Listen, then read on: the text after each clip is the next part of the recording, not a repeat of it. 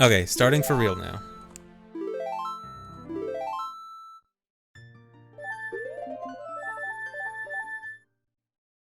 Okay, so this is my max percent child LOTAD that I've been working on for a little over a week now. So max percent child is one of the hardest Ocarina of Time categories. The goal is get as many items as possible as child without ever becoming adult.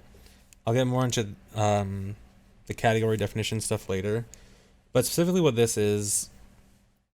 So a LOTAD is low optimization tool assisted demonstration. Basically a bad task if you've seen tool assisted speedruns. This is not a fully optimized task, like this isn't trying to get perfectly optimal, but it is way better than a human would normally do. Way better than a human could realistically do. I've done some of these before, and usually when I do these, I stay closer to the human side. I want it to be closer to like more realistically what a human could do, just if a human never made mistakes. For this one specifically, I started doing a lot more not very realistic stuff, because this category has so much potential to do some really cool, insane stuff that I kind of just opted to do more stuff that would not be realistic for a human. Primarily, there's a ton of stuff that uses pause buffering in this category. There's so many like super hard frame perfect tricks that require lots of pause buffering, and I was like, okay, since I'm like using task tools, I might as well just frame advance it and skip all the pause buffering and make it look really cool like that. So this is closer to like this is farther away from what a human could realistically do compared to what I've done before for these kinds of LOTADs, but I wanted to make this look really cool, and I also just wanted to see how low this time could be pushed, because this category it's such a high variance category because there's so much super difficult stuff. So I wanted to see like how much time could realistically be saved by just doing absolutely everything perfect and not doing any safety strats or anything like that.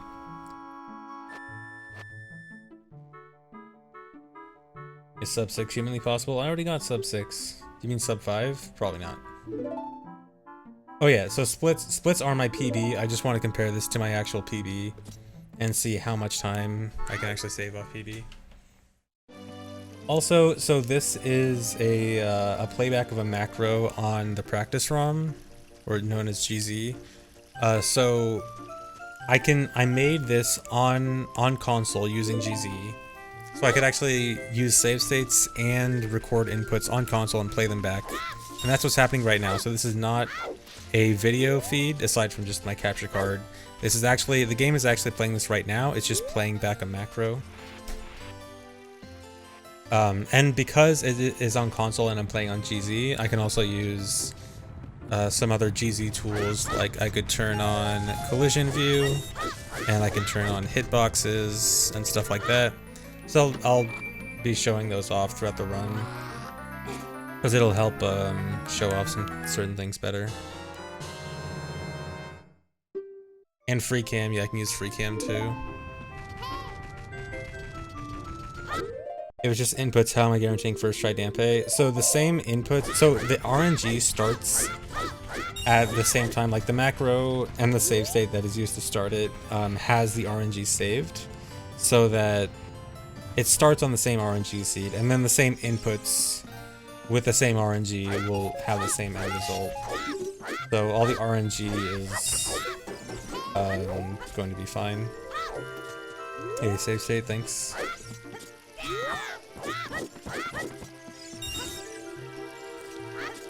Yeah, they just added animated emotes, so we went kind of nuts with them.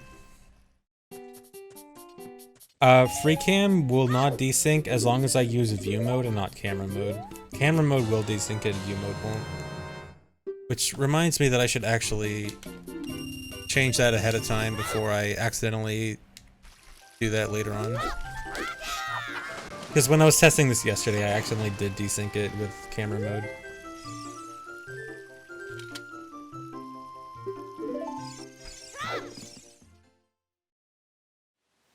Cool. That was actually kind of bad for a task escape. I could do better than that. Although the beginning, I actually just stole the beginning of my Hundo LOTAD. I actually didn't make this.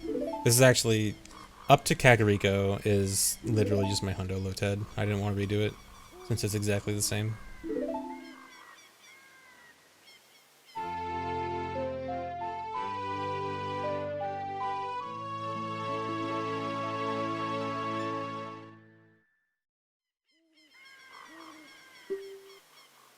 100% the spirit of LOTAD, yeah.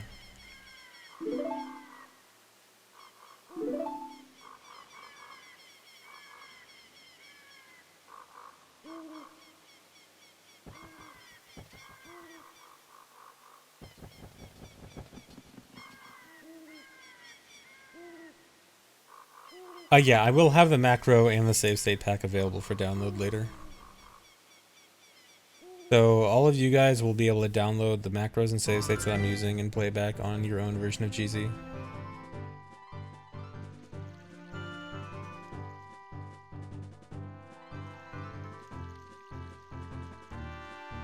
Oh, nice try. Yeah, do that.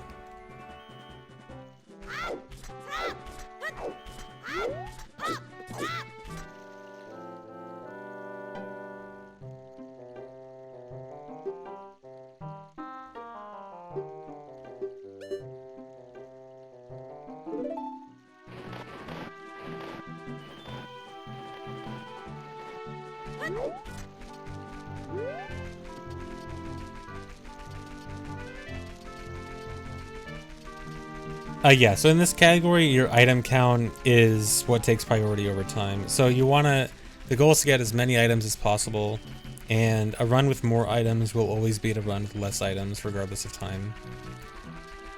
So I guess I should explain the category. So yeah, Ocarina of Time has lots of glitches, and like the game in general, there's more stuff to do as adult than as child in this game, but glitches let you do a lot of things as child that you're not supposed to.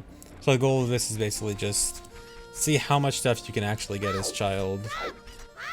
And it turns out you can get a lot of stuff, and you have to use some pretty crazy glitches to do it, and it's really cool and really hard, and it becomes one of the most interesting categories in Ocarina of Time. Although it starts out with the classic Cuckoos.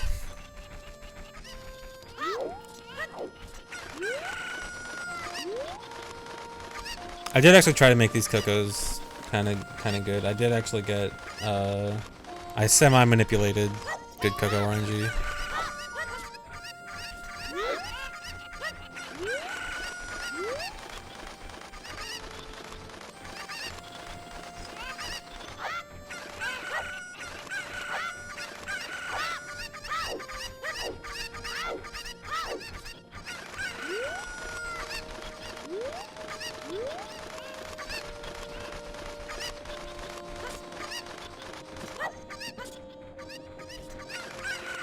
Yeah, Hundo and Max and Child are both on Wii VC, which is 1.2.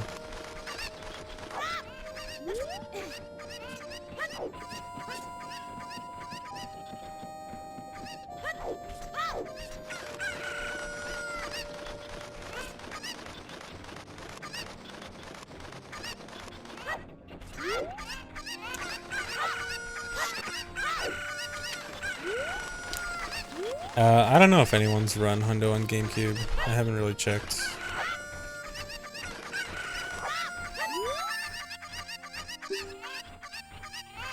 Pretty fast Cuckoos.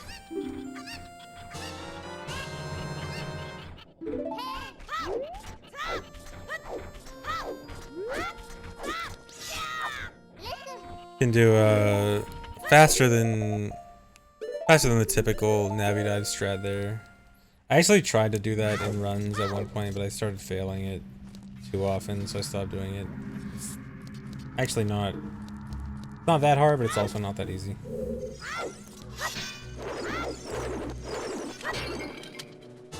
Yeah, GC needs different SRM setups.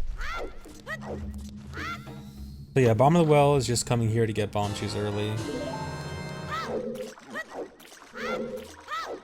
Yeah, so these splits are compared to my RTA PB. So I'm going to be quite a lot faster. I just want to compare and see how much time this actually saves.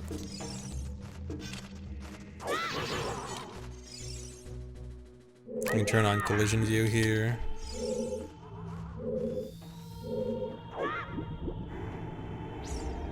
You can actually see what's going on in Bomb of the Well basement.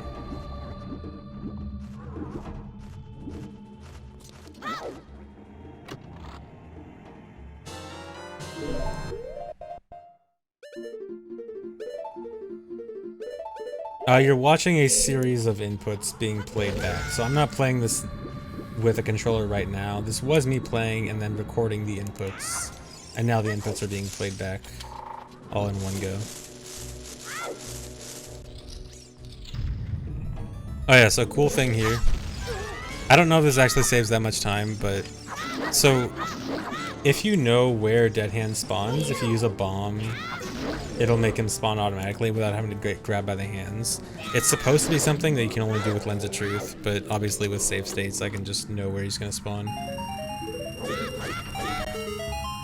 Oh yeah, so the input viewer. So, because I'm just playing back inputs, the actual input viewer on the left isn't really doing anything. Like if I press that up right now, you'll see it, but I'm really only using that for doing the GZ commands. But GZ has a built-in input viewer at the very bottom. The stuff you're seeing at the bottom, you'll see the inputs there, and also the numbers are control stick values, X and Y control stick values.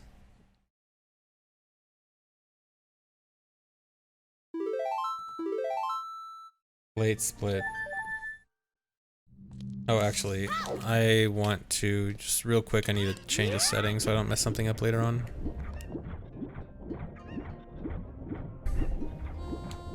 I just want to take these off so I don't mess up.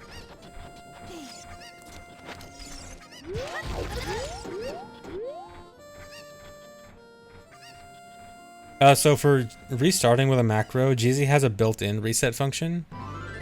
So I don't have to actually press the reset button, and with the built-in reset function, it actually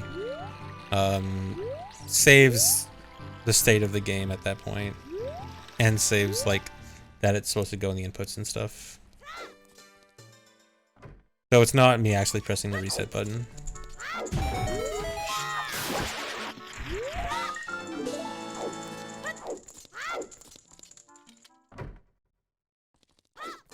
One split wasn't a gold because I forgot to split. It was a late split.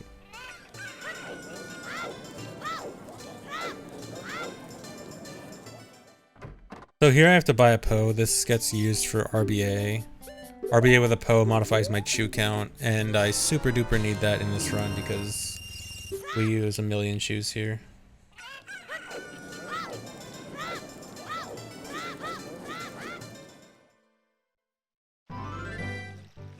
GZ does not stand for anything.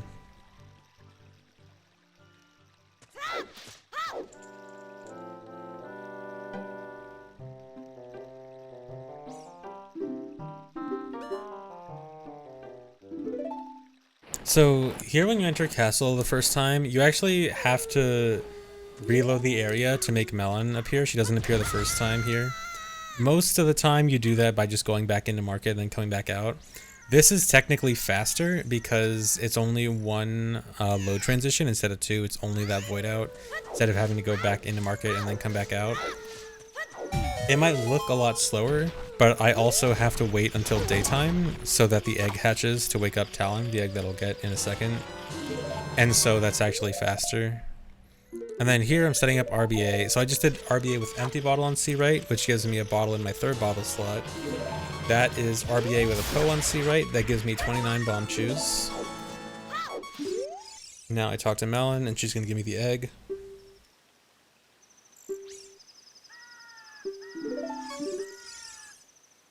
So I guess with RBA coming up, I should also talk about source requirement. So in Ocarina of Time, we have this concept called source requirement, which is saying that to get an item, you have to get it from its original source, or like the normal way you would get the item, and not just have it in your inventory.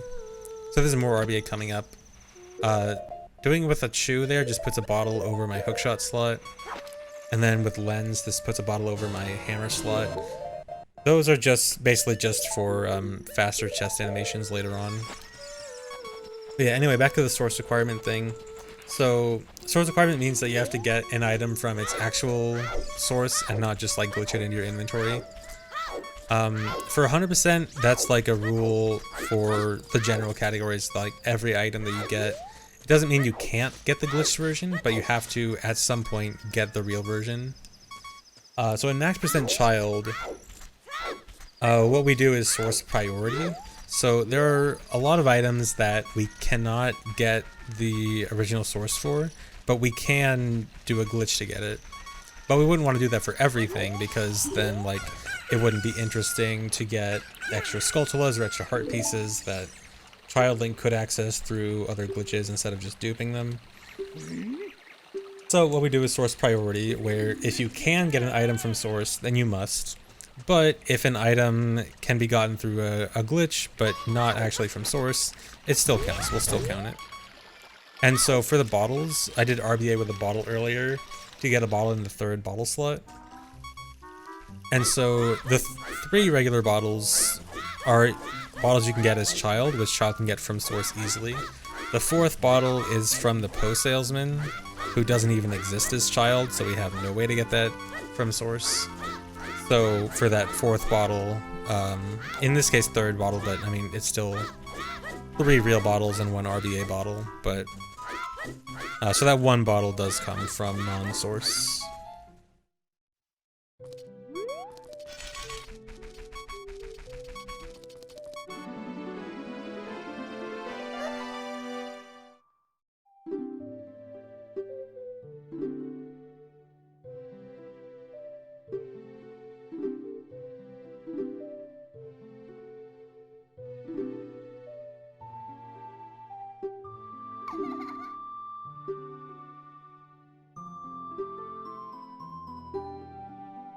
Actually, someone has tried to do this category on 3DS. Ben Stevens, an OoT 3D runner, has done OoT 3D Max Percent Child. It was a few years ago, though. I remember I remember talking to him like a year ago or something and saying, hey, you should upload that old run to YouTube, and then he was like, oh yeah, I should, and then I think he never did. I need to go yell at him again.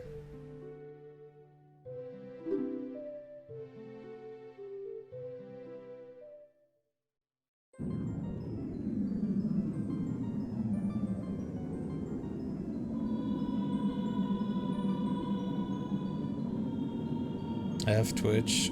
Cool.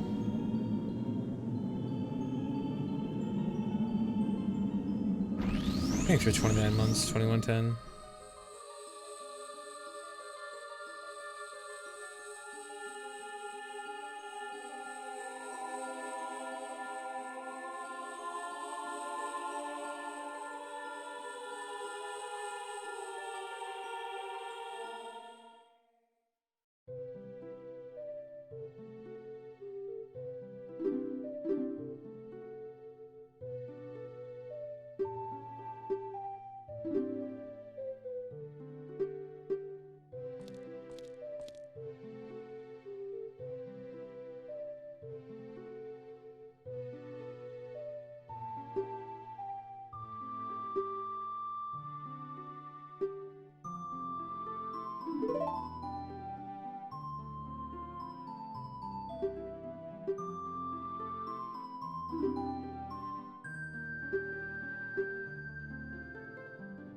Yeah, this could actually crash because it's being played back live and not a video recording. So it could actually crash. Although I have save states, so like if it does crash, I can get back to where I was pretty quickly.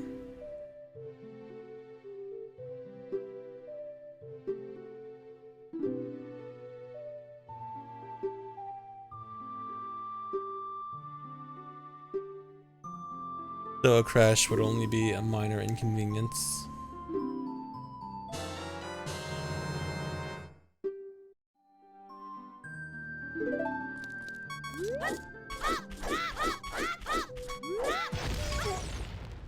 So just cutscene skip here, and then here I want to actually go straight back to Kokiri, so I'm gonna save and not reset. Or save and not continue.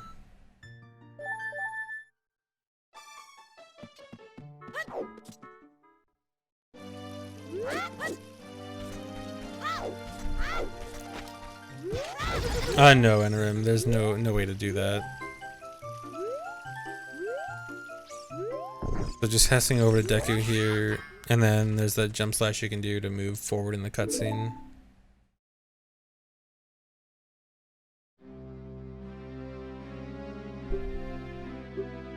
So I'm using mostly the same route as RTA. I did a few small things differently, but the overall route structure is the same.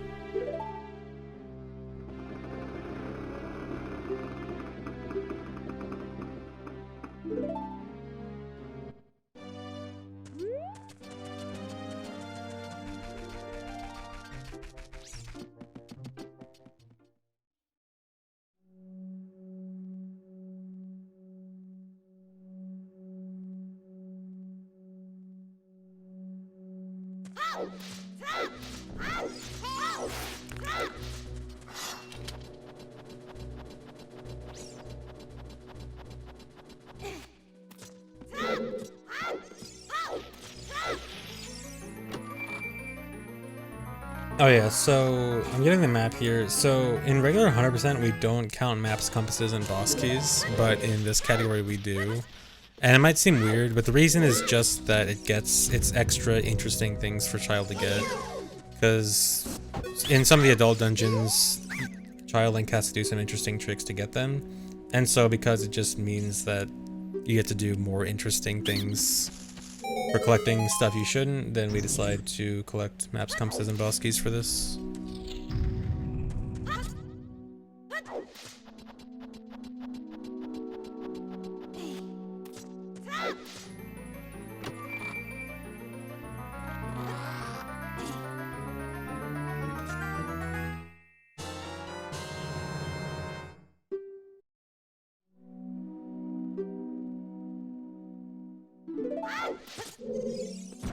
No, normal keys still don't count. Split. I'm just gonna skip. I'll split on the next one for sure.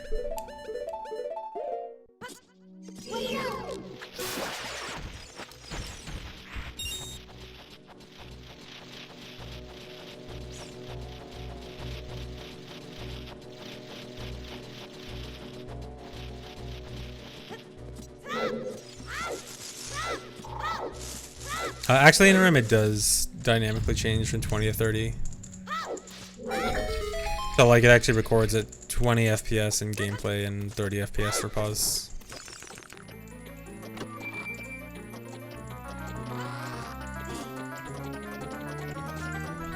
Oh yeah, so that weird thing where I equipped Ocarina and then sticks over it. So I actually had, one of my items was actually equip swapped over a different item. I think it was bomb shoes. Because earlier on I actually had to do a equip swap with a bottle so that I could have an empty bottle and Poe in a bottle at the same time. I think I forgot to mention that. And I still had that equipped swapped item equipped there, so I had to do like a weird equip to fix it. So it looked like I was equipping the wrong things. So here is a setup for GIM, get item manipulation. So to do this, I have to go in the water and the camera's gonna, after about 10 seconds, the camera locks out of bounds. And when doing this, I'm gonna try to do what's called a dive cancel and then trying to grab these vines. So basically Link tried to dive, wasn't able to, then grab the vines before like resurfacing in the water. And when the game does that, it's like Link is trying to pick up an item from underwater when he got the Deku Nuts. That puts you in a state where the game is trying to give Link an item, but is delayed, and you can change what that item is after that point by going in front of the chest.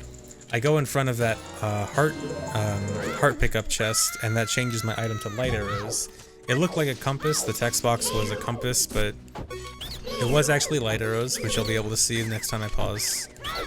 And then from there, I just go down to the bottom of Deku.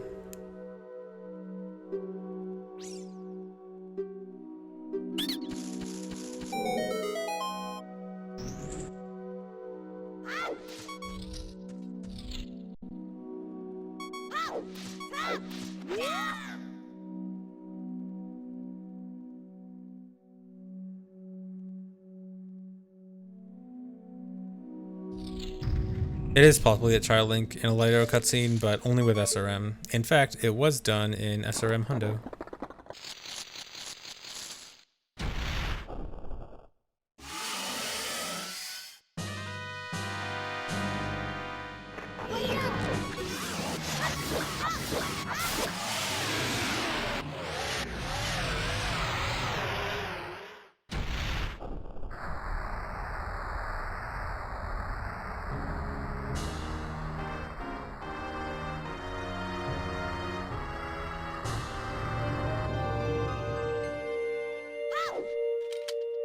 So here, I actually just grab a heart container and then leave.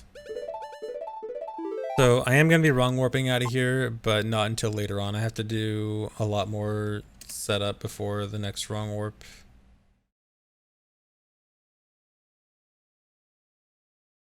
Sorry.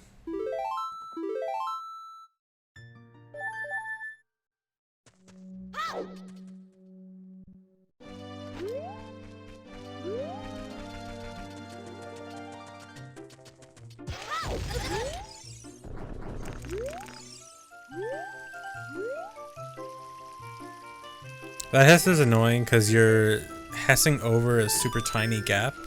You're kind of using the fact that Link moves so much per frame that there's no frame that he's over the gap, and like on one frame he's on one side and then on the next frame he's on the next side. That's kind of an annoying Hess there. Get that soil skull. They can do water Hess cross Kokiri like that.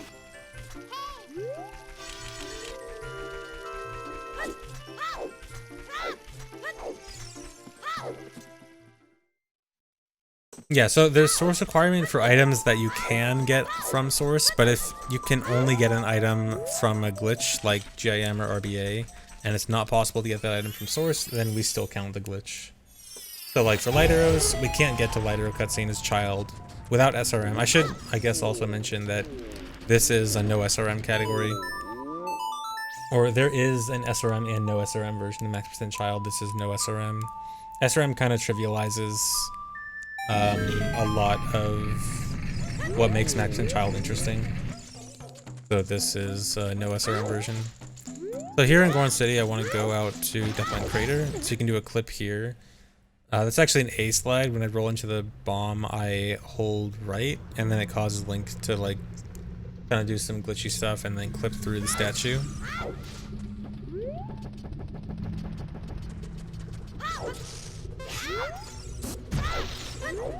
And so this is a fast way to climb Death Mountain as well as get some other Death Mountain stuff that I need to collect anyway.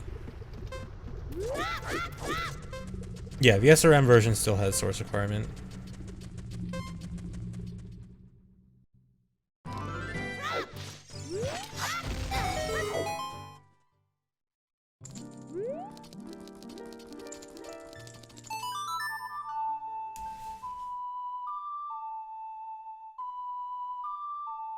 No, I don't know what percentage of my viewers are mobile. I think at one point I remember seeing it being like close to half or something.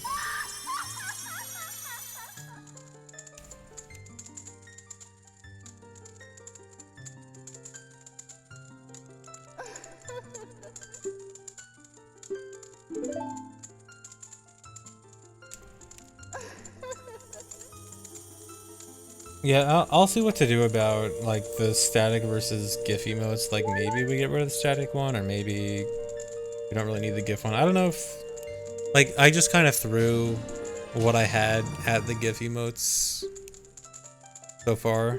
but we might change them later. Not gonna think too much about it right now.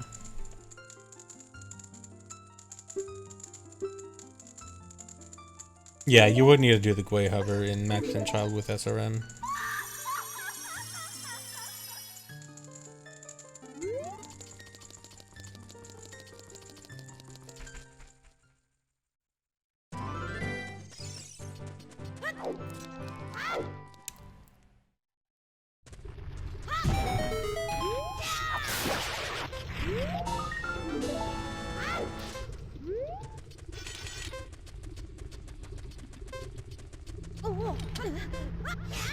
So I just gotta get that Skulltula, this heart piece, and then fall in the lava to void out.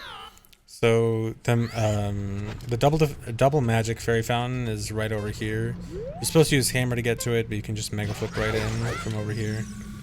It's also really cool because you can go directly from magic to double magic in like a minute. The only things that Child could not get in Magnificent Child SRM is the Adult World Gold Skulltulas. And I think Adult World Heart Pieces? Yeah. Anything that's like specifically exclusive to existing in the Adult World, like pretty much just the Skulltulas and Heart Pieces that only exist in the Adult World, yeah.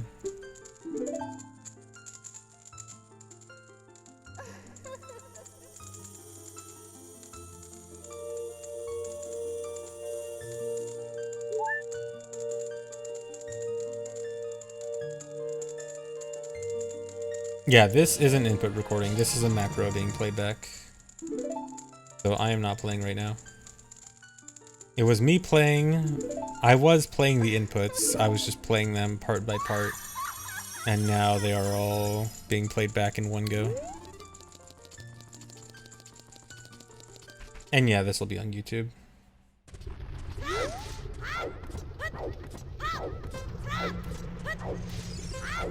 No, I couldn't save the corrupted macro. I had to redo everything.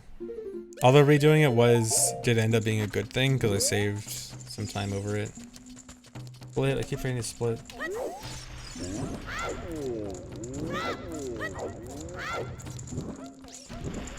It's hard to split when I'm not the one playing.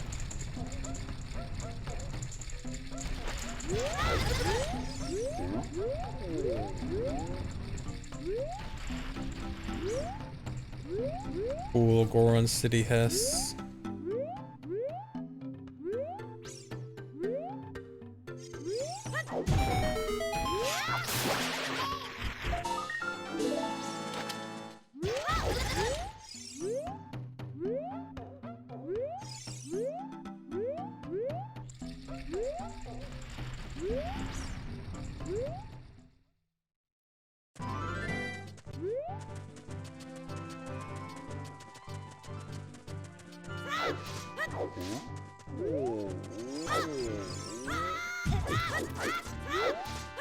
I don't think that checkmate retakes at all. That Hess is fairly easy, actually. Especially because I've done it 1,000 times in Hundo.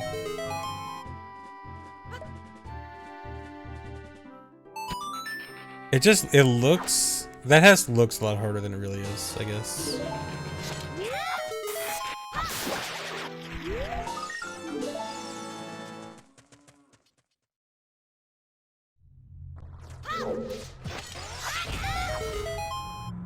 Are these human doable tricks only? Sort of. Basically yes, but some of the way I do them is a bit non-human, like coming up right here. Like a lot of the tricks, basically all the tricks I do are humanly doable, but most of them would only be humanly doable with pause buffering, and I skip a lot of pause buffering. For example here, this hover is really cool without pause buffering. So this is a fast way to climb up Dodongo's cavern. You can just hover into the jaw. From there, hover up to the eyes. Light the eyes with shoes. And then from here, I can backflip to the top of the head. I can backflip on the like little horn thing. And then backflip up the bridge.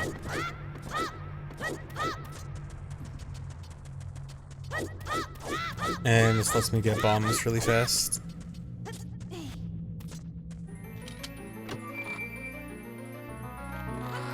I'll actually split.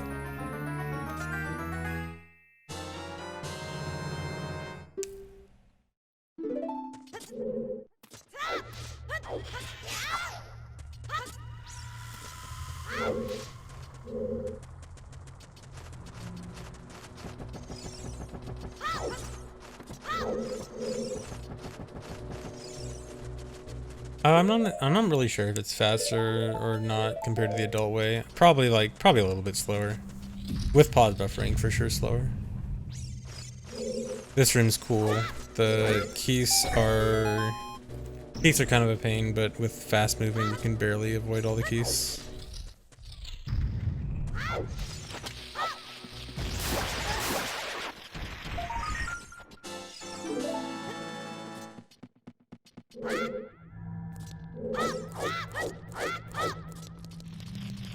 So the Skulltula, since I don't have Boomerang yet, I have to just hover to it.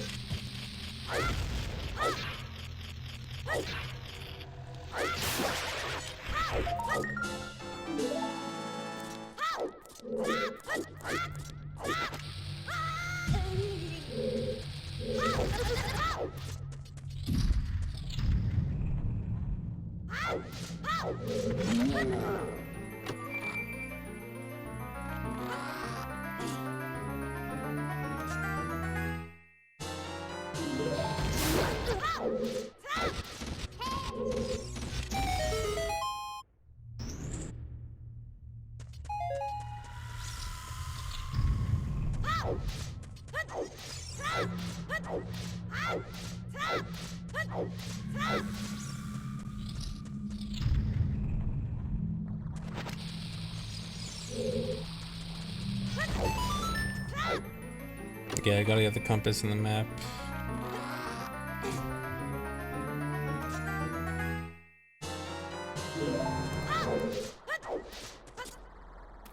So I ended up being faster because of having to wait for the platforms. I ended up being faster to not wait for the platforms and just climb up the ladder here.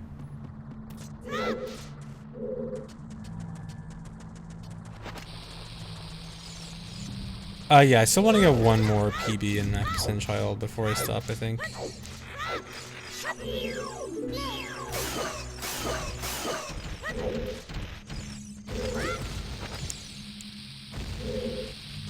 So another Skulltula I have to hover up to here.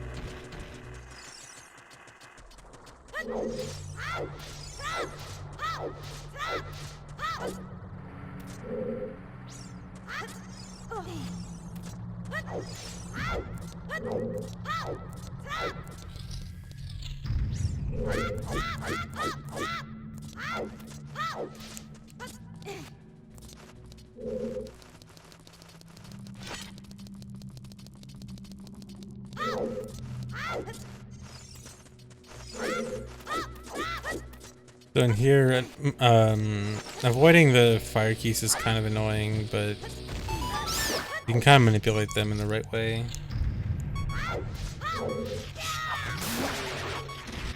Then get the Skulltula and then done with Dodongo's cavern for now.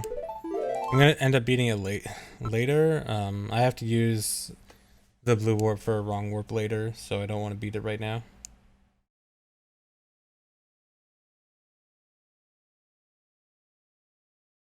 No, not split yet. I split in a second.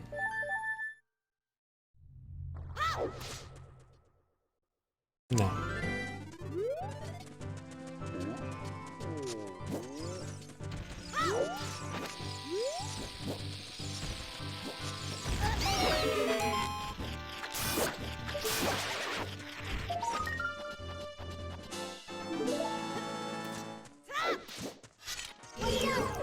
So I actually need some more bombs coming up, so I manipulate some bomb drops from the Tektites, because I also need to wait until nighttime to enter Kakariko. And luckily these guys have a pretty high bomb drop rate, so that was very nice of them.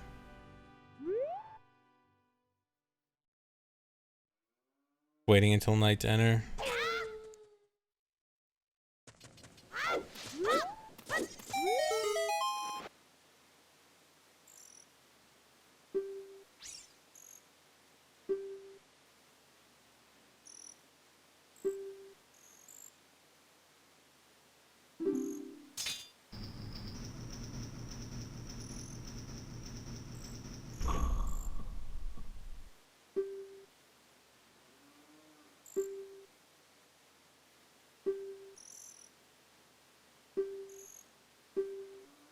The other hardest categories in OOT, low percent MST is up there.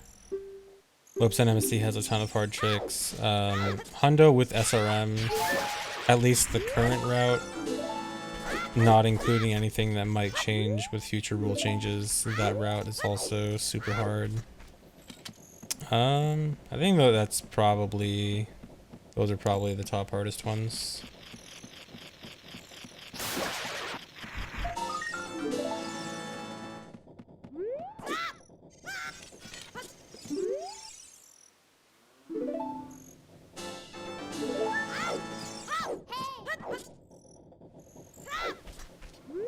Yeah, this is the LOTAD playback. I am not touching the controller right now.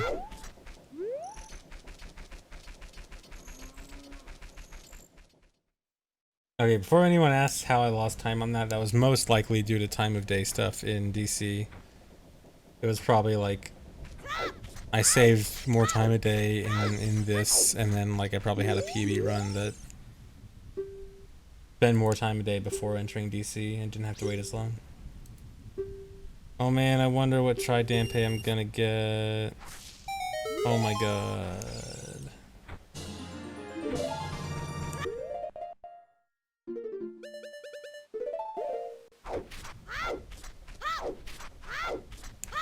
Oh yeah, I forgot. I wanted to turn predictions on for dampe anyway and see if anyone would actually vote the other way. Would actually vote for doubters. But I forgot.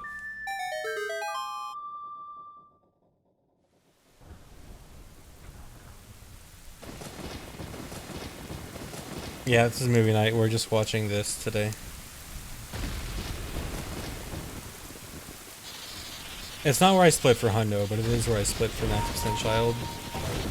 For Hundo, I don't split there because there's alternative things I can do while waiting for dampe, but not in this category. Like the other stuff in Graveyard that I could do, I actually wait for until later on in the run. Yeah, these splits are comparing to my PB.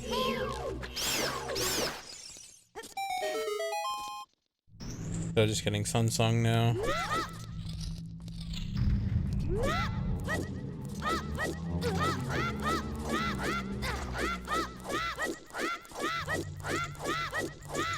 I'm not gonna say anything about the time. That's a spoiler.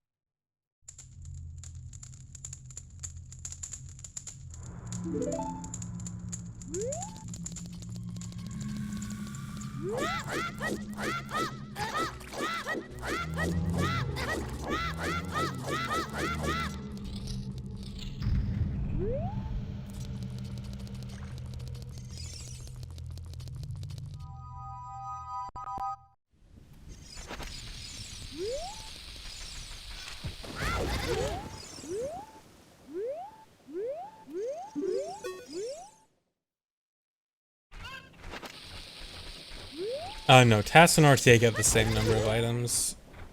Fire arrows was before I figured out that QPA can make the hover RT viable. Fire arrows was a task only item and not considered RTA viable, but then that changed, and now task and RTA get the same number of items.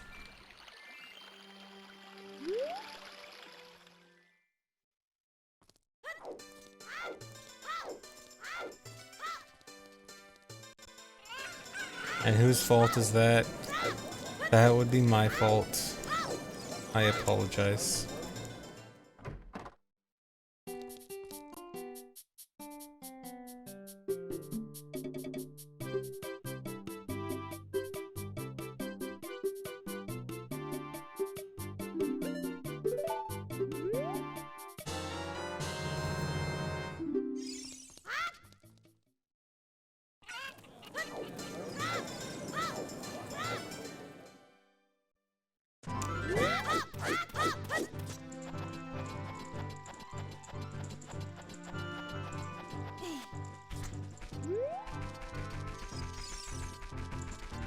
So I just have to get the Keaton masks to start the mass trading quest, and then since I'm here with magic and bombs, I should just get Din's Fire.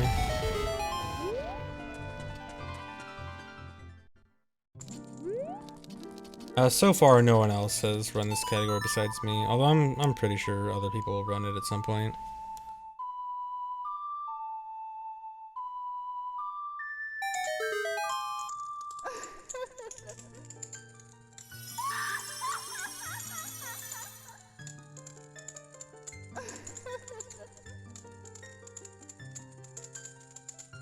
Yeah, I don't know what's up with the Twitch crashes. I actually contacted Twitch and they were trying to see if they could figure out and try to help me out with it. And they said they couldn't figure out why. So I'm kind of just stuck with it.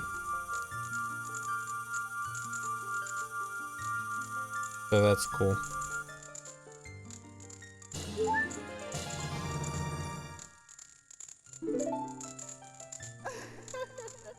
Wait, did it just happen again as I was explaining that? Okay, Twitch really does hate me. It's an inside job.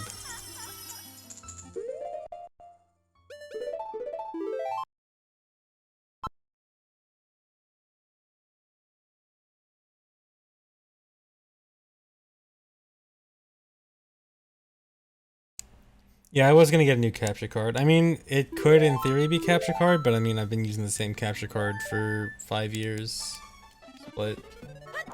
And this only started happening recently. So I don't know.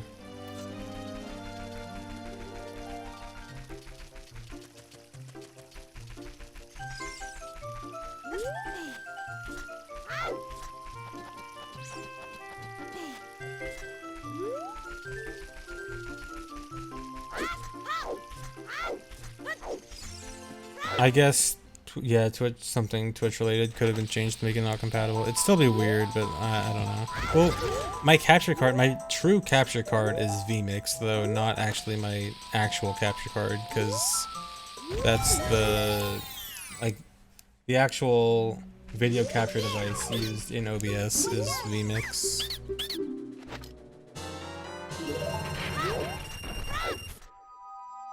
So I don't know. So anyway, I'm going over to Saria's song. So Saria's song is actually important to get early on now, because we actually have a new glitch related to Saria's song that actually helps me get some new items that we couldn't get before. But I actually do want to get Saria's song pretty early. You can do a cool Hest for Sacred Force meta. That Hest is really neat.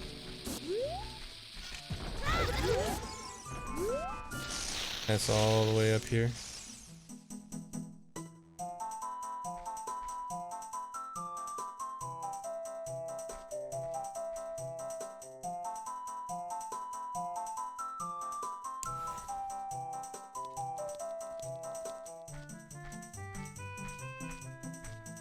And so Saria's song, you can't actually skip the Saria's song cutscene like you can with other song cutscenes, where you just die or void out when it starts, because you actually have the song in the middle of the cutscene, as opposed to the start, which is how most other song cutscenes go.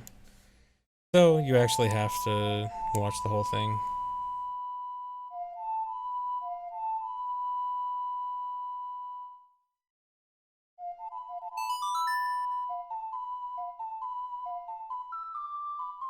Yeah, it's weird. A lot of the song cutscenes are inconsistent. I mean, well, Saria's song, we think most likely it has to do with the text box option, because there's a thing where Saria asks, like, I forgot what she even asked, but there's the text box option, so it might be related to that. Like, they might have to make it so that you only get it in the middle if you like choose the no option or something like that.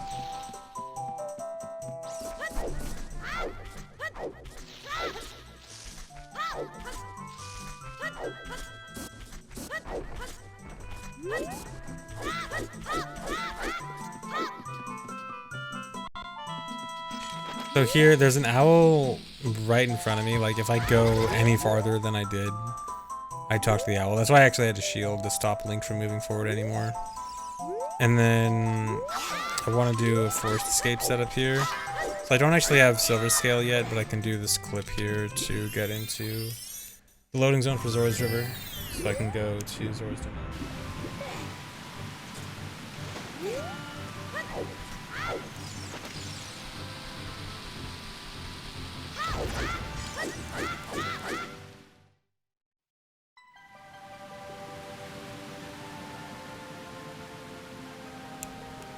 And here in Zora's Domain, I'm going straight to Lake Hylia. There's a clip I can do right here. I just jump slash into the wall, flip out of bounds.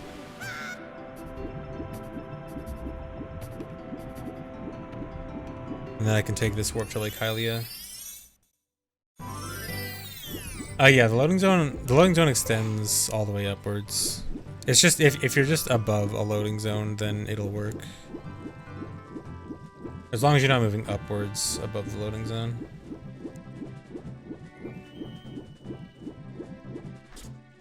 Then I have to go fishing.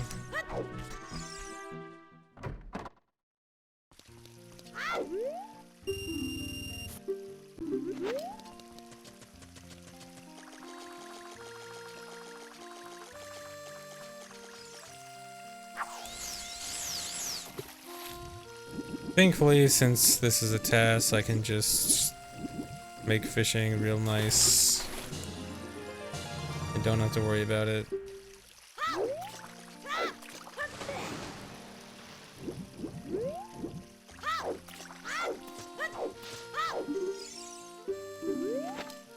So there I have to hold Z in the water and then continue holding Z all the way talking to the guy, which gets you the gold scale, which is normally the adult reward.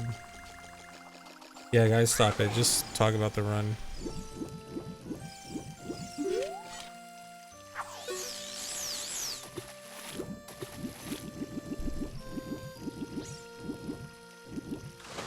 And then I can manipulate this guy fast.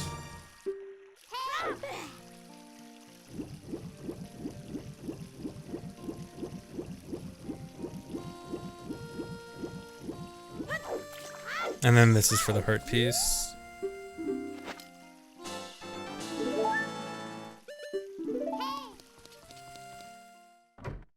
So very nice fishing.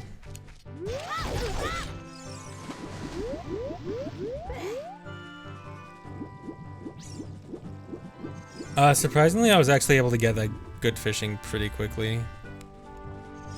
Didn't actually take too long.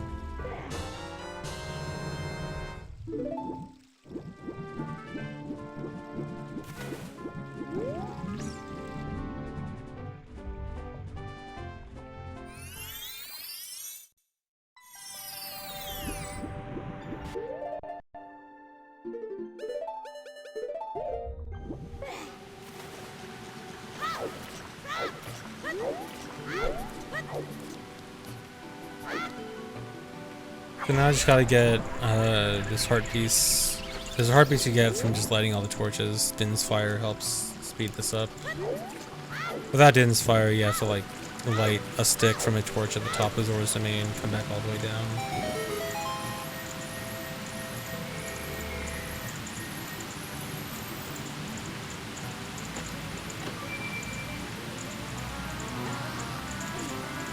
Yeah, QPA can also do it. I wonder if QPA would be faster there, actually. For a task, maybe. And then I can Hess all the way up Zora's domain.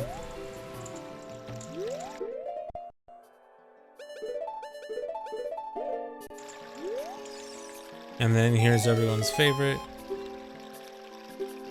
So you can just skip King Zora by going out of bounds, but we actually do have to move him for the next part.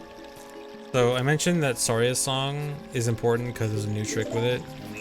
So this new trick with Saria's song is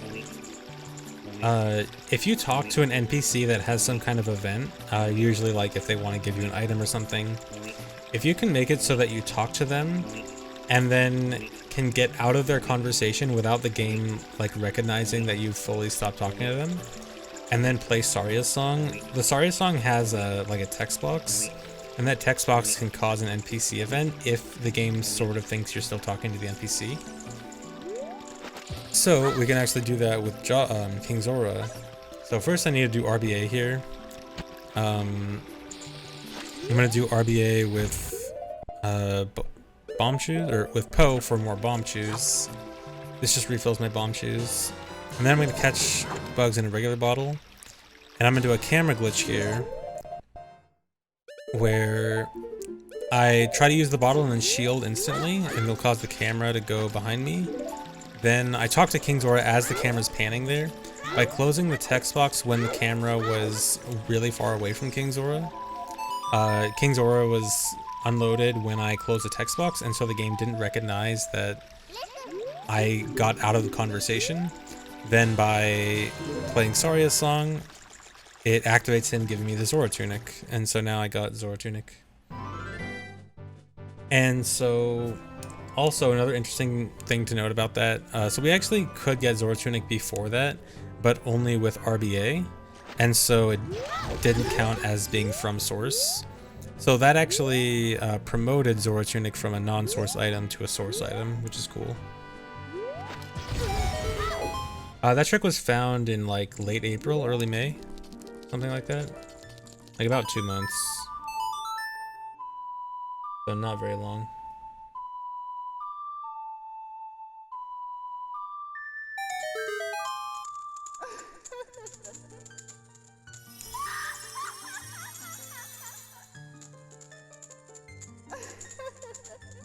.545 is my PB, my RTA PB.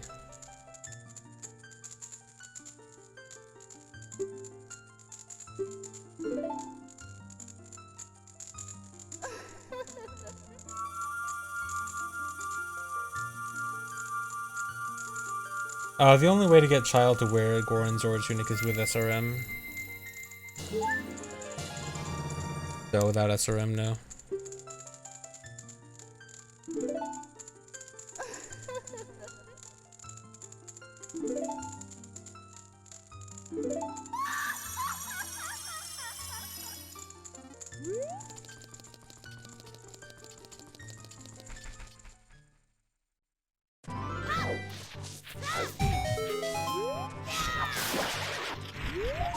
So I have to grab Aurora's Wind. Not only is it an important item in general, but also is it's going to be used for multiple wrong warps that are going to be important for getting items. So I gotta get Aurora's Wind pretty quickly, and then I also need Boomerang. Boomerang is really important for getting a lot of stuff. So I want to go straight into Jabu.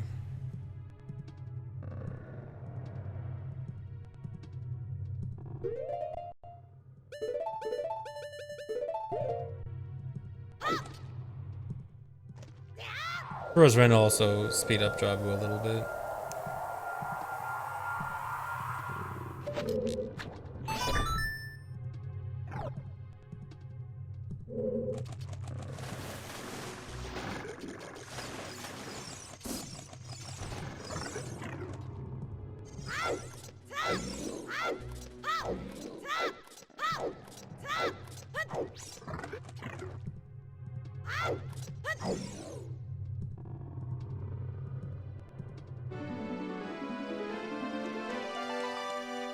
So this part's pretty normal, just talking to Gerudo, and I gotta take Gerudo all the way around the dungeon to get Boomerang.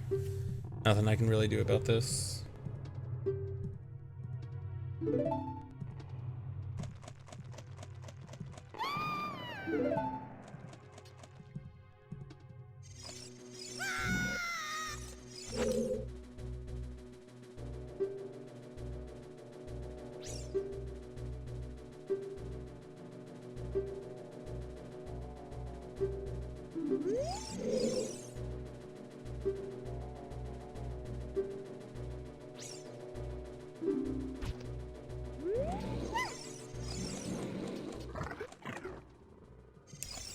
Yeah, so we know exactly how the Gerudo switch works. The game specifically checks if the thing is that Link is holding has the same actor ID as Gerudo. Which does mean in theory there's something we could do to activate it without Gerudo, which would be if we could grab an object and change its actor ID to the same actor ID as Gerudo. It's something that in theory is not totally out of the question. But realistically, I don't know how we'd ever do that. You would think like SRM, but even if you wanted to SRM like the boxes in the first room, then like, how do you even get the boxes over there? So it's something that like, well, in theory, not totally impossible or like totally unrealistic. We're not really sure how we could really make use of that. And it would likely be SRM related if we could. If you throw Root in the water, she like dissolves in the water and then goes back to where you first found her.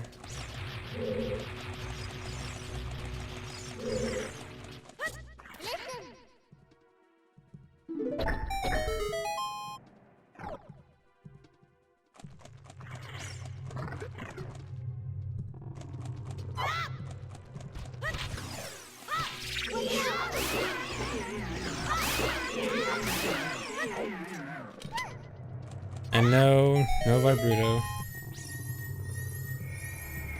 I actually do need to keep Ruto, so can't do that.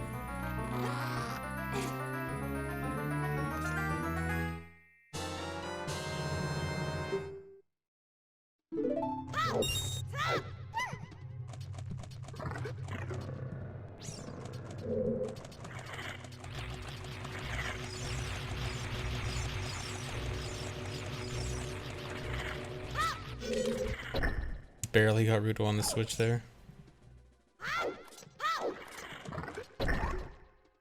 So here I actually do need to kill some of the tentacles for the map and compass. Or I guess just one, just this one.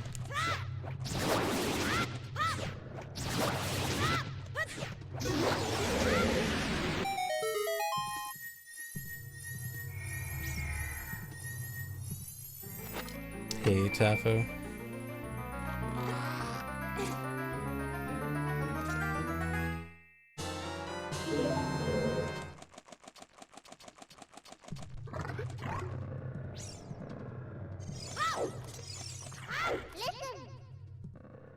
And then in here, there's a bunch of bubbles I need to kill for the compass. I think I get this in one. Yeah. I was actually able to get one single nut throat to get that. Although it did come at the cost of getting hit once, but worth it.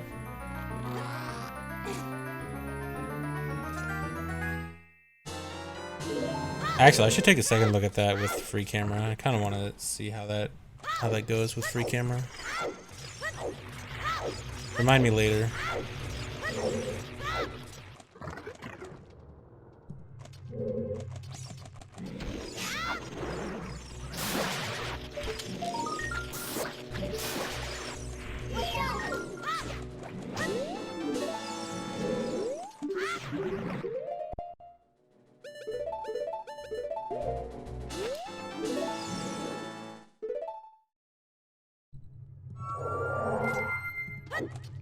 Okay, so now I'm done with Jabu. I'm done with Jabu for now. The only thing left is the boss and the sculpture in the room right before the boss. I'm gonna be using the blue warp for a wrong warp, so I'll have to come back later. But I want to set Froze Wind in there for getting out of Ice Cavern, because Ice Cavern is gonna be the next thing. So this is gonna be the first, I guess, dungeon that Child Link is gonna, like, adult dungeon that Child Link is gonna do. So I can hover out of bounds here. And I can run all the way up here. The collision eventually ends, and I can side hop and hit the loading zone for Ice Cavern.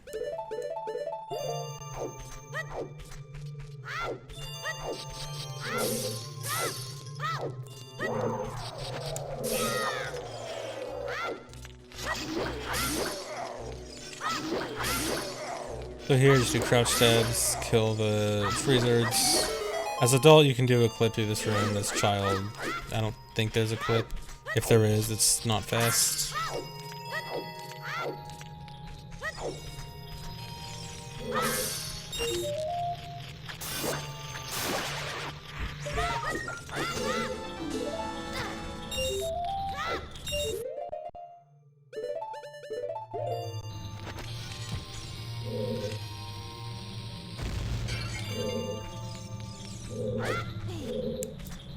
So here, this ledge up here, child can't quite ground jump up to. You can ground jump up to the first one, but not the second one. So you end up having to do a little jump for that little tiny section where the bottom ledge doesn't completely go to the edge of the top ledge. So you jump off that, target the wall to line link up, and then you can grab the top ledge and get up here.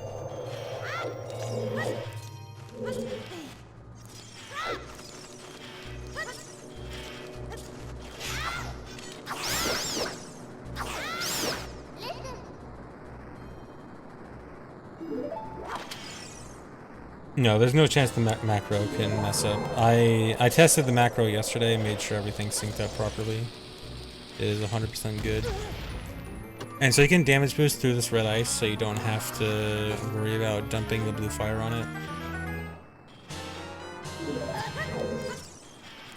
Although my bomb count ended up being pretty scary with this. I have a very low bomb count, and I still need a few left. I think I have like a perfect bomb count for this section.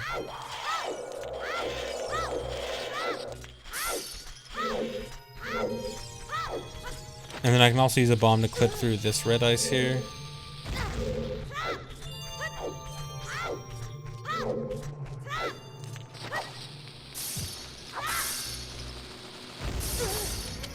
Another clip into the red ice.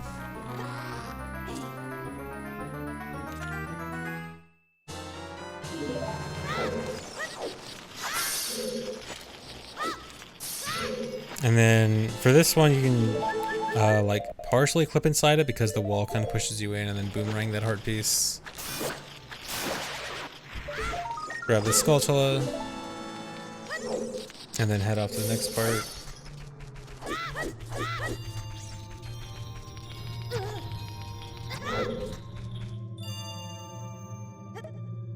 Razors can drop bombs, but only, I'm pretty sure it's only a flex drop. Which means that it's a 1 in 16 chance, and only if your item drops are like your item ammo amounts are in a certain way. So I don't know if I could have gotten a bomb drop from the freezers.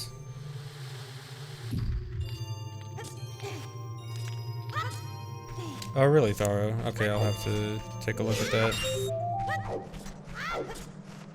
Oh yeah, so this ice block as child is really weird. If you continue holding A while pushing it, you just slide with the block.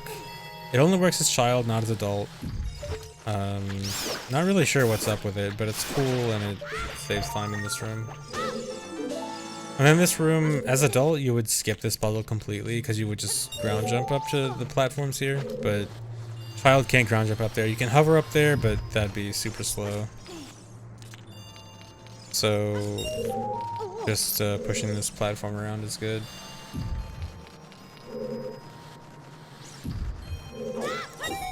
Kind of waited a bit there. Oh well. There's occasionally some like minor sloppy moments.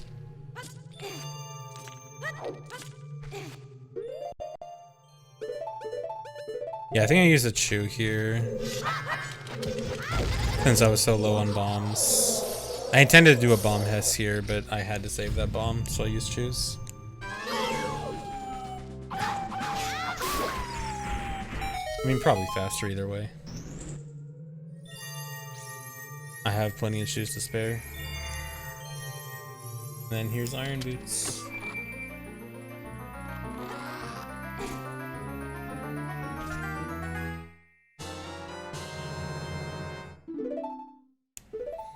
And then this is why I set Frodo's Wind in Jabu, so I can very easily just warp straight out.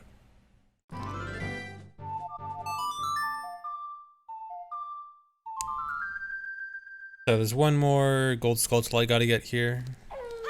Off to the side here.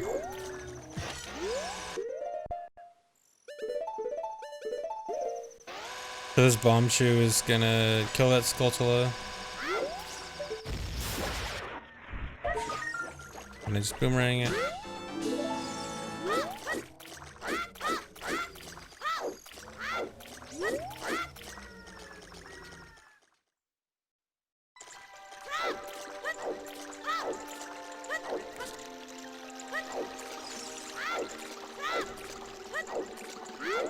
Now I gotta go do some other collecting and setup stuff for, soon there's gonna be like a wrong warp section where I start to really get some of the more interesting items, and before that I just have to do some setup to get some, stuff prior to that. So now I'm just collecting some stuff in Zora's River, gonna go down to Kakariko soon.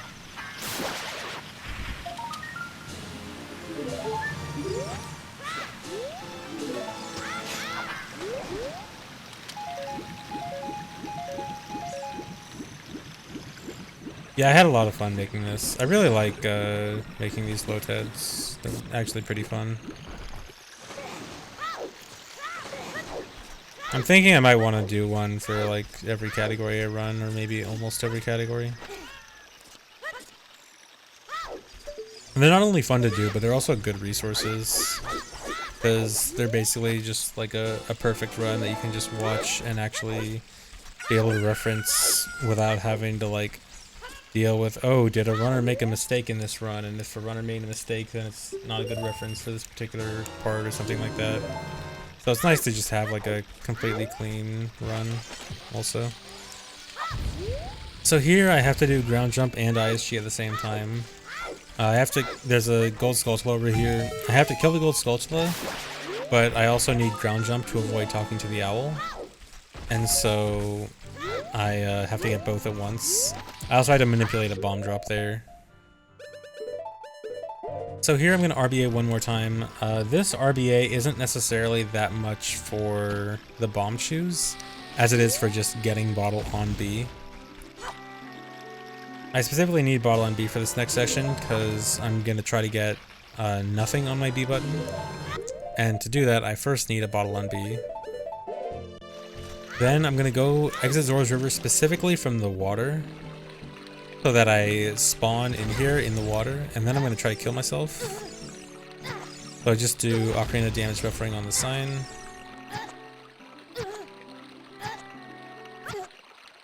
And so if you have a bottle on B and then you die and respawn in water, then when you respawn you'll have nothing on your B button. You'll be swordless. And there I am. And that's really good because I'll need that for a trick in Kakariko.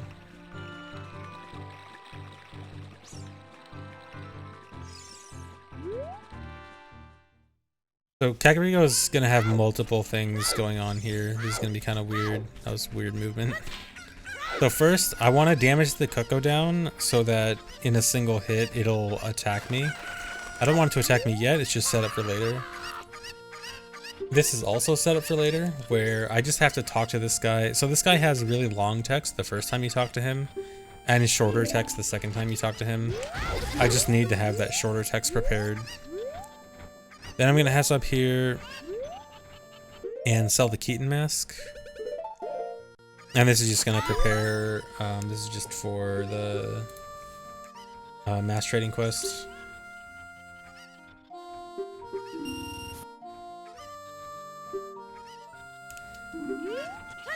Okay, so this next trick is why I needed swordless.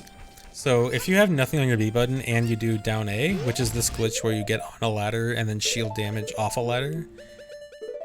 When you do this glitch, when you equip something, it doesn't update the usability of your C items, which means that if you had an item on C down and it was usable, and then you equip a different item on C down, that item will be usable no matter what. In that case, I used it with Frodo's Wind, which means I could set Frodo's Wind in Kakariko, which normally you wouldn't be able to. Now, I also do this glitch, where I talk to the carpenter and have the Coco getting mad cutscene happen at the same time. So just like what I talked about with King Zora, with like interrupting King Zora's text so that the game sort of still thinks that I'm talking to King Zora.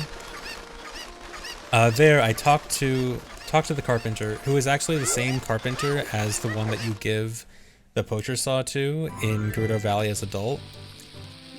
And if I talk to him and then the Coco cutscene starts, I can cancel the text box while the cutscene, or while the camera is really far away from the carpenter. Then the game doesn't fully recognize that I've stopped talking to the NPC. Then by playing Saria's song, the text box triggers the NPC event, which is him giving me the broken Goron sword, which is the farthest item in the adult trade quest that you can get in Magnificent Child.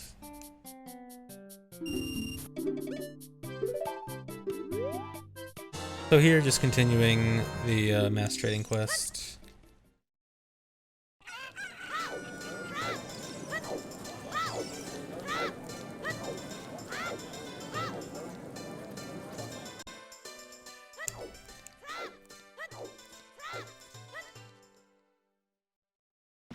And now I'm gonna head over to Lon Lon.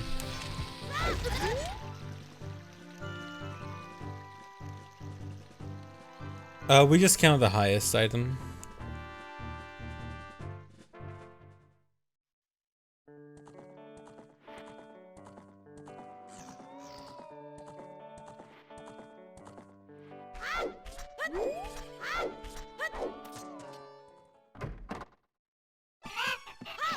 So here in Lon Lon, first thing is this Coco game. Pretty easy game with save states.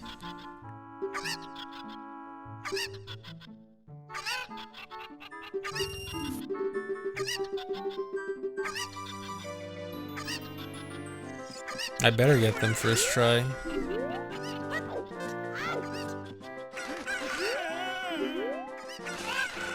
Wow.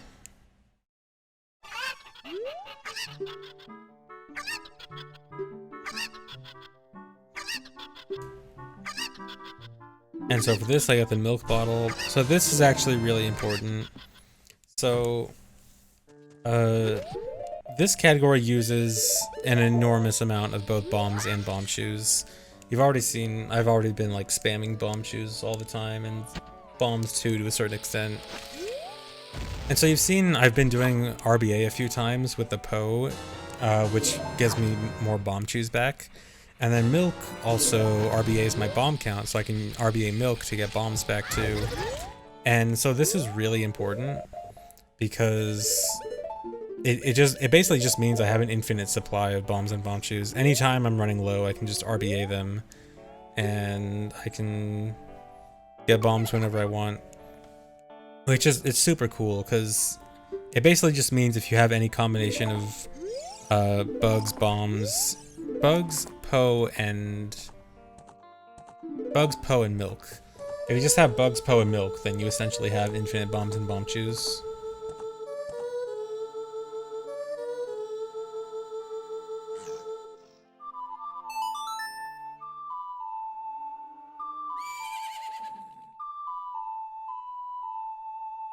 I remember a long time ago when I first did this category, like years, when I first made this category back in like 2008 or something, it was before you could just RBA anywhere, and anytime you wanted to get more bombs and bomb shoes back, you'd have to like leave, you'd have to go farm bombs from grass and go either buy bombs from the bomb chew shop or get them from bomb chew bowling. Oh yeah, split, whatever. Oh yeah, so there, I bombed a certain place there. I actually bombed the coordinates 000, and the game stores unloaded actor data there. So for gold Skulltulas that were super far away, that they weren't loaded yet, that bomb just killed them. So it killed the one on the house, and it also killed the one on the far wall. It does not kill this one, because this one is too close. But this next one I has to over here. But yeah, as I was saying, for like Max Percent Child a super long time ago, I never did runs of it, like back when for the time period I'm talking about now, but I mean, it wasn't something that was run, it was just like a challenge category to do. But anytime I wanted more bombs and bomb shoes, I'd have to just go farm regular bombs and then buy bomb shoes or something. And you had to like constantly set for Rosewind in a dungeon, leave the dungeon, go get your bombs back, and then for Rosewind back to the dungeon. And you had to just repeat that all the time.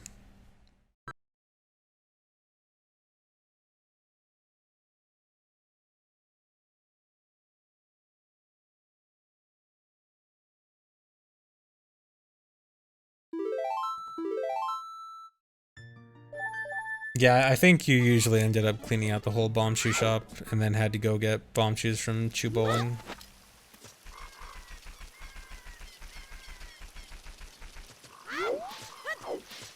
Yeah, I'm just a boomer talking about back in my day.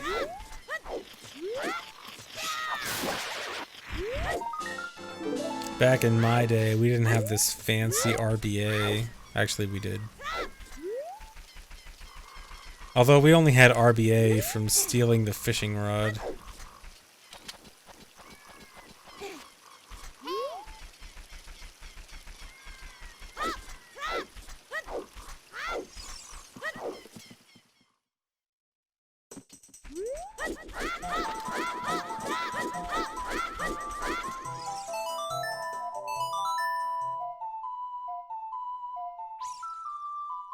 So this section is going to be some a little bit of Lost Woods cleanup. Get the Skull Kid heart piece and sell him the mask. So there's a 4-stage reward for the skull mask that gives me a deku stick upgrade, and I do need to do that. But I'm actually going to get skull mask a second time later on. So even though I sold the skull mask, I'll be getting it back later on. So I will still be able to get that upgrade.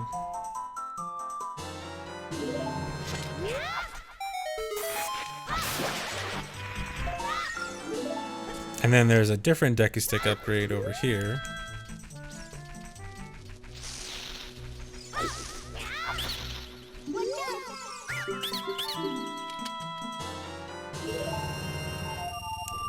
And then Sun Song is a good way to just warp back to your last entrance. So this just takes me back up here, which is very good because I want to go out to the Zora's River exit now.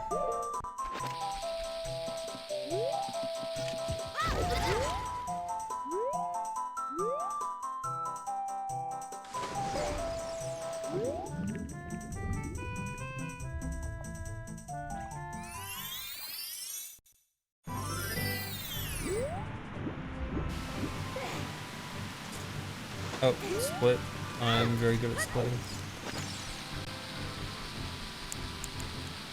I'm not able to get Big Goron sword, but I am able to get Giant's knife.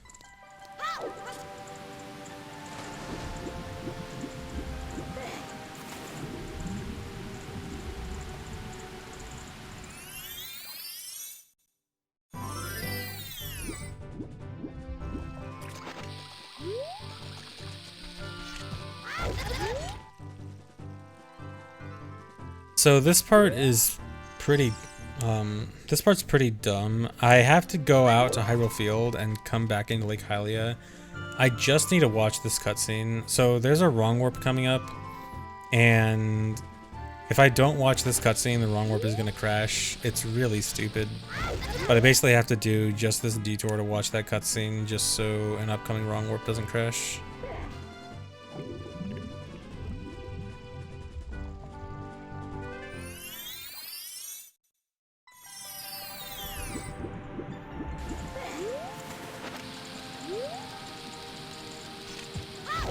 And now I can Hess all the way up Zora's domain.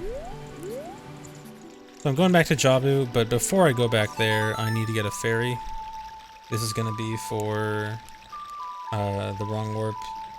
And also I'm playing Epona Song, because Epona Song is actually the fastest song that causes a ferry to spawn. Everyone always thinks it's like only Zelda's Lullaby, but it's actually any of the Grey Note songs minus Song of Storms, and then Song of Storms gives you the the big fairy that you can't catch in a bottle but refills your magic.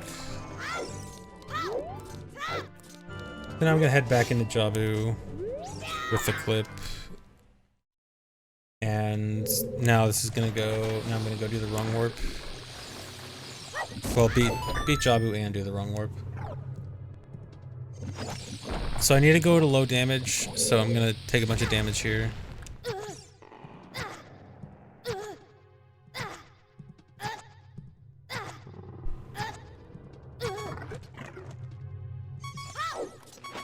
Now I can mega flip right over this gap.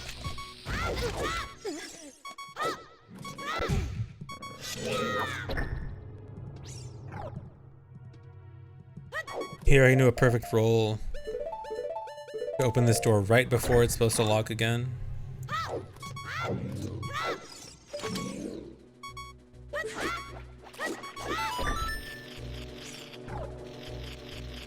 I'll go over some of the unobtainable items at the end of the run. Yeah.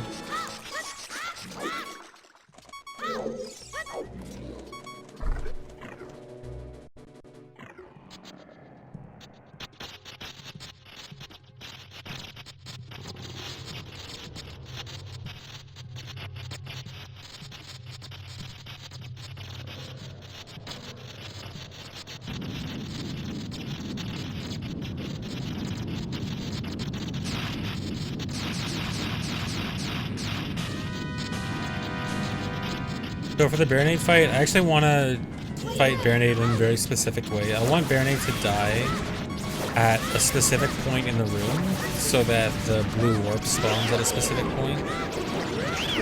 So I specifically want Baronade to die in like the bottom left corner, depending on how you want to look at this. Look at the orientation of the room. But I want Baronade to die in this corner over here.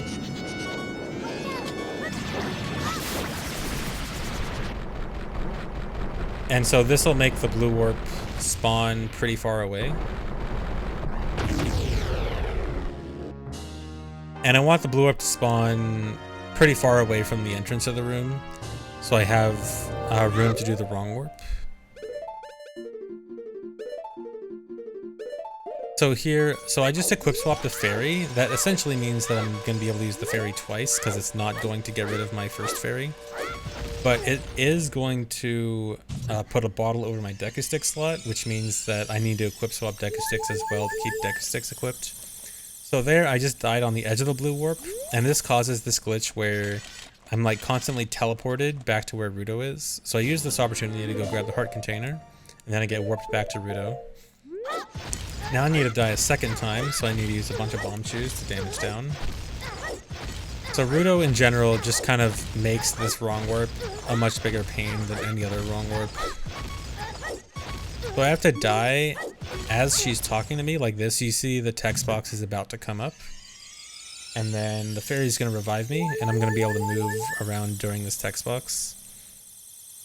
So as soon as I close this text box, the game is going to start the process of the blue warp, you know, taking me to the next cutscene.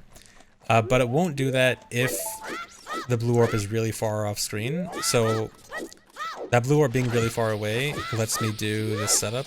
The setup is going to get me out of bounds. I have to do a specific cover here to clip through the door frame, and I'm going to turn my camera, and when I turn my camera there, the blue warp is going to load.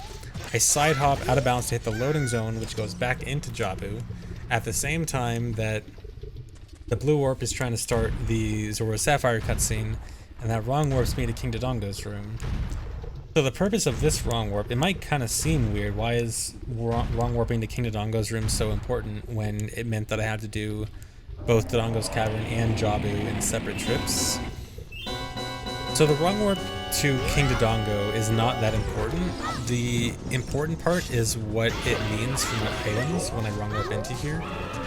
So after you do a wrong warp, you have unrestricted items, which means that any item I can equip will always be usable, including Furor's Wind, which is the important one. So normally you can't use Furor's Wind in boss rooms unless you have Furor's Wind on your B button. As Child, there's no way to get Furor's Wind on B without SRM, at least. And so This is the only way to get Furrow's Wind to be usable in a boss room, is to wrong warp into a boss room. So the only reason to do the Jabu wrong warp to King Dodongo is to allow Furrow's Wind to be usable here.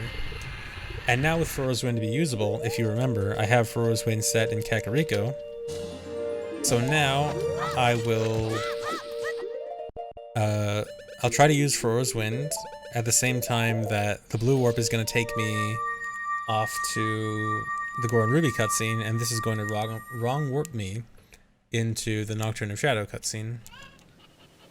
And so those 2 consecutive wrong warps were just for the purpose of wrong warping to this cutscene.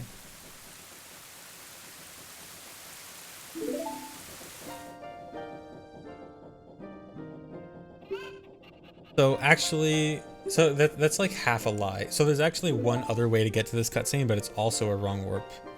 And it's using a wrong warp off of the Zelda escape cutscene, when Zelda like throws the Ocarina in the river. And so we could use that cutscene to wrong warp to the Nocturne cutscene also, but we actually have to use that cutscene for a different wrong warp, and that other different wrong warp can't be substituted in a different way. So like we have 2 ways to do the Nocturne wrong warp, but only 1 way to do the other wrong warp that we use the Zelda cutscene for. So we have to do this method for the Nocturne cutscene, and that frees up the Zelda escape cutscene for a different wrong warp.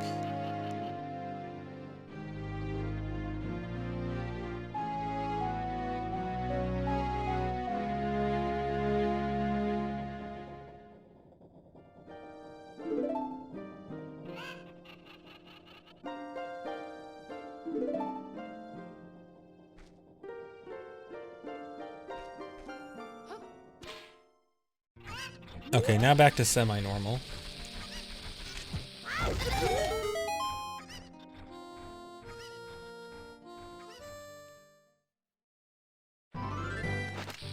No, there's no way to like unset a dungeon beat flag so that you can wrong warp from it multiple times. So dungeon wrong warps are a one and done thing. So I actually need to get some more rupees here. What actually kind of sucks here is I need 90 rupees for Bombchu Bowling, and I got 89. So I had to manipulate a rupee drop from this grass just to play Bombchu Bowling here. Yeah, there's a handful of non-RT viable strats that I use in this. So for Bombchu Bowling, with coming in here with a max wallet of 99, it means that I can only do 3 rounds of Bombchu Bowling consecutively. And what's good is that if you get the best possible luck, which is Heart Piece, Junk Item, Bomb Bag. I think it's bombs in between Heart Piece and Bomb Bag. We'll see here in a sec. But if you get the best luck, then you can do all of Bombchu Bowling in just 3. Yeah, it's bombs. Luckily, since this is essentially a task, I can just manipulate it. But it does mean in a run that Bombchu Bowling is kind of a pain.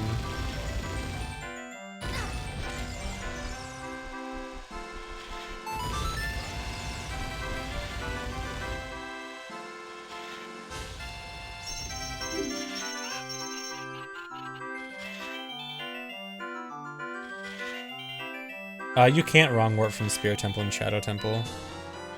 It does, the game does check for those medallions for those cutscenes, but it doesn't, you can't do wrong warps off those blue warps in the first place. You can only wrong warp off of Deku, DC, Jabu, and Fire Temple blue warps, because those are the blue warps that have cutscenes not in the Chamber of Sages immediately after.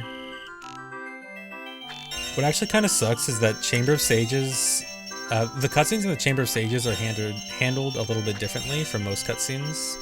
Oh yeah, so I have like, I try to get this with perfect sniping.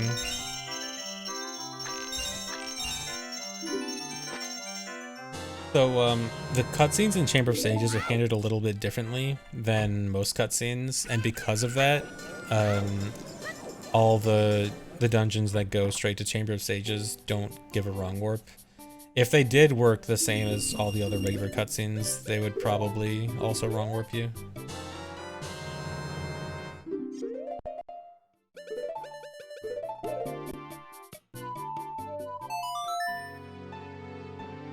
Sir Nibs, because I still have to wait. Like, I still have to wait for the chews to blow up the walls and stuff, so like, there's no reason not to. And also, I still want to mostly do, like, the same setup strats that a human would do, if I could. If there's no, like, downside to it. Or, like, if it's like, unreasonably difficult to do without a setup, then I wouldn't want to do it without a setup. So I just want to warp over here to sell this, and I have to go straight back to market.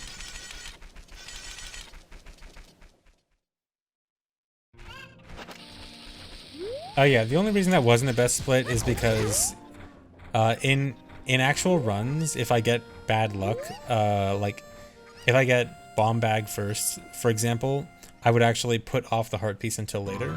So my actual best split there doesn't get the heart piece because of the way I adapt to bad luck for that. Like, if I get bomb bag but not heart piece, then it's actually better for me to put off the heart piece until the end of the run.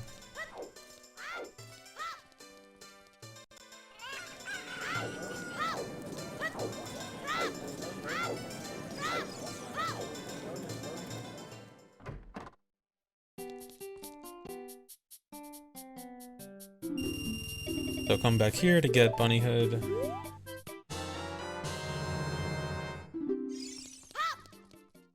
And then I've got to do some night stuff.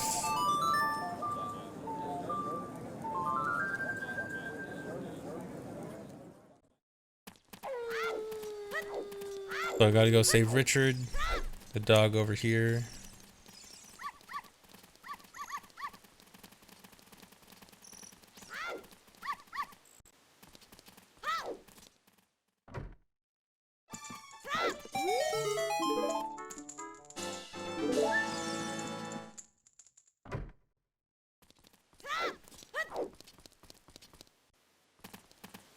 Now I gotta do the chess game. And you know what? I'm not gonna cheat. I'm not gonna be a cheater. I'm gonna do this all without Lens of Truth. You guys think I can do it? Oh, there's one.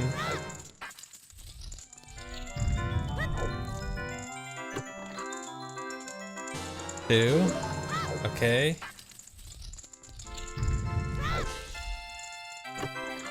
Three. Oh man. 4. Alright, you know what? There's no way it's gonna be all up 5 times in a row. I'm going down this time. Oh my god.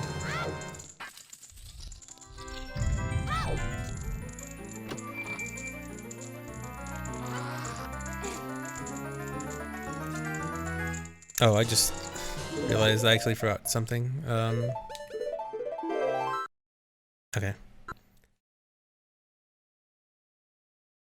So it's just me setting up. So next up here is, oh, split. I actually had to, coming up is the macro change. Okay. So here is where I have to go to the next macro. So this is actually split into 3 different macros because of size limitations. And now we go on to part 2.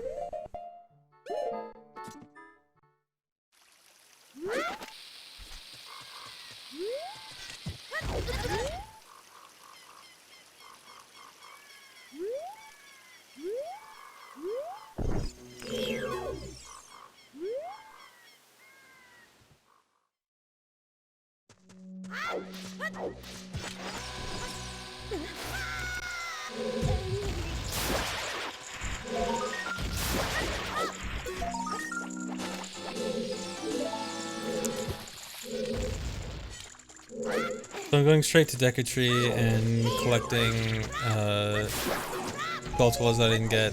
I also need to pick up a Deku stick there because earlier back in market I sold my bugs over the equip swapped Deku stick, which puts a bottle over my Deku stick, and the only way to get it back is just pick up a Deku stick drop. So I just had to kill that Baba real quick for a stick.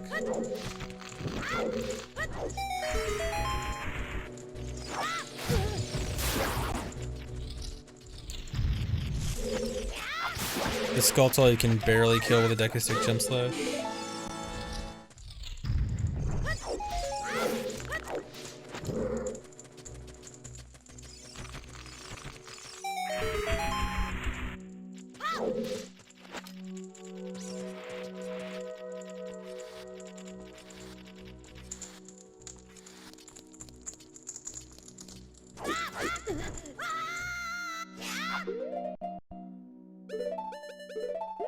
And then there's a little west you can do here to the boss room. So now finally coming back to the boss room to do a wrong warp. So this is ye old Ganondorf wrong warp.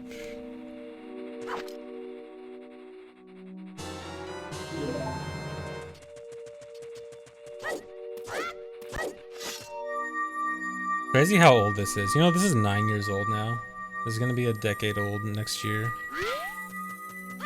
Okay, but yeah, do Ocarina items on the edge of the blue warp, and leave the door as soon as the game is trying to start the Kokiri Emerald cutscene. And it wrong warps me to Ganon's castle.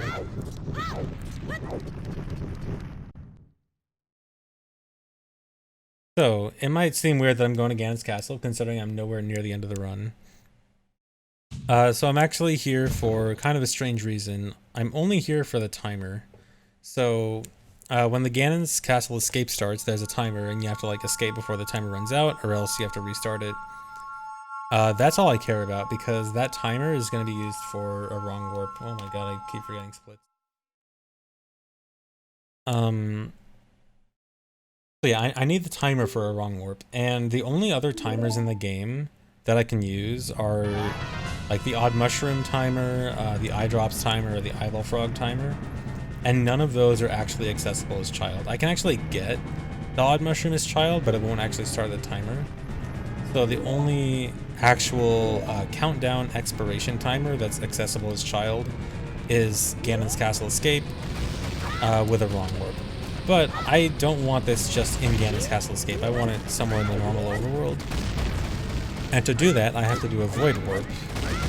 So I have to hover off the edge here. I'm gonna set a bomb down, and while that bomb is going, I'm gonna catch these bugs. So I need to hover off the edge and then try to do Ocarina items barely off the edge. And this should cause me to do an Ocarina dive, like this.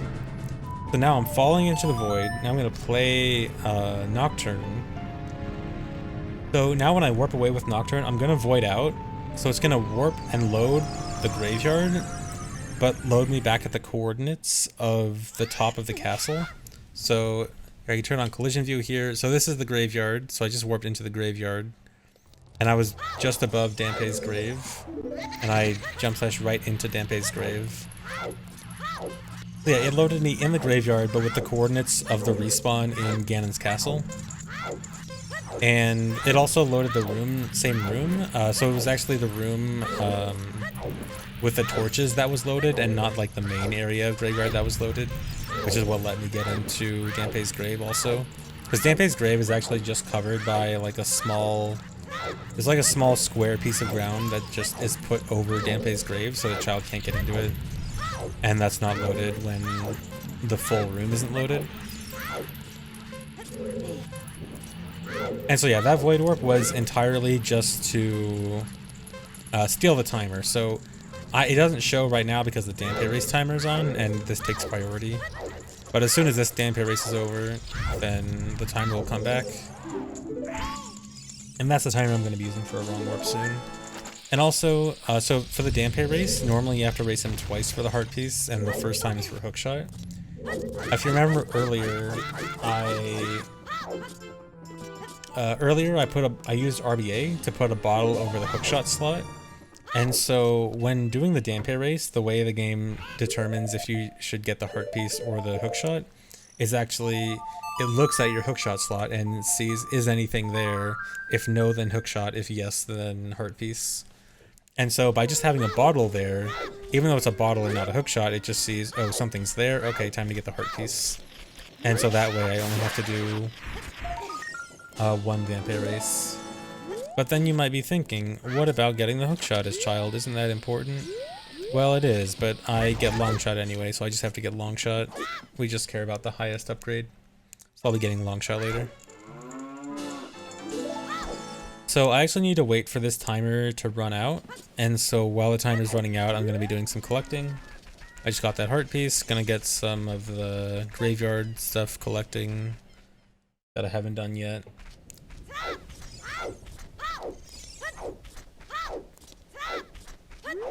This is using a bit more than just RTA viable strats. I'm doing some strats that are a bit more unrealistic compared to other LOTADs I've done.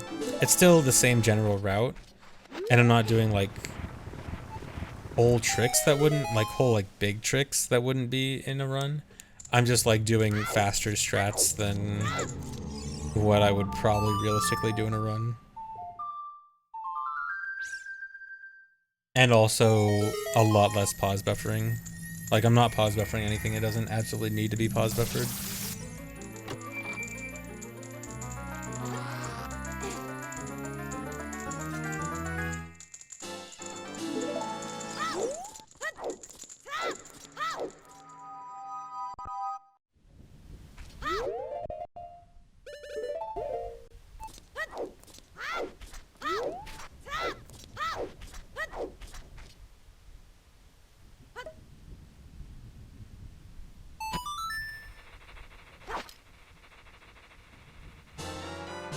No, this does not get 37 water temple keys. But I can use the boomerang curving back here to get the heart piece in the box.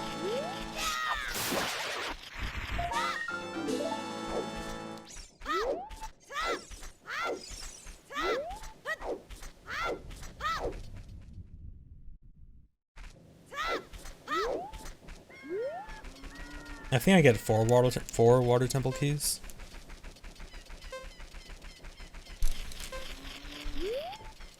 So while waiting on the timer, I'm just gonna take damage. I am gonna have to die soon, so this is a good opportunity to just waste the time to take damage.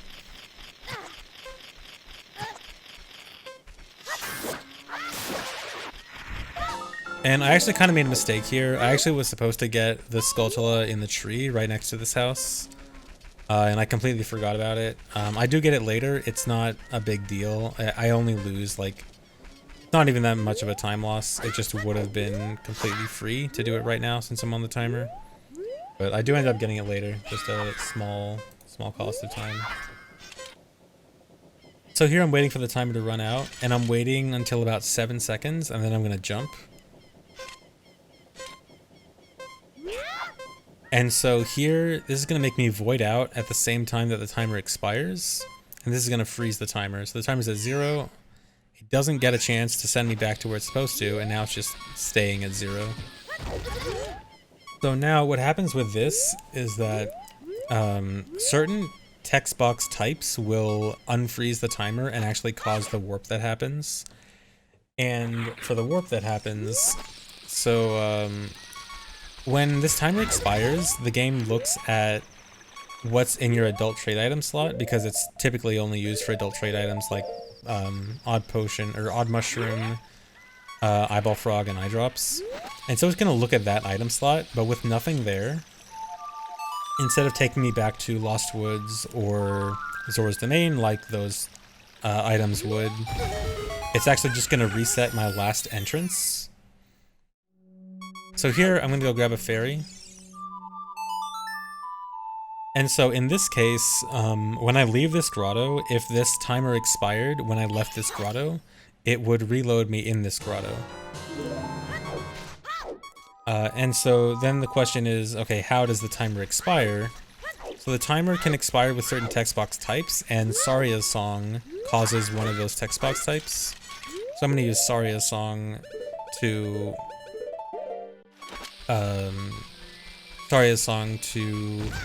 expire the timer. Before I do that though, I have to do Death Hole. Oh, actually, I misspoke a second ago.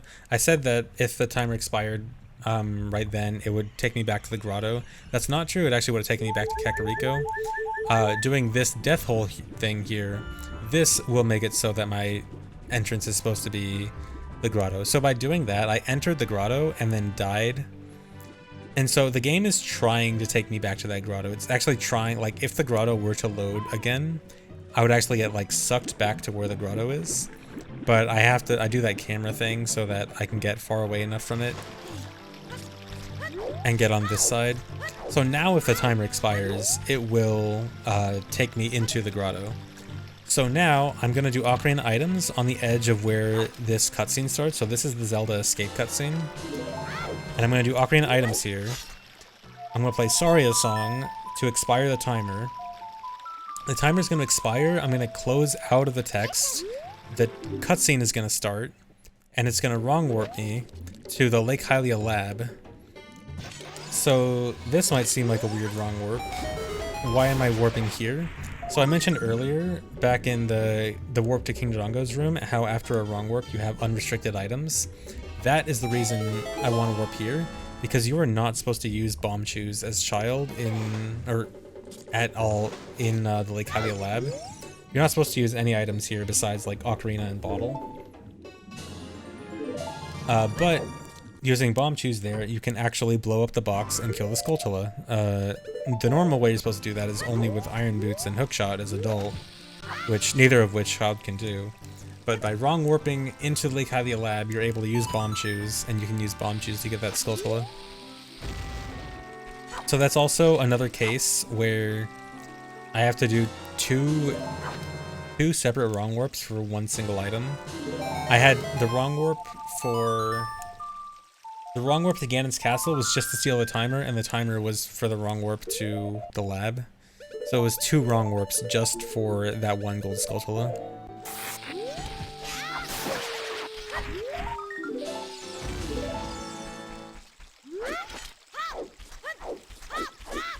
So now I have to get a few Lake Hylia things. I can hover off this Skulltula on the side of the lab here.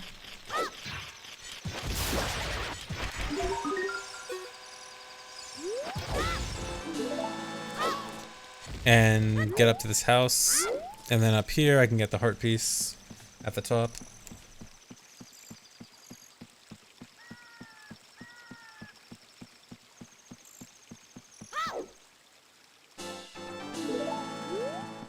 So now I'm going to go into Water Temple, and so to get to Water Temple first I have to go out of bounds. So I'm going to do a setup to clip into this house. With a precise position, you can backflip through the corner here, get out of bounds, drop in the water. And so I'm going to drop really far down, to the point where I almost void out. I just barely get into the water right before Link voids out. And from really low here, I can swim all the way to the Water Temple entrance.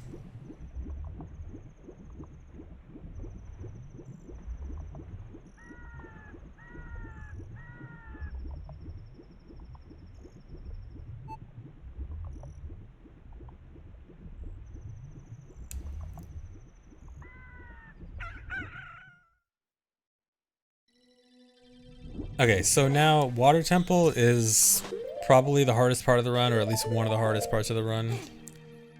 You're supposed to have Hookshot here, you're supposed to have Iron Boots here. And Child, you would think Child's gonna have a hard time here, which it definitely is a hard time, but doable. So, oh yeah, split. So the first thing Child does, to make up for not having Iron Boots is that dive there. So if I get hit by the Tektite right as I'm using Froze Wind, it'll push me off the ledge. And Link won't interact with the water while falling through the water. So he goes all the way to the bottom, and I want Froze Wind set anyway.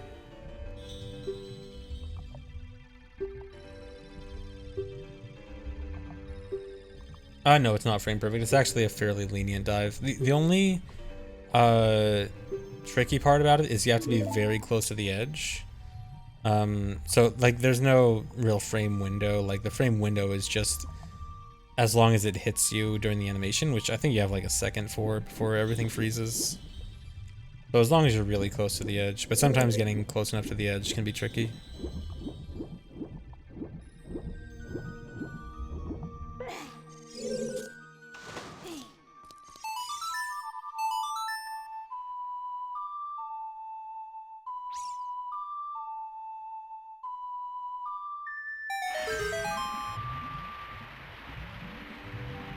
ISG will not always put you right at the edge, no. There's actually like a little bit of a variance for how far away from the actual edge ISG will put you. It's usually good enough, but not always. So Din's Fire is actually good for a few rooms in Water Temple because some of the enemies are kind of annoying to kill as child. This one, and then also one room below.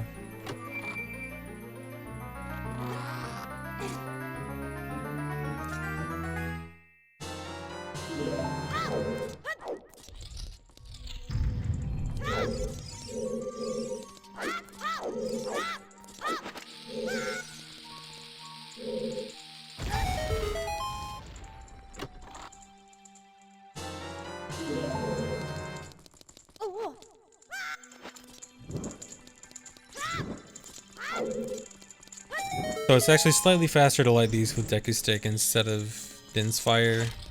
But then in here, I do want to use Din's Fire again. On these guys. These guys are really annoying to kill as child without Din's Fire.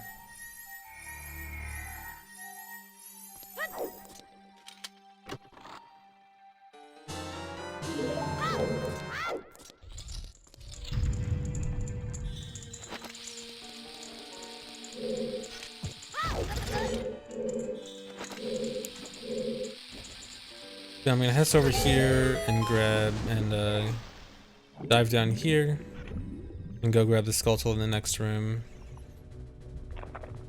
I can do a cool super swim off the Shell Blade.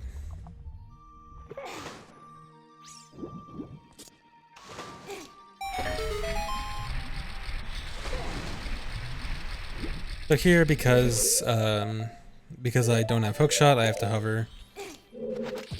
And this is very common in adult dungeons in general, and especially Water Temple, is having to do a bunch of hovers to substitute not having hookshot.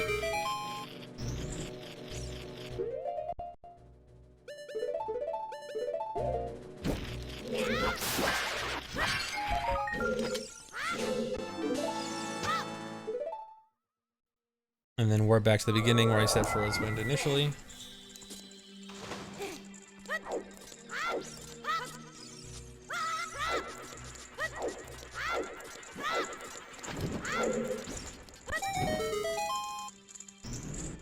So going in this room, there's a Skulltula in this room, but I'm not going to get it right now. I just want to come in here to set Froze Wind first, and I'll come back later.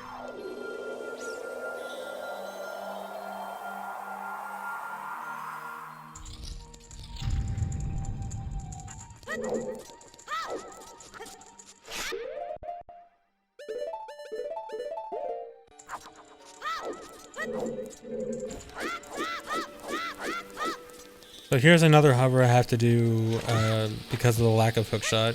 This one's a much more vertical hover.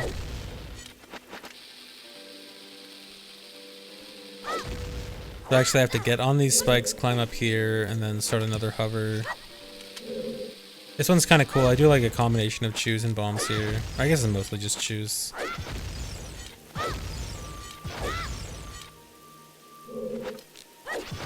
But I do a few different types of hovers here to like get up here quickly. And then with ISG you can just go straight into the geyser and easily get this without lowering the water.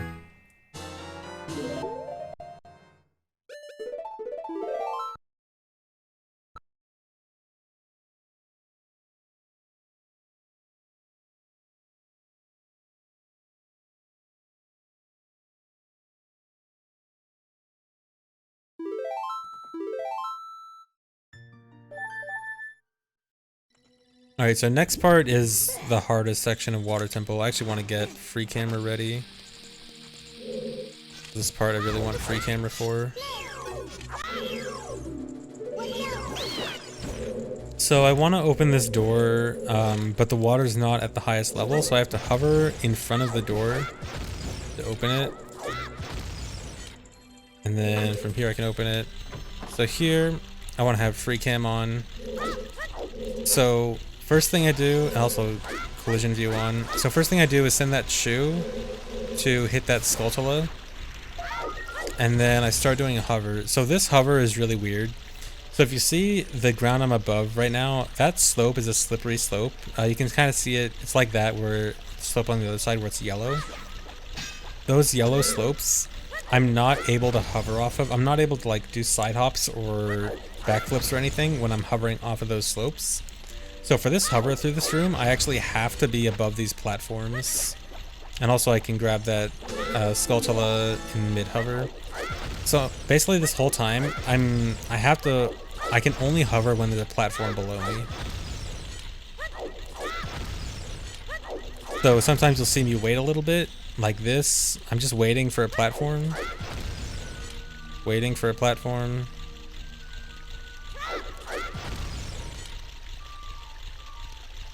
Waiting for a platform.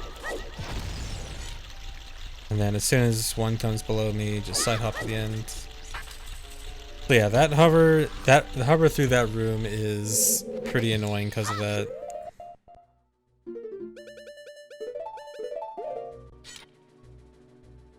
I do it that way in RTA too. So the good thing about the queue for the platform is you don't actually have to look.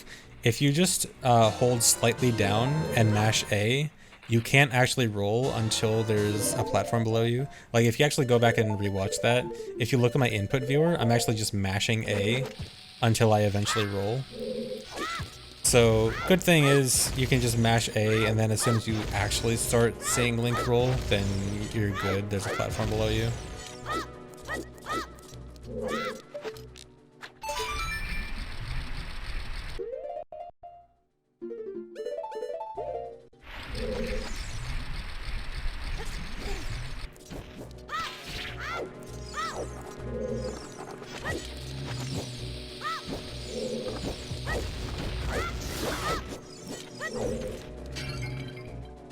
I actually do need this magic because Water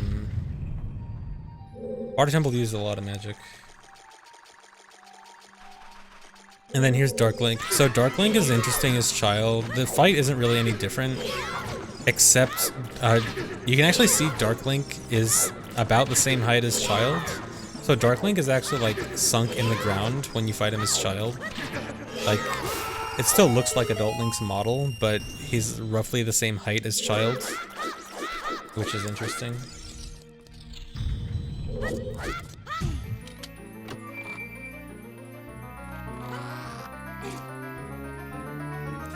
Small Dark Link, yeah.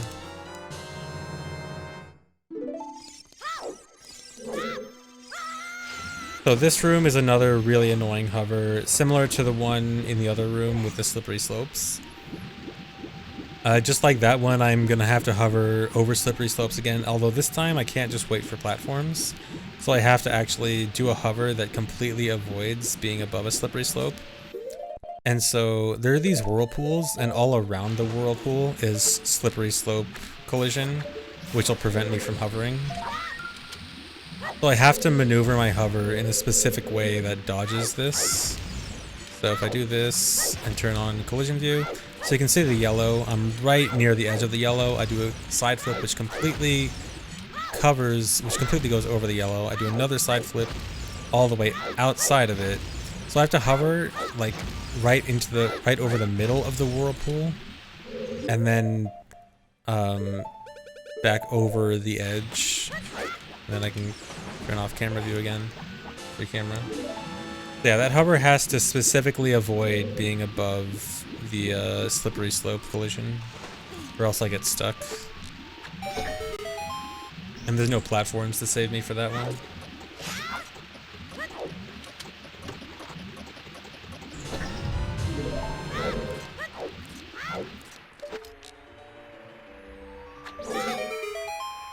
And then here I can shoot that switch and fall into the water at the same time, and then I go in here, which lets me get this key. Yeah, I do that hover in normal runs. I have a setup for that hover, so like I can do specific movements for the hover that'll make sure it always works. But I do have to pause buffer the entire hover. So setting for us run here again. Still haven't got that Skulltula, I'll still get it later. Have to go down here now.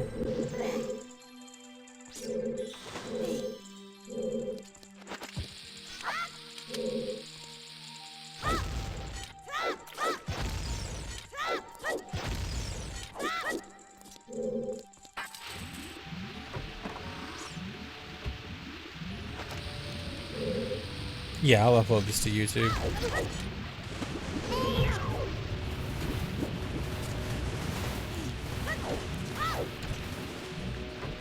So I'm actually making my way over to the boss key, so I can't actually hover. There's like a small tunnel, like it looks like I could have hovered to, but I actually can't because of the water current. The water current plus rolling rocks would push me off, and there's actually no real way to get up there. So I have to go through these few rooms here to get up to this next part.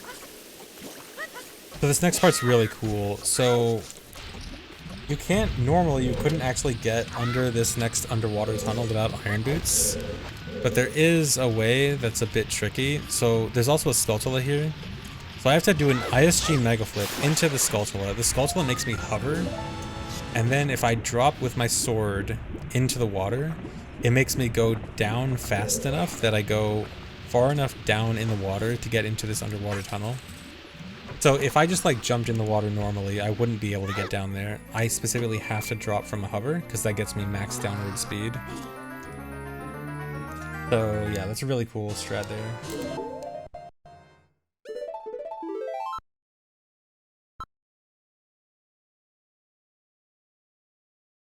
What if I fail that? Don't fail it. Technically there is a an entrance point glitch alternative that I could do, but it's not a good idea.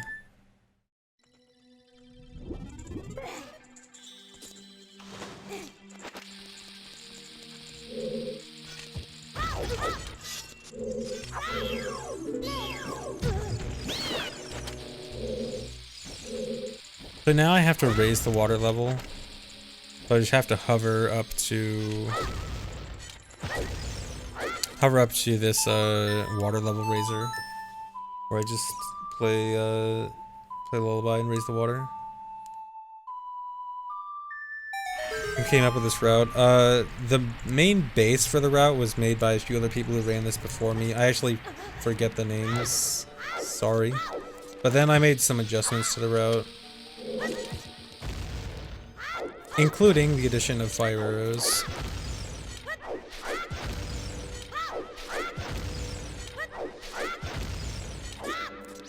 Rude, I know, I'm sorry.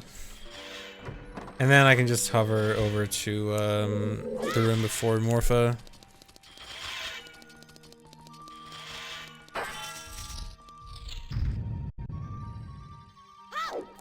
Oh yeah, I think Shaggy. I think that's right.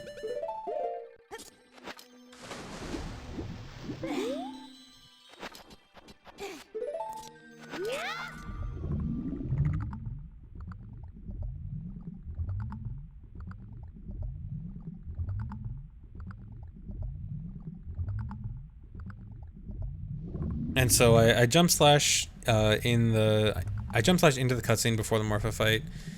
So normally you'd need hookshot for the Morpha fight, although you don't actually need to because you actually can hit Morpha's like little ball without hookshot, but you either need to manipulate it to like jump around in the water, or what I can do right when the fight starts here is if you're lucky and you get Morpha to spawn near one of the sides of the platforms, you can actually crouch stab the Morpha ball with deku sticks, which are barely long enough to reach, and kill Morpha really quickly.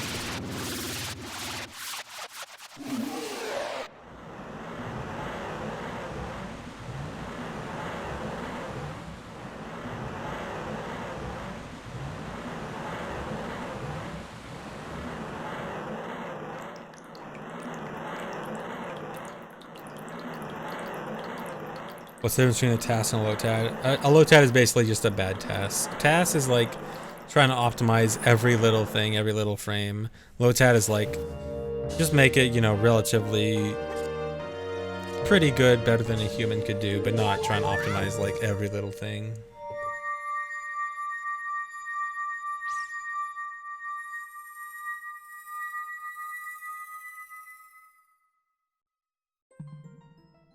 And so that's all for Water Temple.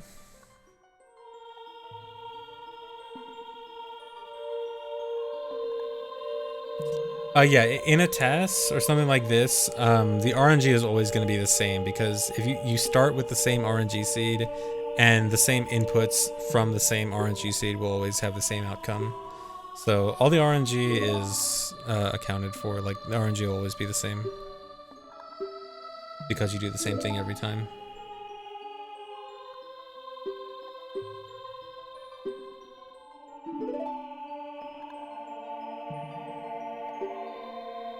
I know, cutscene skip. So cutscene skip for this is kind of awkward. So you have a lot of health and you can't really damage down. I mean, well, you could damage down, but you have so much health to damage down, and you'd have to return to the boss room, which is another hover. I think in theory it might be faster, but really, it's just not. If it is faster, it'd barely be faster.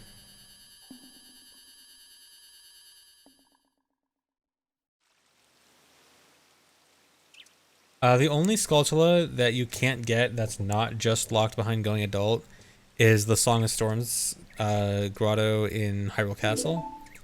And that's just because we can't get Song of Storms. Song of Storms is unfortunately still locked behind adult. Yeah, the Ocarina game used to desync because it turns out the Ocarina game actually uses like some other audio-based RNG thing. And so Glink actually added like a small hack that just makes it use regular RNG or something like that. There's actually like, the way macro playback on GZ works, there actually are like a few hacks that have to be made so that it works properly.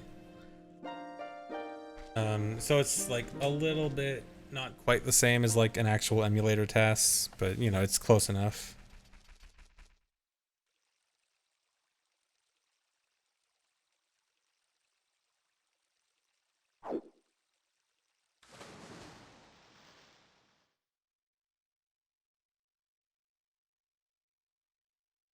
I'll go over everything you can't do as child at the end of the run.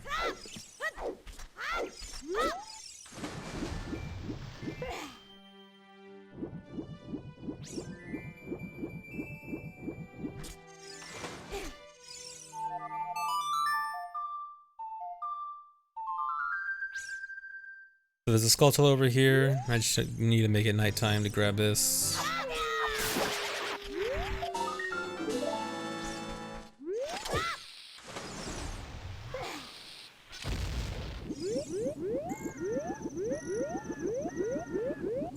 And then I super swim all across Lake Hylia, and I can turn this super swim into a Hess when I hit land. So I can quickly get all the way out to Hyrule Fields.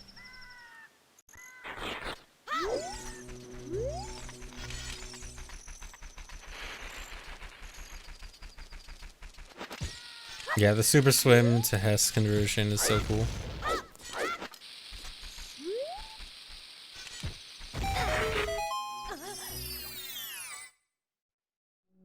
How often is a new major glitch found in the OT nowadays? It depends on your definition of major. If by major you mean like wrong warp RBA, GIM, SRM type major, then like once every few years. If you mean major as in like fairly significant, might save some time in a few categories, we probably find like a few a year. Maybe like 2 or so a year. Maybe even 3, depends on how you want to count major. But we're still finding things very frequently.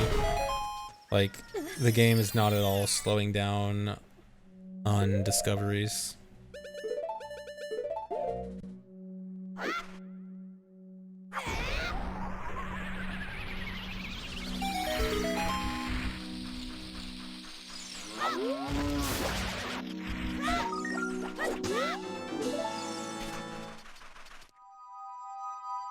Oh yeah, there are tons of glitches that are not useful in runs that get discovered all the time.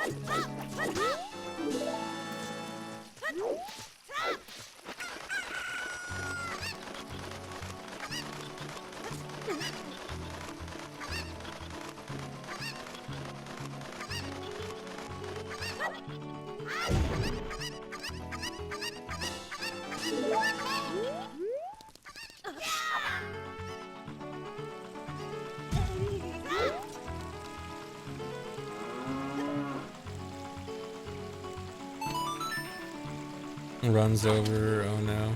I totally failed the jump slash.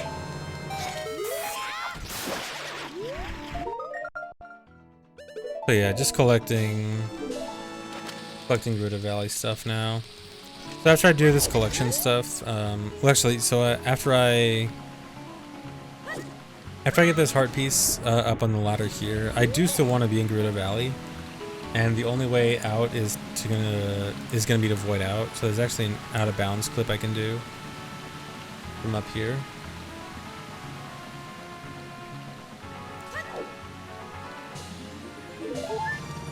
So I just do a quick little setup here and slide hop, and this clips me out of bounds. Don't need to throw the boomerang, that's just for fun. And this puts me back at the beginning. And so the reason I want to do this is because I want to go to Gerudo Fortress.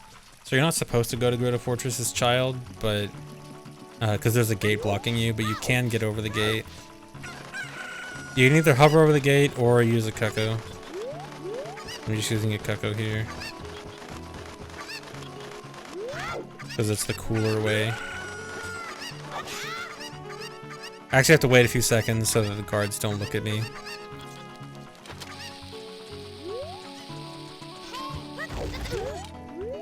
If the guards catch me, they will throw me in the Gerudo jail. So actually, where they throw you as child actually depends on whether you have something in the hookshot slot or not. If you do, which I do, then they actually throw you in jail, which sucks because I don't actually have hookshot. And I couldn't use hookshot, or I guess I do have longshot, but I couldn't actually use it. And if you don't have it, they actually throw you in the river. But anyway, here in Gerudo Fortress, there are no Gerudos, but you can still move around the fortress like normal, and you can clip into Gerudo training grounds, even without the Gerudo guard there to open the gate for you. And then here in Gerudo training grounds, you can clip directly to the end by just doing a bomb vine clip on the gate there. All you do is you let go and re-grab the gate, and if you take damage as soon as you're re-grabbing it, then you clip all the way through.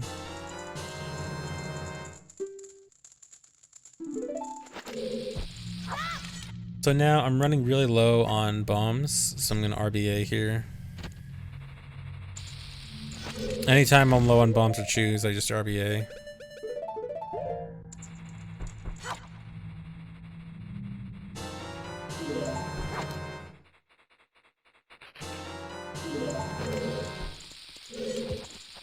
No, so this clip is actually child exclusive. That does not work as adult, but adult can just do a weird shot to skip past that anyway.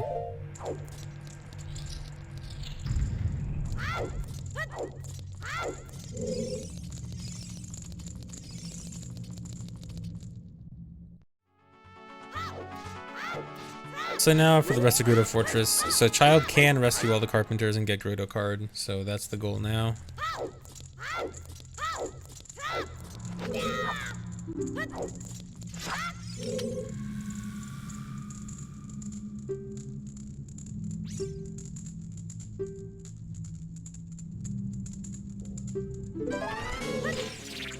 So ISG can take out these guys really quick if you like circle around them in the right way.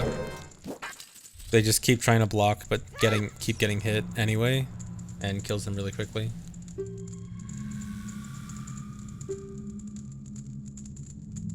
Here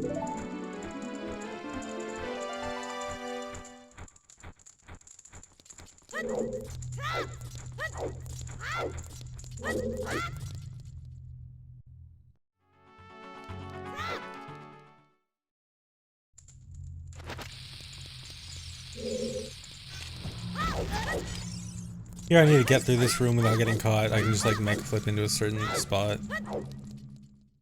They won't catch me. So I actually want to go to the top of the fortress where the chest is that normally has a heart piece as adult. And so I have to do a ground jump up there. Get over here.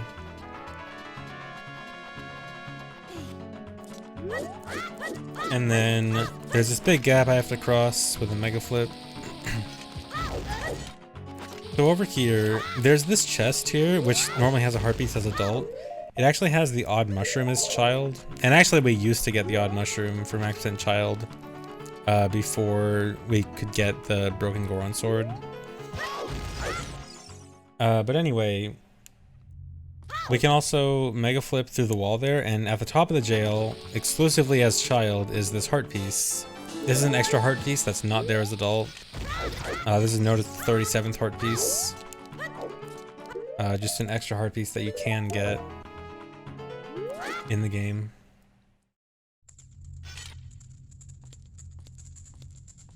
And we do count that for this category just because it's more interesting stuff. And so... now we have to wait for that guard there. There's no way to speed that up.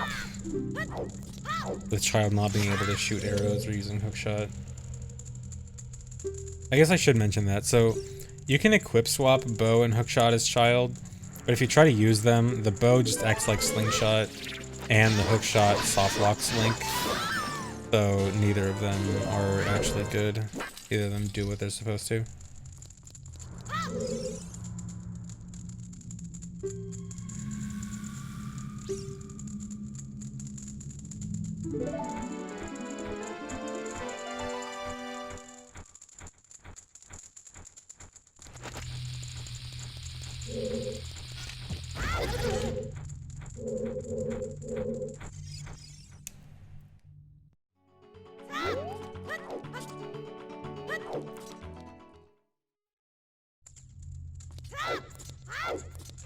Yeah, if you do like a Hess or any high speed thing, and then pull out hookshot, you keep that speed.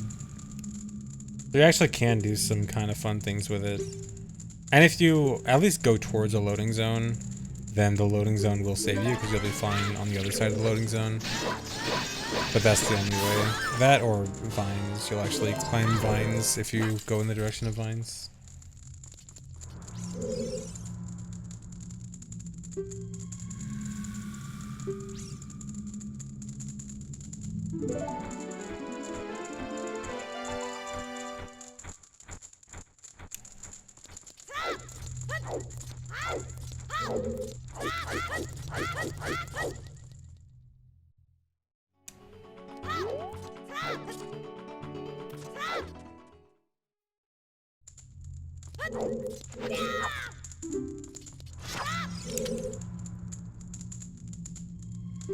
So this should be the last Gerudo guard, and I'll get the Gerudo card after this.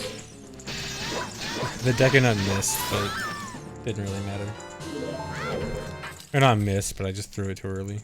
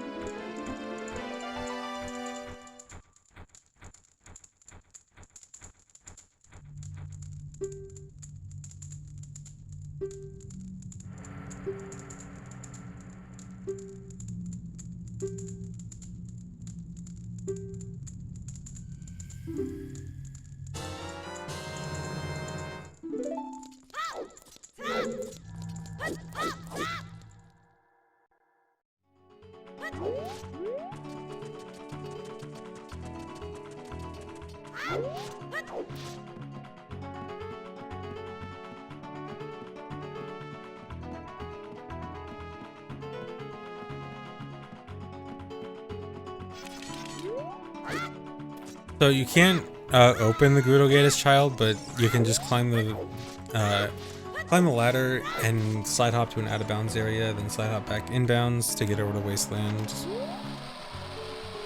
And then through wasteland you can just test through here.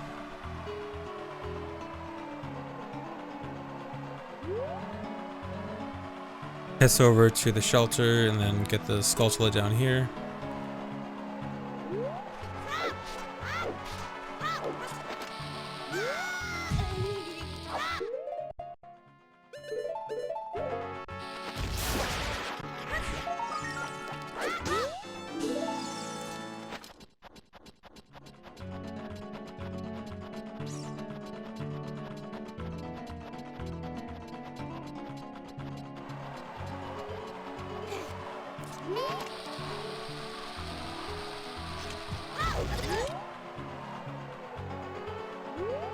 Abigail, it wasn't actually a matter of like time of day timing, it was just straight up faster to do the new idea that I had. It just is less like overworld movement.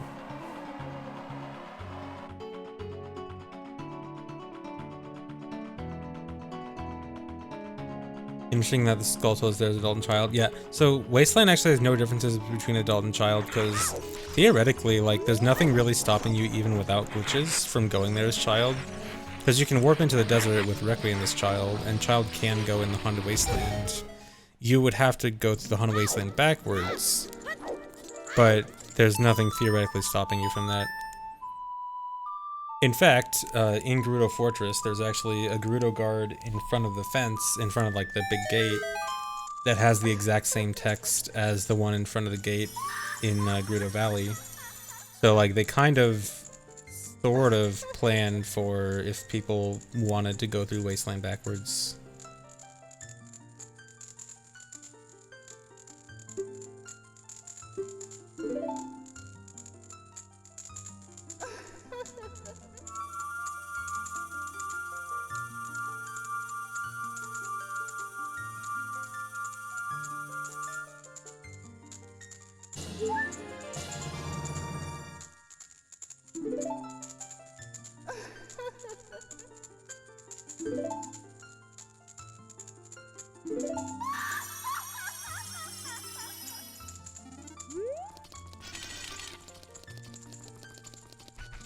Yeah, the river sand is weird. I don't know. Maybe it was like, maybe before, maybe there was like something different with the river sand before.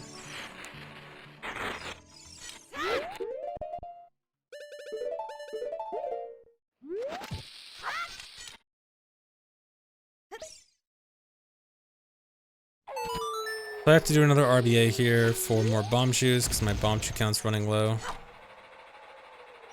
And I have to get this soil Skulltula anyway. So, free bomb shoes.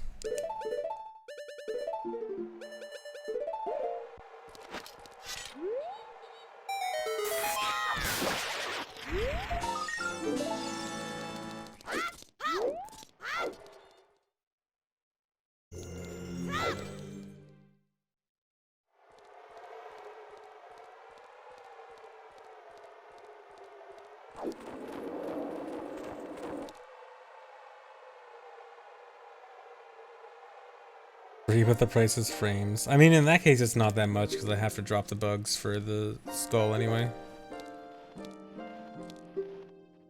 RB is reverse bottle adventure. It's when I get a bottle on my B button and it modifies parts of my inventory based on my C right item. If you notice there, when I caught bugs on my B button, I had Poe on C right, and that gave me more bomb shoes. And I can use that. Poe modifies bomb shoes and Milk modifies bombs. And so I can use that frequently throughout the run to repeatedly refill my bombs and bomb shoes, which are super important in this run.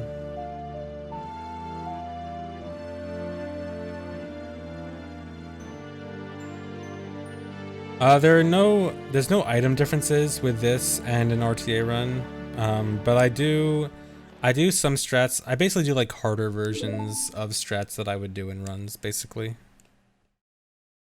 Like I don't do anything that's like completely different, but I do some strats that are basically just harder versions of existing, harder and faster versions of existing strats is mostly how this goes. Most of it being like no pause buffering.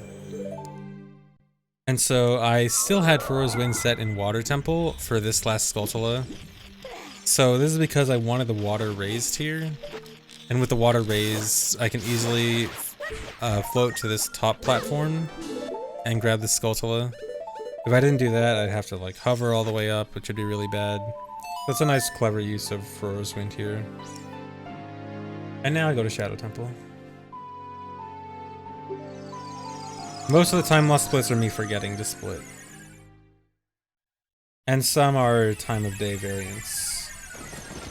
Or like some minor route variants.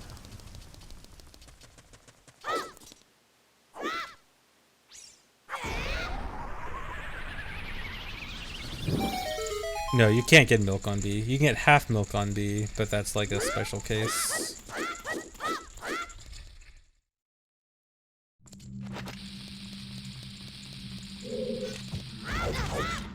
So the first thing in Shadow that usually prevents Child from going through is that gap that you're supposed to cross with Hookshot, but Mega Flip gets over it fine.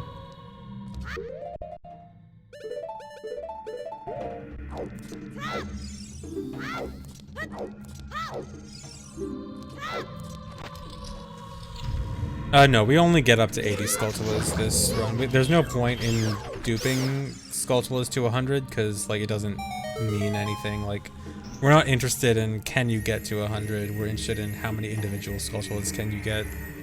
If we like couldn't get to 50 Skulltulas, then we would dupe to like get all the Skulltula rewards. But if we get up to like we're interested in the individual Skulltulas, not just can you get to 100 or not. Same with hearts.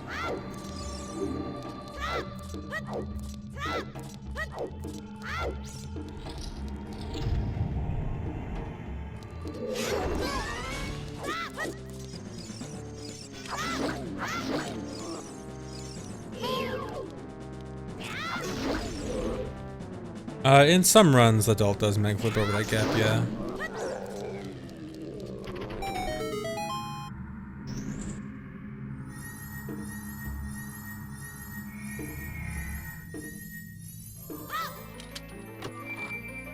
Why not bomb that time? It would only be faster with the bombed shoe. Waiting out the bomb timer would be slow.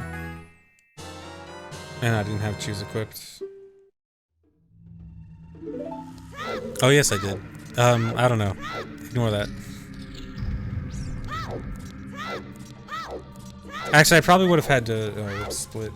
I probably would have had to manipulate a closer spawn, and that might have been annoying.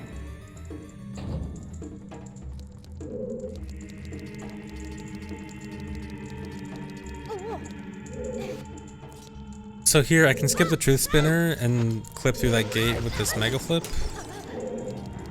It just barely clips you through the wall, and I can get down here.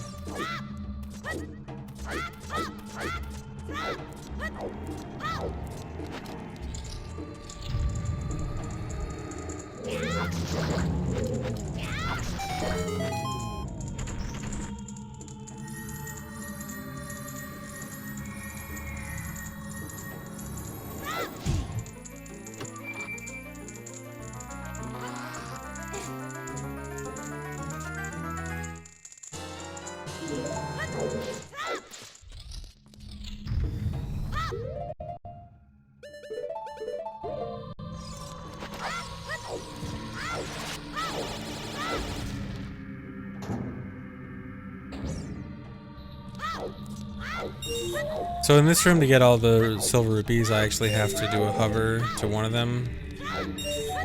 This one up here I have to hover for.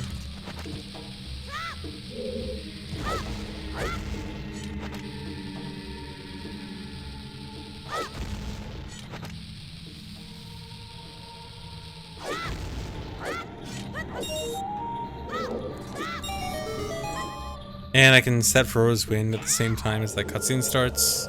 Just saves like a second. Since I'll have to warp back here later.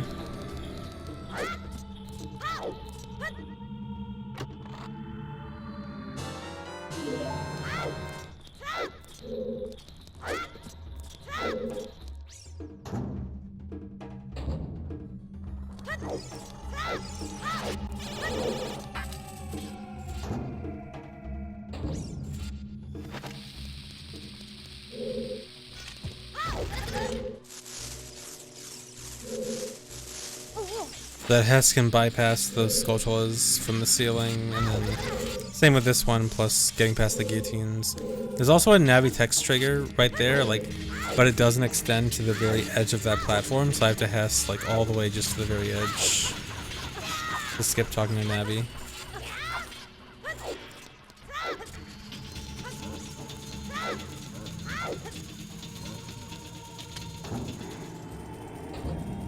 Okay, so here's one of the parts where like you can kind of see the not very human part of this.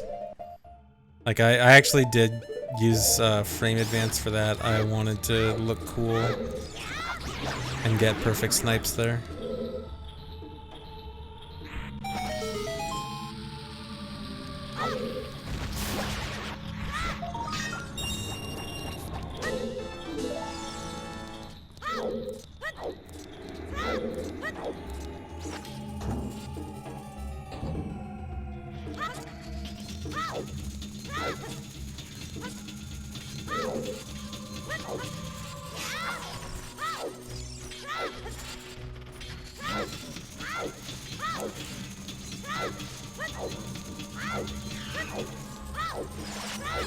So you can clip through this gate with a precise position. It's actually not even that precise.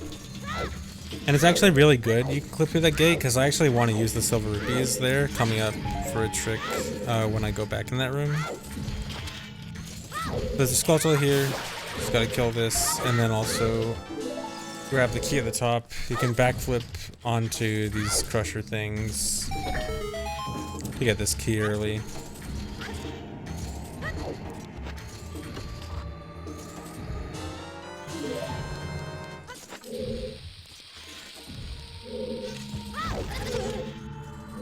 Here's another very not humanly viable Hess. So running across the invisible platforms there. So in this room, there's a bunch of rupees that you want the hookshot for, and so I'm just gonna leave because that's not gonna be a good idea. So here what I'm gonna do is I'm going to do the Din's Fire door actor glitch, where I try to open the door right as I try to use Din's Fire, which interrupts it. So now the room I just opened is loaded also with the same room in here.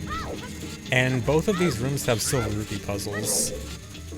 And what's cool about that is that if I get 5 silver rupees, it'll activate both puzzles. So these silver rupees will open the door in that room, and I void out here, which will respawn me in front of the door. Go back in here, and the door is open, and I can just go in here. And so I could get those silver rupees in that room normally, but it would just be a lot of hovering, and that's just not only faster but cooler than hovering.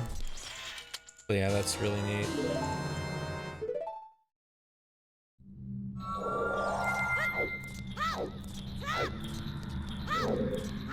Speaking of neat tricks, here's another one coming up soon. So there's a Skulltula right above this cage, and you can just barely kill it with Din's Fire. Normally to get up here you'd need either Longshot or Scarecrow Song or something. But you can kill it with Din's Fire and then grab it with Boomerang by having it go through the wall like that. So now to clip out of the cage, you need to do a jump slash clip, but it's a really precise one as child. So you do that. Now I need to get on the boat. So I'm gonna do the setup to jump to the bell of the boat. Here's the bell that you guys love so much. So I can do a setup to clip into the boat like this. Do a damage boost from inside the boat onto the wheel. Climb up. And then ride the boat.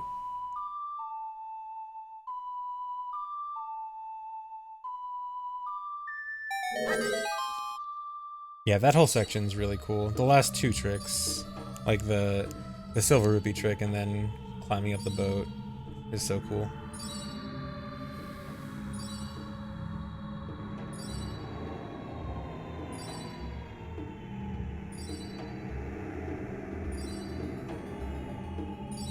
No Vibruto, yes, Bell, yeah.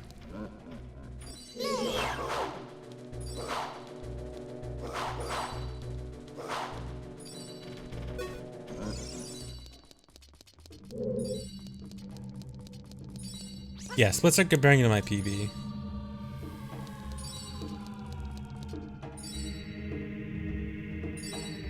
Actually, I guess I really should have just done the bell. I should have just dropped onto it. I don't know why I didn't. The actor glitch, what it despawns is not random, but also not logically consistent, I guess. I mean, like, code-wise it is consistent, but like, it'll only deload some things and not others, and you'd have to like kind of look at specifics for what it does. Okay, so there. So I actually opened the door on the frame that cutscene started, so it kind of looks like a soft lock right now. But I do actually gain control again. So yeah, that was just opening the door, the frame, the statue dropping started. That actually saves the whole time of the door transition, so it actually did save like 2 seconds. And also looked pretty cool.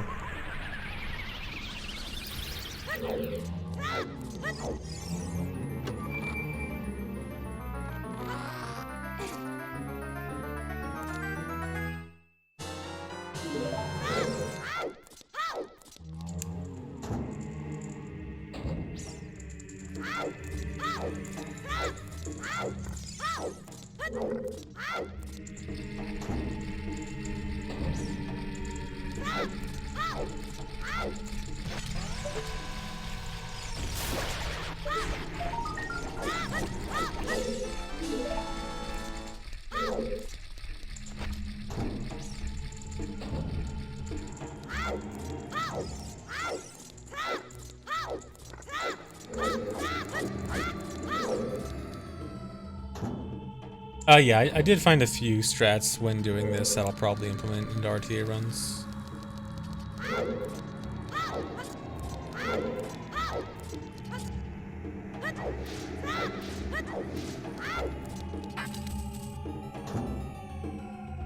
Yeah, my sum of best is sub 5 now, so there's basically it's basically guaranteed sub 5. I can't even pretend to not know for that.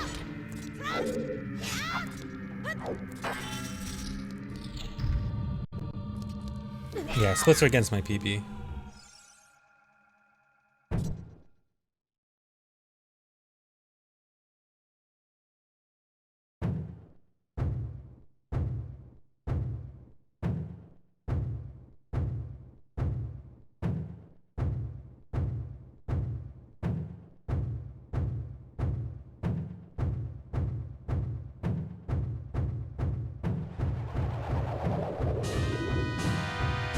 For the bongo fight, pretty much same as adult. Just stun the hands, shoot the eye, crouch stab.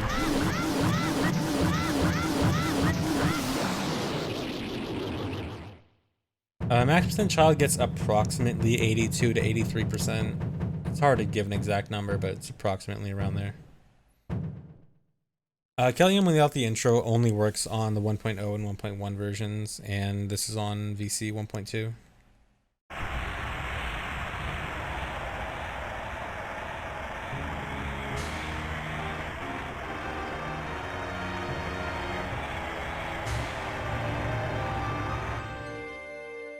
We don't really know how many items there are, or we at least don't know how to count how many items there are, because sometimes counting how many items there are in this game can be harder than you might think.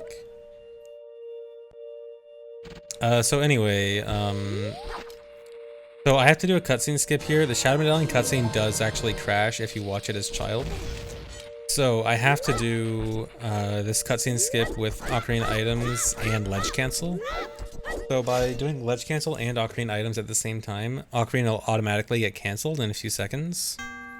And when this happens, I can play songs while moving around. I play Sun Song as I grab the heart container. This will reload the room as it's starting the Shadow Medallion cutscene. So that skips the cutscene, gives me Shadow Medallion, don't have to watch the cutscene, and skips the crash.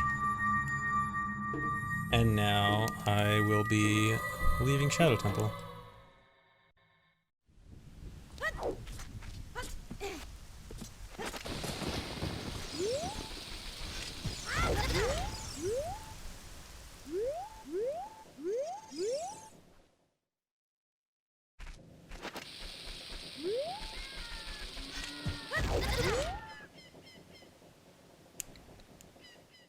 So now I have enough Skulltulas to collect all the rewards, so I'm going to collect all the rewards here.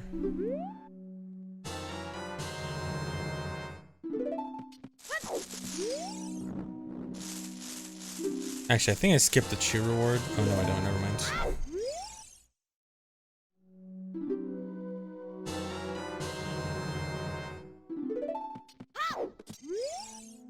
The next split is called Bottom of the Well map because that's the split where I split when I get the map for Bottom of the Well.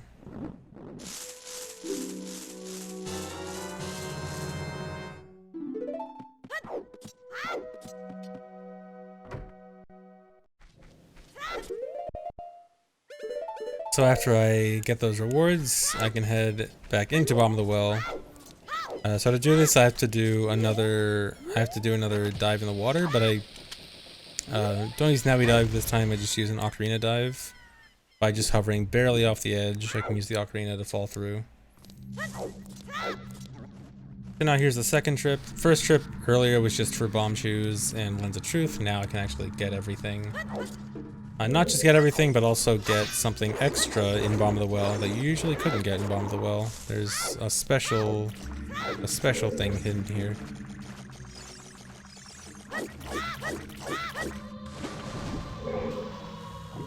But first, I'm gonna need all 3 keys. I got 2 of the keys at the beginning, but I need this third one.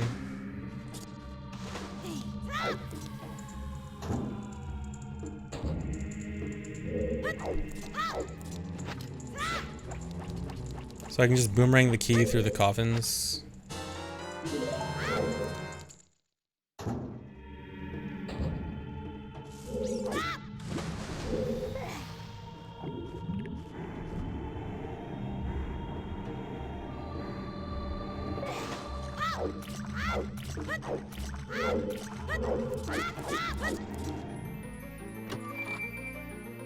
Then here's the compass.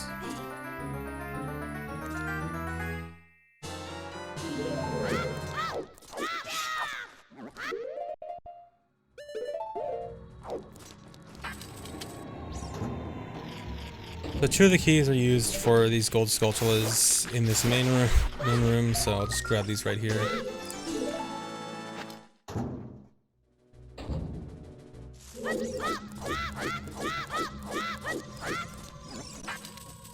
That one and then this one.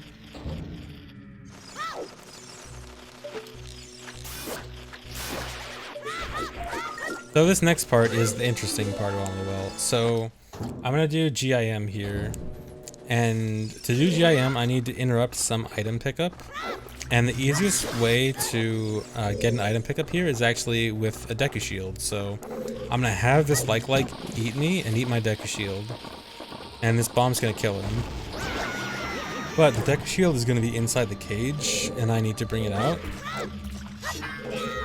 And to do that, I can use the boomerang through this corner of the wall here. It's gonna bring out the deku shield. And so I need to bring this deku shield pretty close to the crawl space here, and I can use the crawl space to set up GIM. But it also needs to be in range of being able to get hit by that green bubble. So I need to have it in the water, but pretty close to the crawl space. So now, I'm gonna try to roll to the shield as quickly as possible out of when I get out of the crawl space, and if I do it fast enough, then things won't be completely frozen. So like the green bubble will still be moving. He can hit me out of the animation. So now I have GIM activated, so you can see that there's now a shield in Link's face. So now the game is trying to give Link an item, and it'll give it to him when he resurfaces in water. But until that happens, you can modify what item he gets by going in front of a chest. So first I need to go grab this Skulltula. But there's a chest in here, And this is a deku shield chest. And by going in front of this deku shield chest, it'll change my get item value to Goron tunic. So now I'm gonna leave this crawl space and go in some water. And when I go in water, I will get a Goron tunic.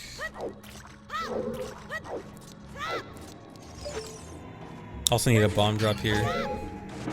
Let's go in here, and here's my Goron tunic. And it looks like an egg, but it really is Goron tunic.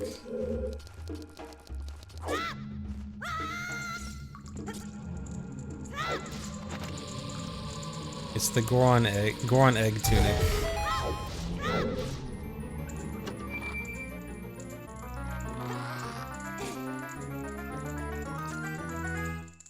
No, you can't buy Goron tunic from a shop. Shops will only sell you tunics as adult.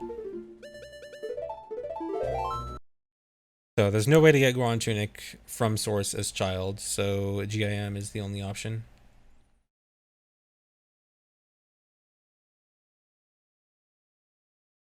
And then, oh, Bomb of the Well map. And then that's it for Bomb of the Well.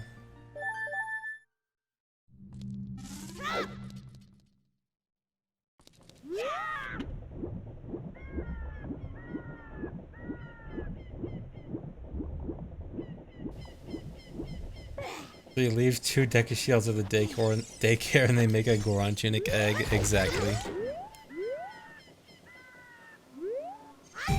Okay, so here's the skull I forgot earlier. It's not really a big deal. It would have been like, I don't know, 5 seconds faster to do it earlier. Doesn't really matter.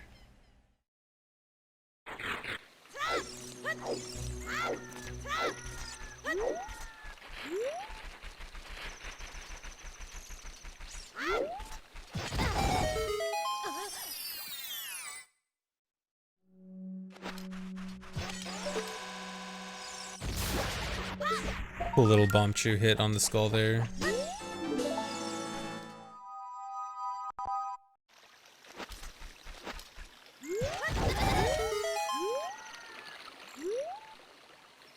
Then I have to go sell the bunny hood. Going all the way across Hyrule Fields. Not all the way across, just across like the top portion. But I also want to do it now, because this is also a perfect time of day so that it's still nighttime right now, but it'll turn daytime by the time I get to market. Also, perfect damage boost into the grotto there.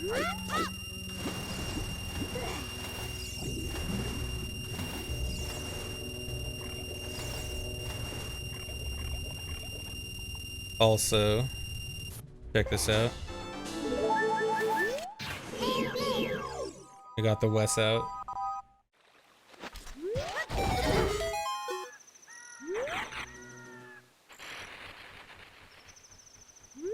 And then just Hess over to Ocarina.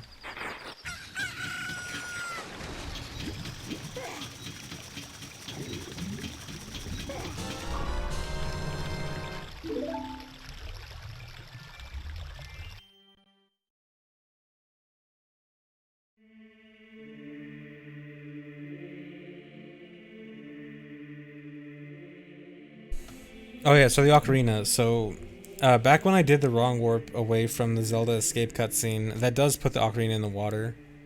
And skips the whole cutscene, so I just have to remember to get it later on. But it's there like normal.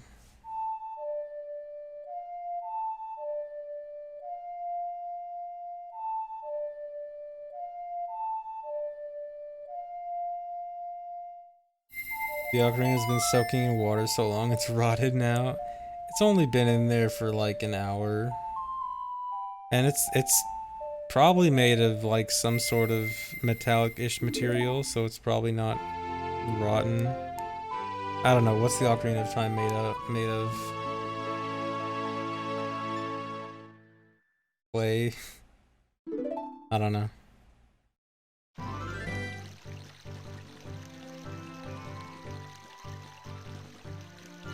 Okay, it is clay. I don't know then. Okay, well anyway. I need to do RBA again. So this RBA is not only just for refilling bombs, which is pretty important because I am pretty low on bombs. But I also need to do some RBA coming up from mask shop stuff. So I just finished the mask trading quest from selling Bunny Hood, so now I'm gonna go get Mask of Truth.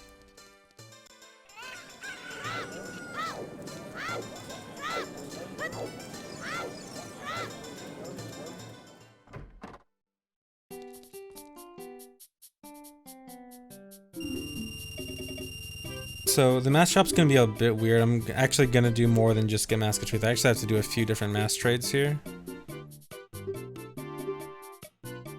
Because some of the masks RBA some cool stuff. So he's gonna give me the Mask of Truth, but I'm immediately gonna trade it in for the Zora mask.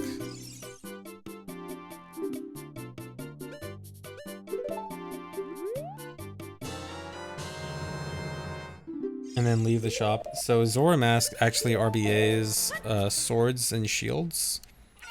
So when I dump my bugs here, this is gonna give me the Giant's Knife, but it's also gonna delete my Kokiri sword. Now I'm gonna equip the Broken Goron sword with Equip Swap and catch the bugs. This is gonna give me Shadow, Spirit, Forest, and Water medallions. Now I already got Shadow, and Water, but the important part there is Spirit medallion. That's the only way I can get Spirit medallion. And now I come back in here, trade for Mask of Truth again, double equip Mask of Truth with Equip Swap, and then trade in Mask of Truth for Skull Mask. This way I have both Skull Mask and Mask of Truth at the same time, which I can use for the Forest Stage Deku Scrub rewards in Lost Woods. And also, Hylian Shield. I didn't get Hylian Shield earlier because it would have been deleted by that Zora Mask RBA, because it controls both swords and shields, and it would have deleted Hylian Shield. So then I have to go buy Hylian Shield again. And now also, I mentioned Kokiri Sword got deleted. So normally when Kokiri Sword gets deleted, there isn't really a way to bring it back, except one thing. If you have Bottle on B, and then you save and reset. Normally, if you have Bottle on B and you had Kokiri Sword in your inventory, it would delete it. But if you have Bottle on B and you don't have Kokiri Sword in your inventory, but you still have like the icon selected over Kokiri Sword, then when you save and reset, it'll give it back to you when you save warp. So I have Deku Stick on B right now, but next time I pause, I will be able to equip Kokiri Sword again. And you'll also be able to see my Giant's Knife.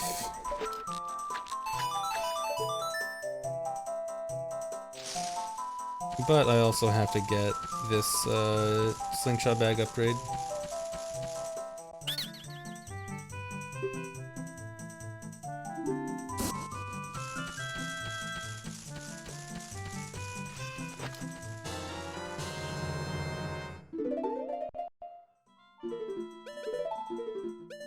So now I can re-equip the Kokiri Sword.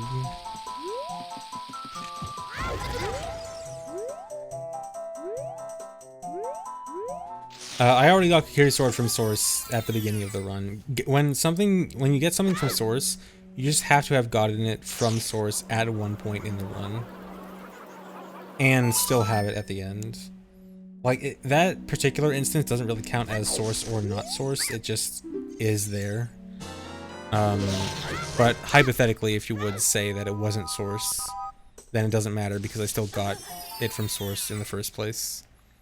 So here I can use the fact that I have both Skull Mask and Mask of Truth equipped at the same time to get both of these rewards back to back.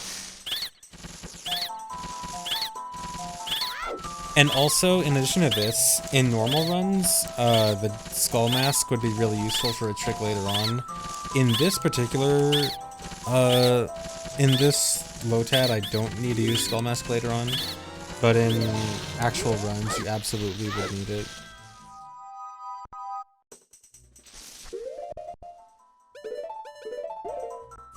And then there's a Soil Skulltula here. Get this real quick.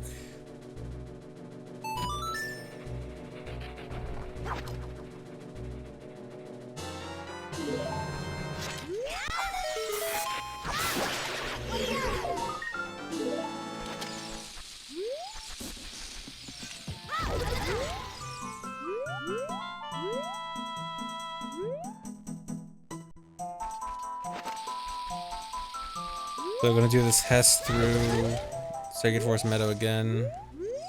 This Hess is pretty annoying because you have to not just avoid getting hit by the scrubs, but also avoid targeting them.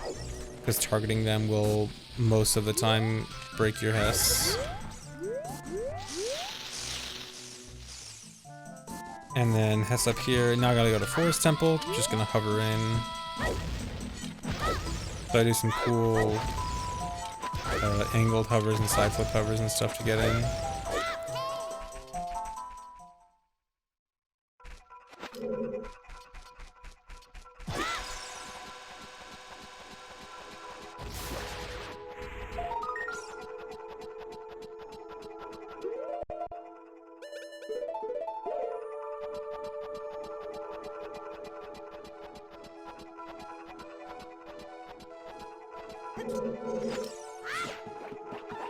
So for Forest Temple, I can just kill that Skulltula with a chew and grab it with Boomerang.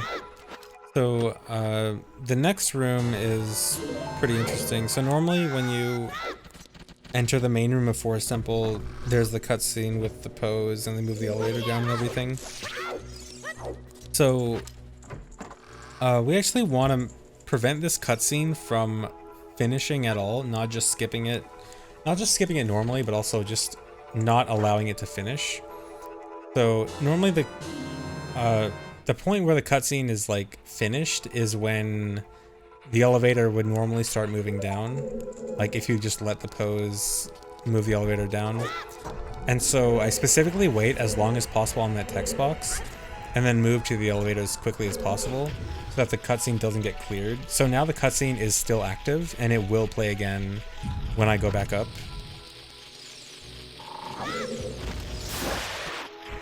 So I'm gonna grab the Skulltula down here. And now I have, because I went so fast and I didn't let the cutscene clear, I have to skip it again.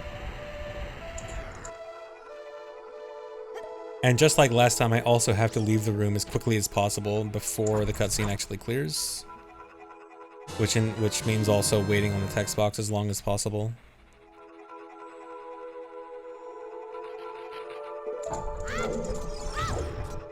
And then get to the door as quickly as possible so there's not enough time. So the reason why I need to have the cutscene still there is when you kill the pose later on, there are those yellow torches in the rooms where you kill them where like they light up once you kill the pose. If that cutscene never clears, those torches are still lit up. And some of those actually trigger like a chest spawning. And so by that cutscene never clearing, you can cause the chests that are supposed to be spawned by killing those pose without killing the pose. And that's really important because Child can't use the bow. Child can't use the bow to like actually shoot the paintings. It'll just come out, even if you equip swap the bow, it'll just come out as slingshot seeds. So now, particularly what we care about is the compass. The blue poe is what spawns the compass. And so when I go in the room with a blue poe, it won't just spawn right away. You have to reload the room in a certain way. I'll end up using Furor's Wind for it. But reloading the room with Furor's Wind is going to instantly spawn the compass chest. Cool mega flip here to get down to this gold Skulltula.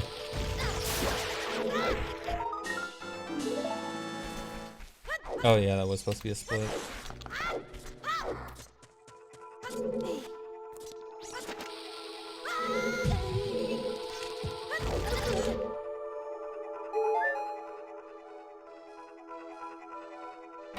That's right to the chest.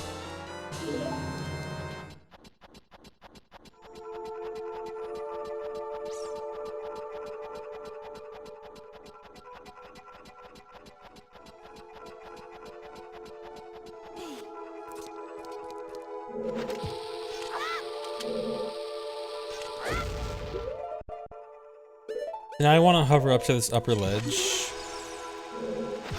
So I get like a diagonal angle relative to this wall, then start hovering up here.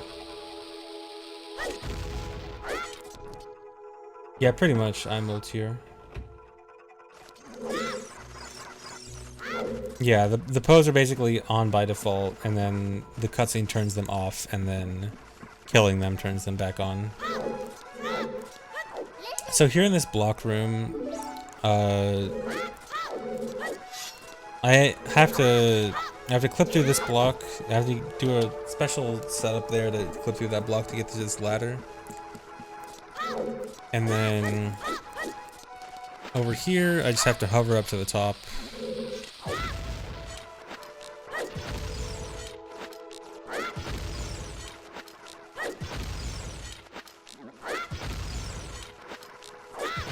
Yeah, this is basically like a bad task. Like, way better than a human could do, but not to the optimization levels of what a real task would be.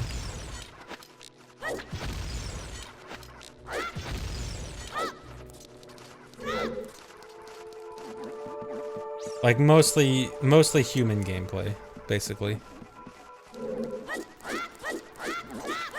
Yeah, that hover gets me to the top of this room. No, the setup is actually a little bit different as child for clipping through that block. Adult gets a much easier setup where it's just side hop, side roll, 2 crouch stabs, and a jump slash.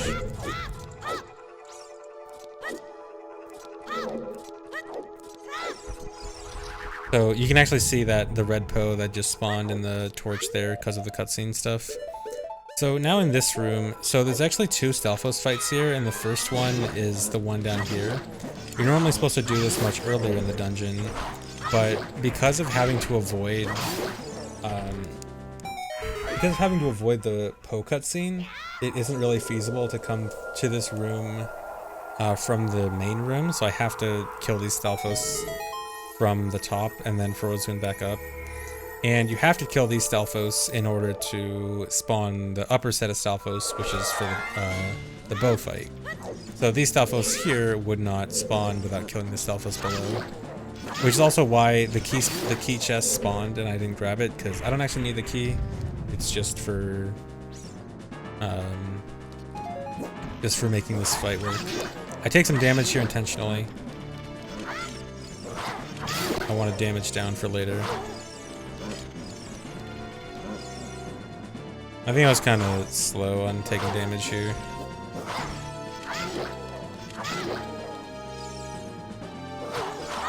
Oh well.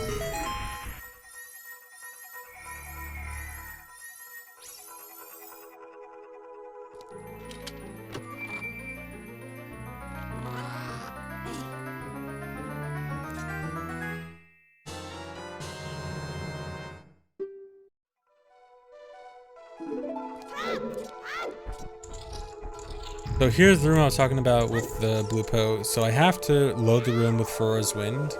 It won't just spawn automatically.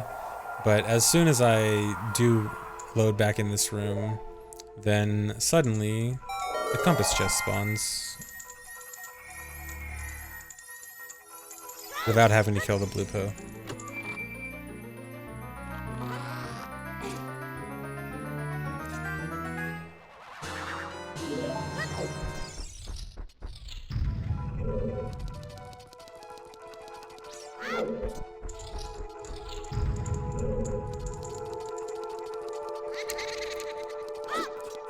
So what kind of sucks about having to use Fura's Wind for the Stalfos room is that I couldn't set Fura's Wind earlier, because I would have liked to set Fura's Wind back in the block room, or at least back in like this hallway room, but I have to walk back here manually because I had to use Fura's Wind for the bow Stalfos. And I'm hugging the wall there to avoid talking to Navi.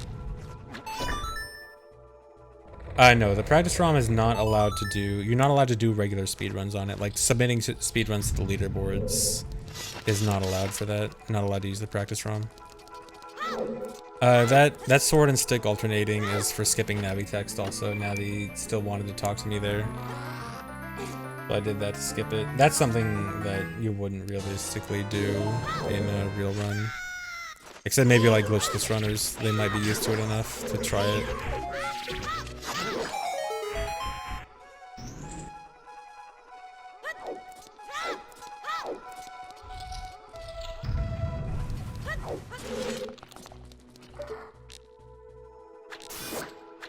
Oh, Glitchers doesn't skip because it's faster not to skip it 3 times. Okay, yeah.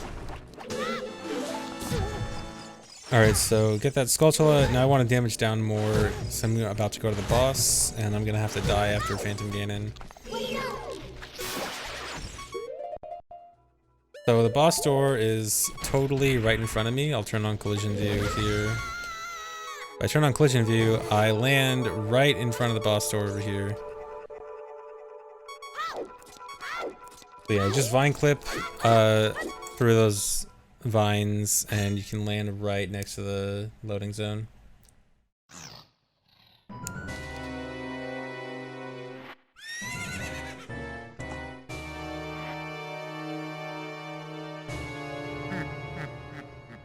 How long did this take? Probably about a week of actual time spent doing it. I had to take like a week break in the middle of it, but like about a full week of actual work.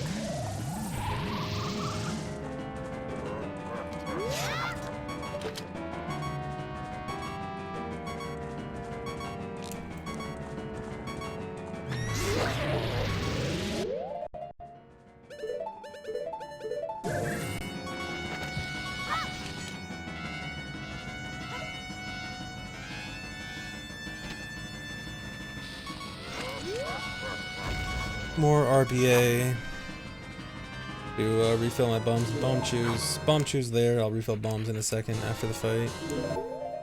Yeah, one of my macros also did get corrupted, so I had to redo about 2 days of work. Although, well, I had to redo 2 days of work, but I got the redo done in about 1 day.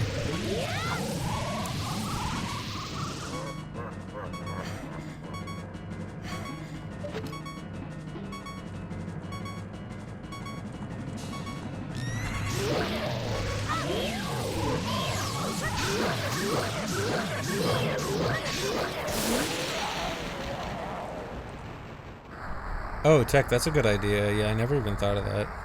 Yeah, I should do that. That'd be a good good way to explain that. Oh yeah, so boomerang is... Wait, did I even use boomerang there? I don't even know if I used boomerang.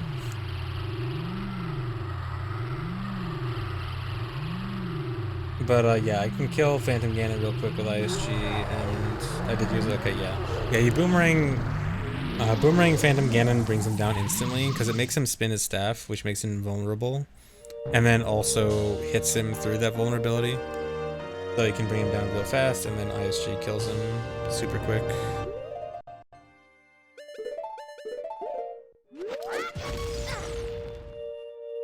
So now I have to prepare for a cutscene skip. So Force Medallion is another medallion cutscene that would crash if I watch it. So this cutscene skip is absolutely required. And because of the damage, I'm not getting the heart container right now. I will get it later. So here's a cutscene skip setup. I do Ocarina items on the edge of the blue warp, and I'm going to try to die at just the right time.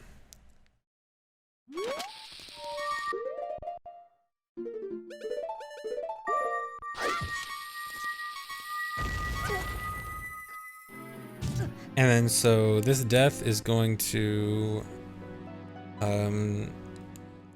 give me the medallion and not have to watch the cutscene. The only medallion cutscenes that crash as child are Forest, Shadow, and Spirit. Fire and water are fine. Although fire does act a little bit weird afterwards, but it doesn't crash at least. And then water is perfectly normal. So now that I have the compass, I can finally watch this cutscene. Doesn't matter anymore. And I need to get the Skulltula in this room. I had to put off the Skulltula in here since I never had enough time because of having to leave the room so quickly. So now I can finally get the Skulltula.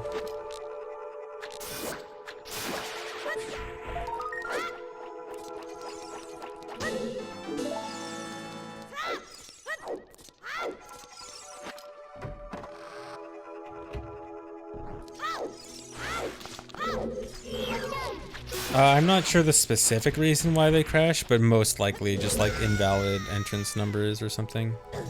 Turn on collision view again just to see that.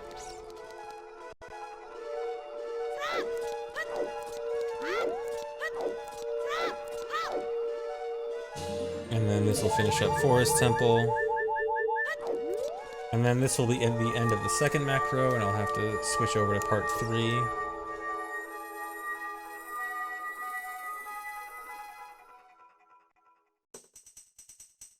Alright, to part 3.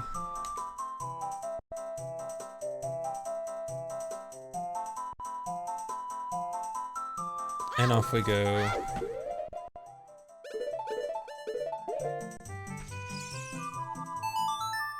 So first thing, I need to get a fairy. Still need another another death in this run.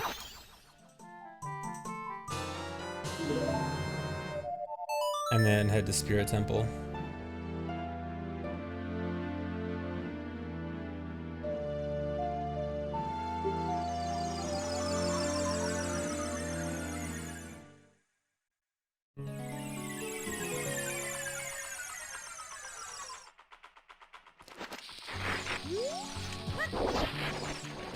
Can do a cool lever super slide there.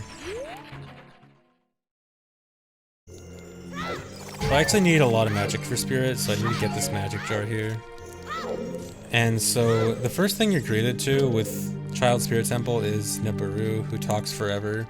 So I'm going to try to skip Nibiru using this pot.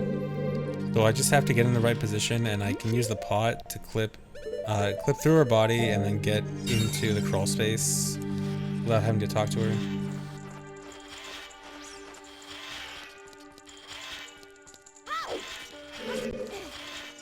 Then kill all the enemies in this room.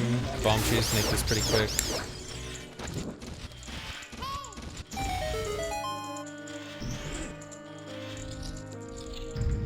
So this is a really cool trick here. So this chest gets spawned on the other side of this gate, and you normally have to go through a few different rooms to get over there. So what I can do here is I'm going to hover up to the Skulltula. I'm going to get the Skulltula in the hover.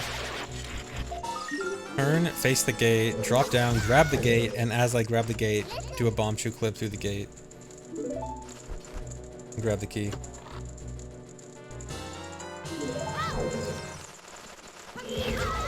And then quickly clip again to void out.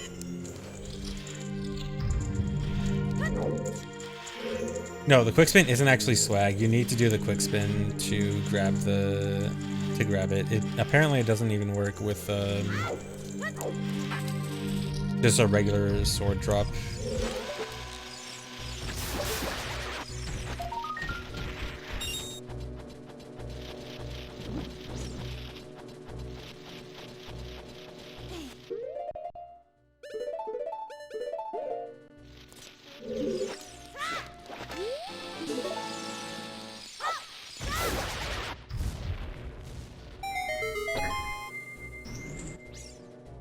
This one's pretty standard, just blow up the rock, grab the Skulltula.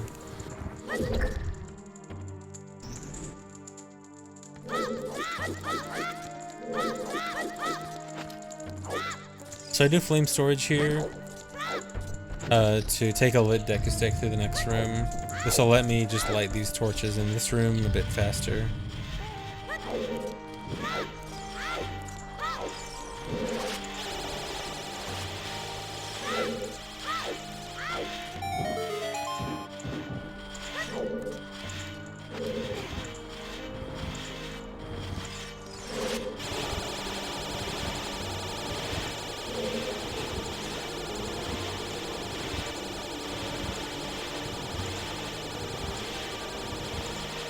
And then to unlock the door here, I just need to pull this block into the sun.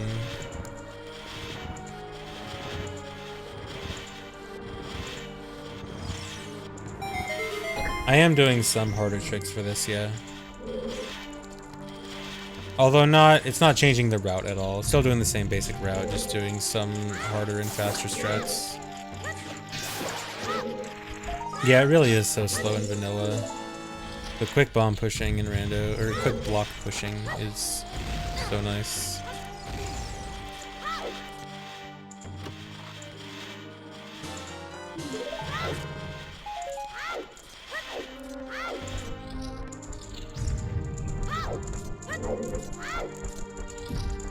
So now here I need to get down to the adult side.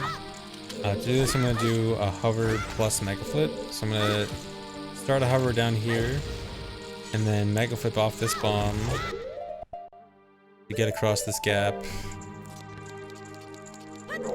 Now I'm going to go in and out of this door. This is just to reset my entrance point, so that when I void out, I'll get restarted at that door. Because I'm going to have to go down here and play lullaby here to get this key. And when I go over to get that key, I don't want to have to like do that hover again. So I'll void out and it'll put me back up there quickly.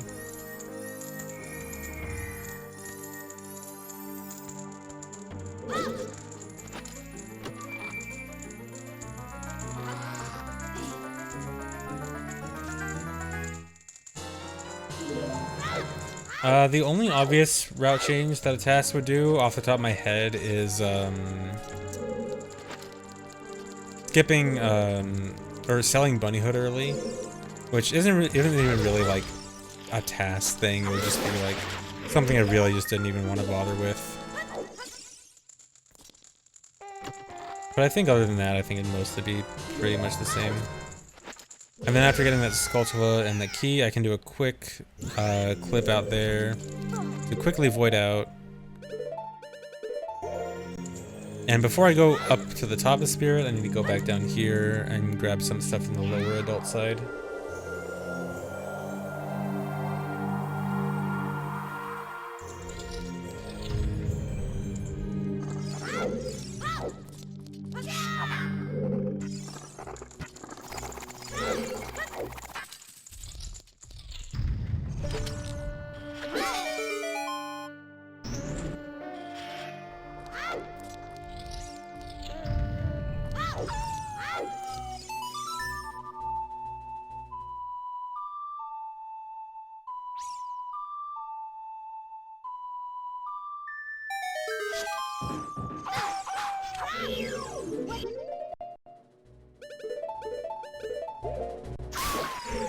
So you're supposed to hookshot over to the map chest here, but I have to just hover over.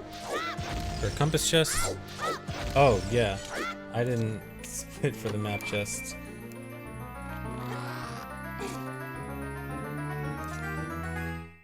Whatever.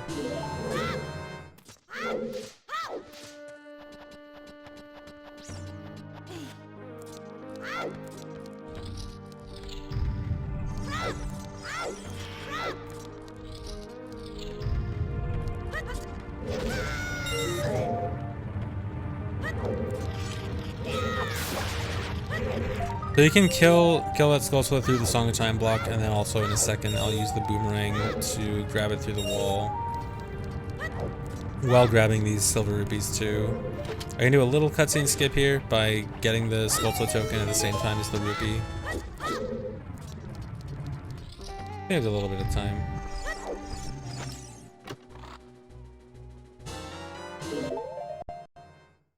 And then I froze spin and warp back up so I can go to the top of Spirit Temple.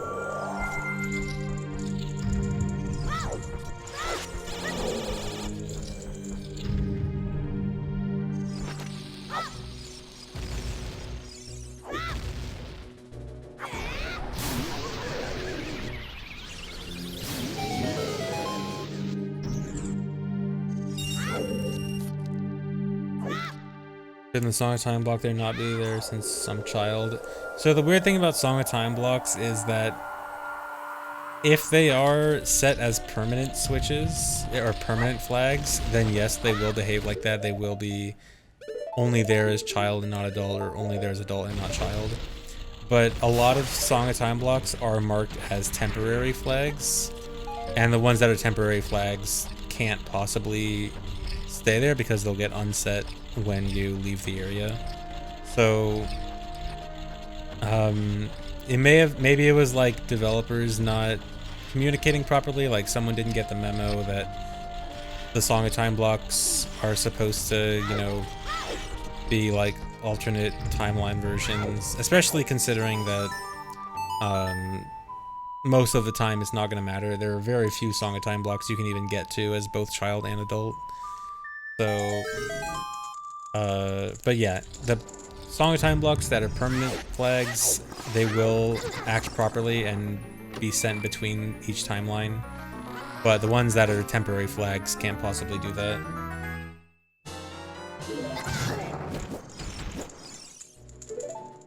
So yeah, the boss key there, you can easily get it just by taking damage and then going through the fire circle. Then Frozen back down here.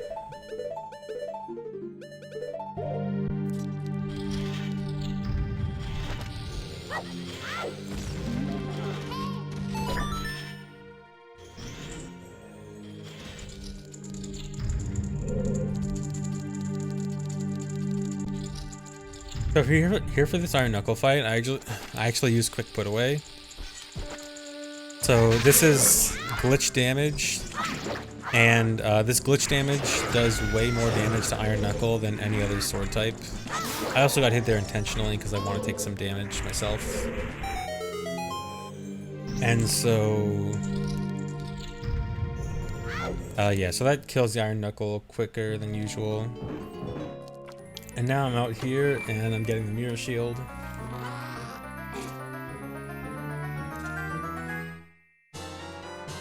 Alright, and now the fun begins. So, for those who don't know what's coming up next, this next part is the most infamous part of the run. So the next item I want to get, besides this heart piece, is fire arrows. And fire arrows is a bit tricky to get. So, to get fire arrows, I need to do get item manipulation. It's the same trick I used to get light arrows in Deku Tree and Goron Tunic in Bomb the Well. So it involves interrupting an item pickup, and then I'll be able to modify that item pickup by going in front of a chest and getting a glitched item value from that. So the item pickup that I'm going to use is this heart piece. So I just lured that heart piece all the way into that little dip there. So that little dip is supposed to be an oasis. You're supposed to fill the water there with Song of Storms. I don't have Song of Storms right now, but the water is there. I can actually, here, let's turn the water on. So here's the water box. So the water box is actually there. It's just, it just doesn't reach all the way up to the surface. It actually is barely below the surface. I actually will be able to clip back inbounds there. But it is right below the surface. So what I'm going to do here is I'm going to die and get revived by a fairy. Then I'm going to go back inbounds and I'm going to grab the heart piece. And this is going to cause the camera to like do this weird thing, swing around. The camera like swing around Link. And it'll do that while I'm picking up the heart piece. And doing that will cause everything to not freeze like it normally would when you get an item pickup. Which means that enemies will still be moving and I can get hit by enemies. So, I'm gonna get revived here. I'm gonna swim in bounds. Camera's gonna go weird. I grab the heart piece. The camera allows things to start moving again, so Gwei is going to come over and hit me. Okay, so now I have GIM activated, and now all I need to do is go to the Silver Gauntlets chest. And the Silver Gauntlets chest will change my get item value into fire arrows. Here's the problem. I can't use bombs in this state. Bombs and bomb shoes will not work properly, so I won't be able to hover off them. So I can't just bomb hover up to the Silver Gauntlets chest. So I just did a glitch there I just did quick put away again. So that gives me a glitch damage value, and that glitch damage value acts differently to different enemies. For this Gwei, it has the interesting property of not doing anything, which is actually really good because that means when I hover into this Gwei, he won't die. If I didn't do quick put away, he would actually die there, and that would cause a significant problem for trying to hover up here. So I now need to use this Gwei to hover up very, very high. I need to hover up so high that I can mega flip off the Gwei to get to the Silver Gauntlets chest. Then when I get to the Silver Gauntlets chest, just going in front of it, I don't have to open it, I just have to go in front of it, will change my item value into it'll change my item value into fire arrows. Then all I need to do is get in water again. And to do that, I'm going to have to do another Gwei hover out of bounds to get in the out of bounds water again. So this is going to take a while. This is... I need to hover up to... Here, I'll put some numbers on screen. You guys like numbers? So that number I just put on is my Y coordinate. I started at about 400, 500. And I need to go up to... I think in this I go up to about 3,200 units. And I get about 20 units of height each backflip. So... I need to do this for a while. I need to climb very high just by hovering off this Gwei over and over again.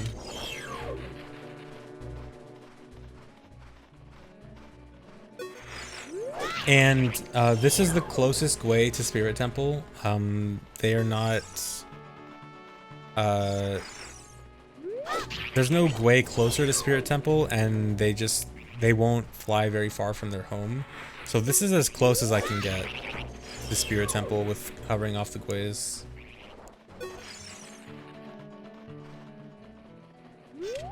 So this will take a while.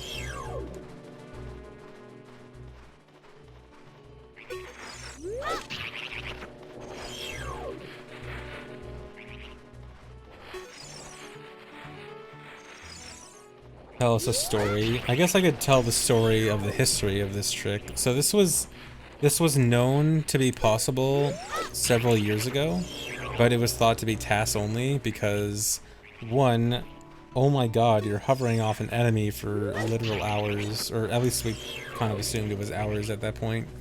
But like just hovering off the enemy that much, it was just like, okay, we're not even gonna consider the thought of this being RTA viable because, like, obviously, and there was a good reason for it. So when I started running Max Print Child again, like a month or two ago, I thought, okay, I want to at least like look in. Actually, I wasn't even gonna look into it. I just wanted to make a LOTAD of getting Fire Arrows as Child, because there wasn't really a full video of it. There was only like a cheated demonstration of it. And so I kind of wanted to just load up GZ, make a little LOTAD, and see how much I could get done with task tools. And when I was doing that, there were two things that happened. One is I noticed that when I didn't kill the Gweis, they would return in a pretty predictable pattern. But that was only if I couldn't kill the Gweis, or if I didn't kill the Gweis. And even with task tools, it was very hard to not kill the Gwei. It would almost always die, and I would have to like load a save state over and over again to finally get it to not die while still getting a hover. Then I thought, what about quick put away? I have like, I mess around with quick put away a lot. It's a glitch I just enjoy a lot, and I think it's super interesting. And I've messed around with some different enemies, and I think a lot of enemies like don't react to it or react to it in a weird way. And I thought in the back of my mind, I thought I had some vague memory of a Gwei just not reacting at all to quick put away. So I tried it out, and the Gwei didn't react. Nothing happens to a Gwei with quick put away. And then I thought, oh my god, if the Gwei doesn't die, and he has relatively predictable return flying patterns, can you actually do this? And then so I started getting to work, and I realized flying pattern's pretty predictable, the Gwei's not gonna die. At the very least, I can get high enough. The issue after getting high enough is the mega flip, or at least, well, you have two options. One is you mega flip. Two is you go double as high and side hop. That's bad, because you're already going way too high with this. And the mega flip is really bad because you have no way to set up the mega flip. Like, for most tricks on the ground, we have lots of different setup tools to get precise angles and precise positions, and we can pause buffer stuff, and we can do all these things for super easy setups on the ground. in the middle of a hover with an enemy, mega flipping off the enemy mid-hover like a Gwei, those you do not have good conditions for making a good setup. So the mega flip was a problem. So the first solution, or like partial solution I guess, was Skull Mask. So Skull Mask actually has a secret use where it prevents the Skull Mask prevents Keese and Gweis from attacking you. So what we can do is actually put on the Skull Mask mid-hover, and then the Gwei will stop attacking you, and then so you can use that to buy time to set up your angle for your Mega Flip better. But for setting up the angle for the Mega Flip, the best thing, even for now, is just the mini-map. The mini-map is really all you have to set up your angle for the Mega Flip. I have gotten better at it. I think I'm relatively good at judging my angle based on the mini-map now. I think I'm pretty good at figuring out what I need to do for the Mega Flip. But yeah, so that's pretty much all the components of this trick. There's a lot going on. This is a complicated series of events.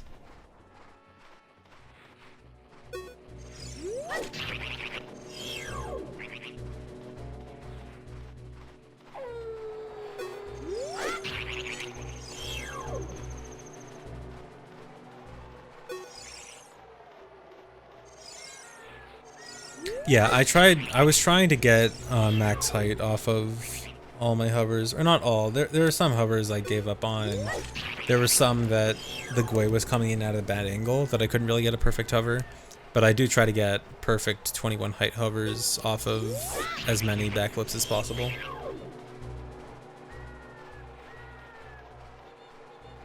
This took about a week of work to make.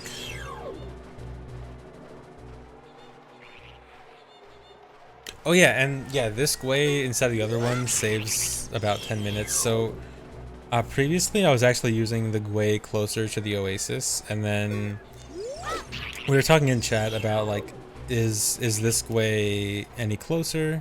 And initially I thought this Gwei was farther away, but you could start it up on the rock so that like maybe the higher elevation of the rock would save enough time that it'd be worth it, even if it was farther.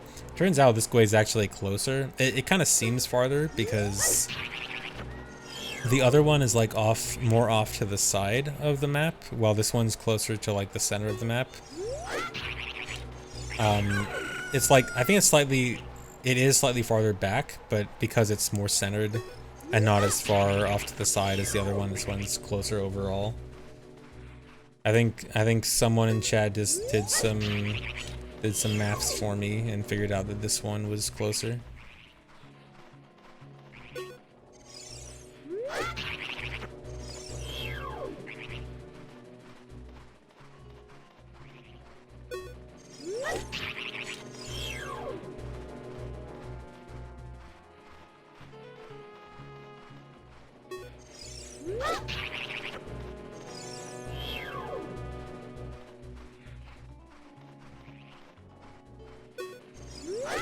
Yeah, the minimap really is terrible, especially in Desert Colossus. The minimap is actually like atrociously bad in Desert Colossus.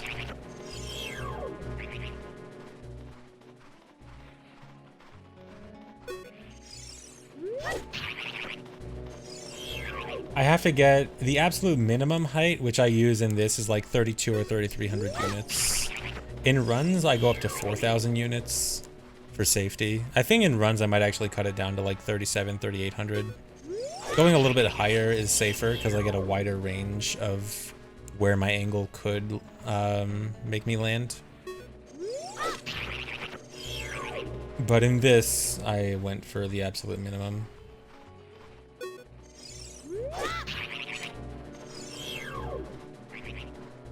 And by absolute minimum, I mean like I barely made this mega flip. I probably only made this mega flip because I tried to get so many perfect height hovers off of each backflip.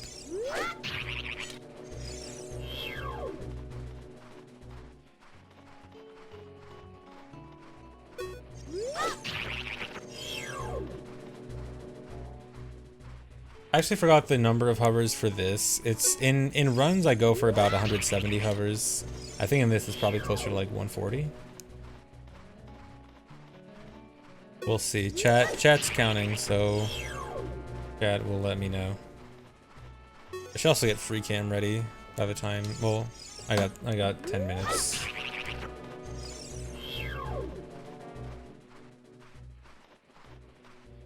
How long did the hover take to record? Probably like an hour, hour and a half. Not as long as you might think. In fact, the hover was probably faster to record than any other like equal length section, because all I was doing was reloading save states for a backflip and not having to like redo whole runes or whole tricks. So honestly, I probably got through this section faster than other equal length sections.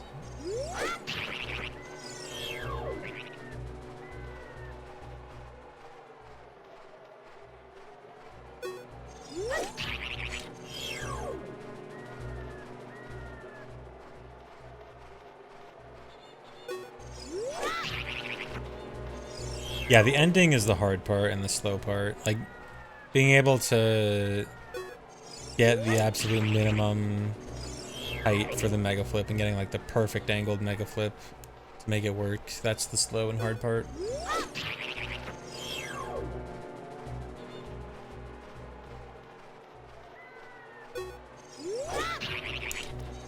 Yeah, I do this in my PB. I have done this in real runs.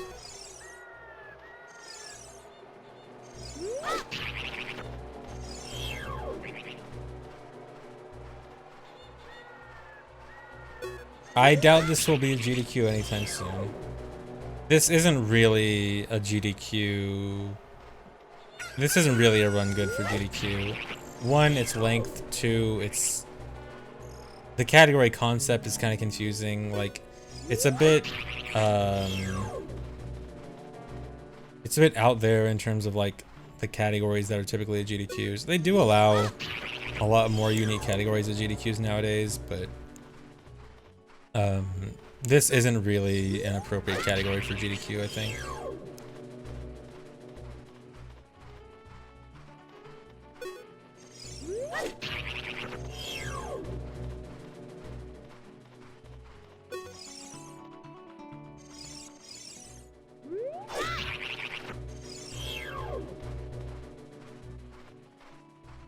Yeah, the number on screen is my height.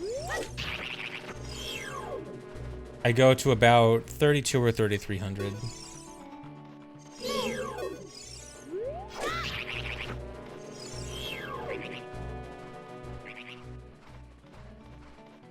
Yeah, elliptic. I love when the obscure stuff is useful in runs like that. I love using obscure intended mechanics in speedruns. So good.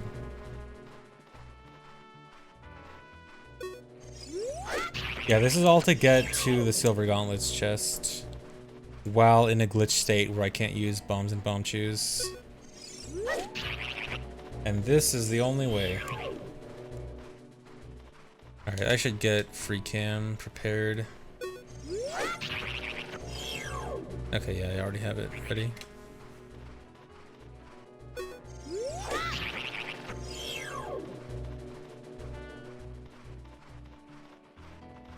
I guess I can show off part of the hover with free cam. I'll show you guys what it looks like. It looks kind of weird, I guess, because of the skybox thing.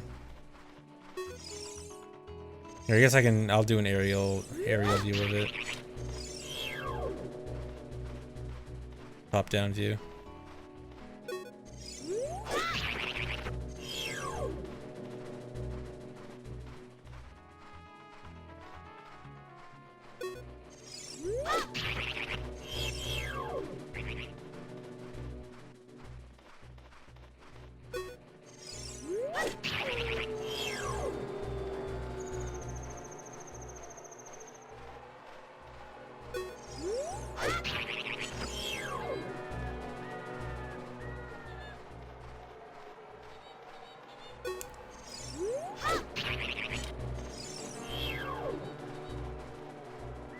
No, thankfully FreeCam. So FreeCam has a camera view or camera mode and view mode, and the view mode makes it so that the free camera isn't affecting the gameplay at all.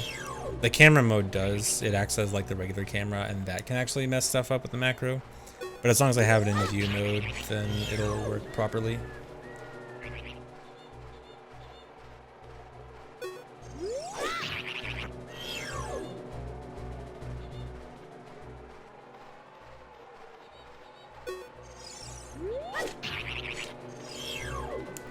And also, even if the game does lag from cheesy features like collision view and stuff can cause it to lag, it lags the macro equally. So, like, forced lag, I guess, from cheesy functions won't desync it because it'll lag the macro equally as much.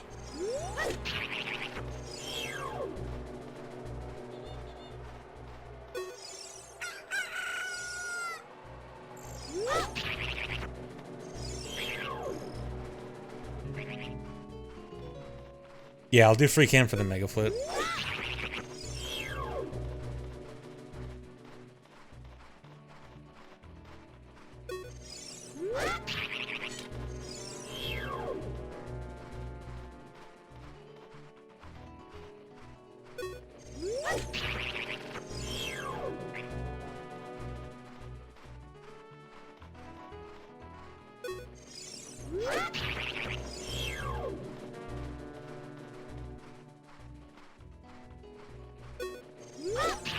Alright, on the next hover, I'll start up free cam.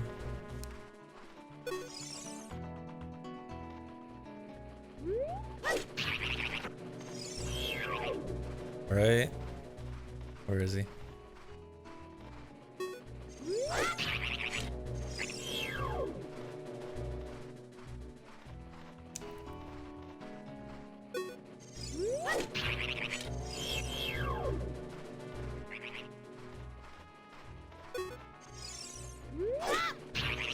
Okay, here it is. Setting up for the mega flip.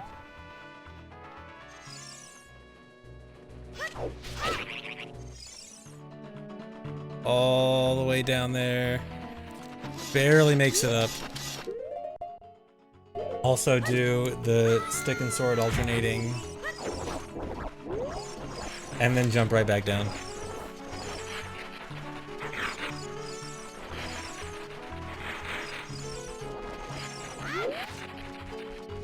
So all you need to do is just go in front of the chest. That whole thing is just getting in front of it. Now my glitched item from GIM is set to 5 arrows. So now all I need to do is get into water. And the only water here is the out of bounds water. And I can't use bombs and bomb chews to hover again. So I need to do another hover.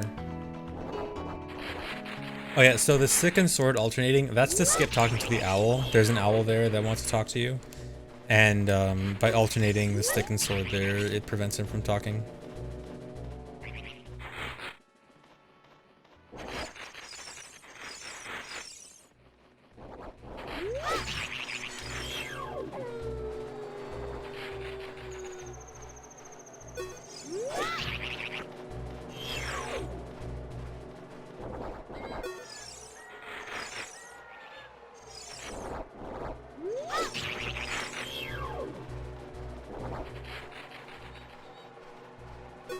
Song of Storms is what raises the water level. So the reason I can't bomb hover is this glitch state I'm in, GIM. You can see it by the fact that I have a heart piece in my head. Bombs and bomb chews don't work properly in this state. They just get frozen if I try to use them. So I can't hover off them. And they don't despawn. They're really weird. So I can only hover off of enemies.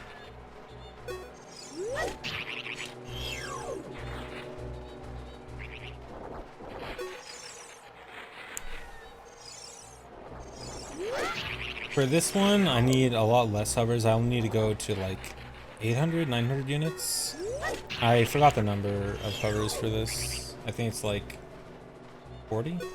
40 or 50.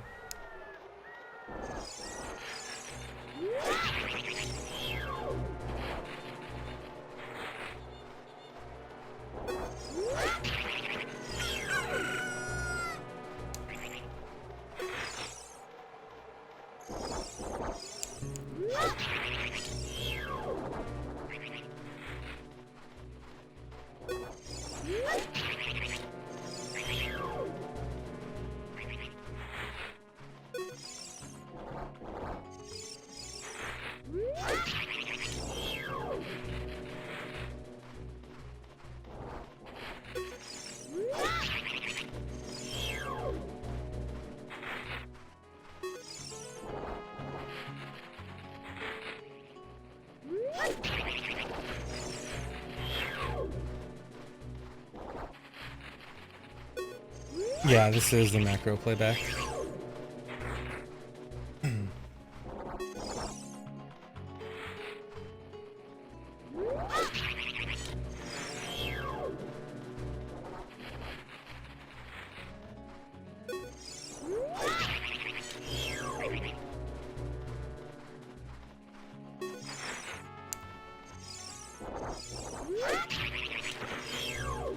That first Mega Flip actually didn't take that many re-records. I actually got it surprisingly quickly. Once I realized that I was just barely close enough to make it. This next one, though, was actually the harder one. So, when this Mega Flip happens, I was actually, like, barely pixels away from not making it. This Mega Flip is way... Or at least it looks like this one was tighter than the first one. Because I had to like retry so many times to get this one to work.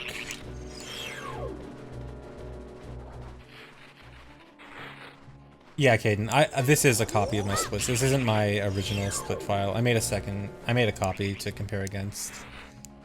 I won't be running against these or anything. And also, so I realized that I've actually been hovering, or I've been mega flipping towards a worse, in a worse direction in my runs. So I've actually been, in my runs, I've been mega flipping towards the wall right in front of me, when I should have been mega flipping towards that wall. And, I only recently realized it, and it saved a lot of time. So in runs, I'll actually be able to save a lot more here.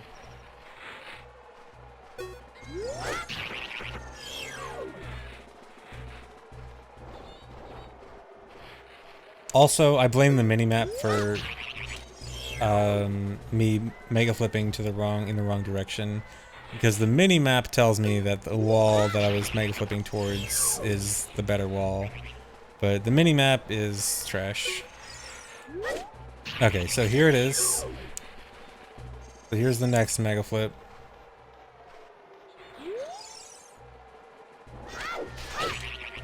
This one just barely makes it.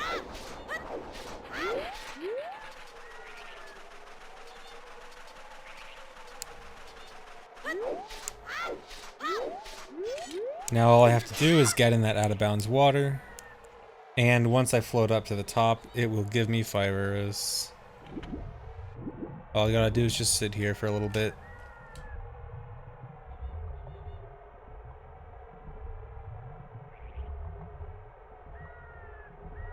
$134 hovers for the first and 40 for the second. Okay, nice. Okay, I think in runs I'm probably gonna cut down how many hovers I've been doing. In runs I've been doing like 175 and 70. I think I can probably do like 160 and 50 or something like that for runs.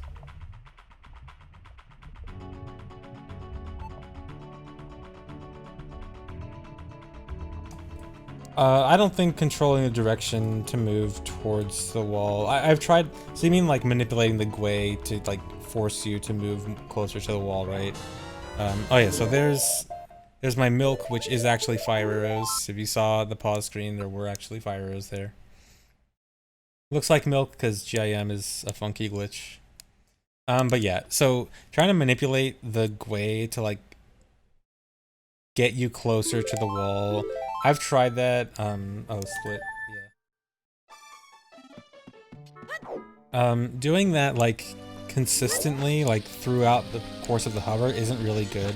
I actually realized that, when doing the hover, you are really surprisingly, like, you hardly move in the X and Z direction, like, overall. Like, you are very static in one...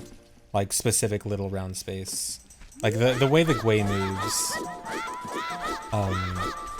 really tries to keep you in one specific area and you don't move very much from it. So like trying to make the gwei like get you closer to where you want to go isn't really gonna work because a lot of time the Gwei will then stop attacking you from the right direction. What you can do is what I did with those last hovers, where like I try to get a max distance for my last backflip before the hover, and that's good for like a single backflip. Where like the last one before the mega flip, I try to get max distance. But that's also kind of risky, RTA, because those backflips are much more likely to either miss the Gwei or get hit by the Gwei. I kind of try to get a like a longer distance backflip in runs, but I don't delay it nearly as much as I did in this LOTAD.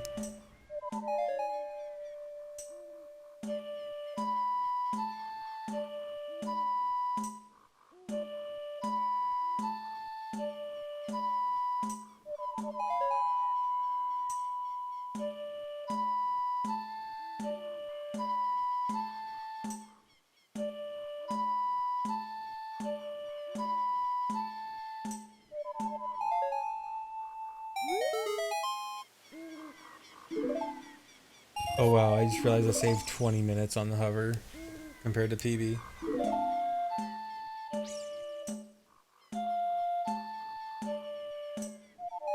I think I can save 10 minutes on it, realistically, in actual runs.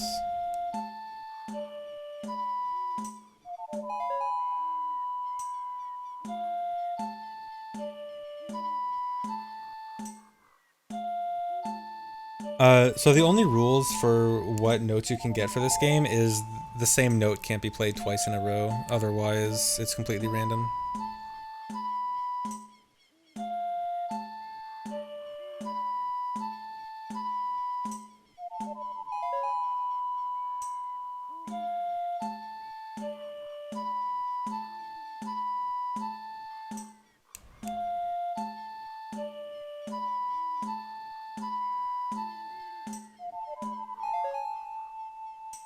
Why did I not play this until I get a real song? Do you think I would continue replaying this over and over again just so I could get a real song? Forcing myself to be tortured by playing this game longer? No. I'm getting this minigame over with as quickly as possible. I don't care about playing a real song with this. This needs to... I just want to get it over with. I will admit, the thought crossed my mind for half a second, and then I realized, absolutely not. I need to get this over with. I'm not playing this game for longer, this minigame for longer than I need to.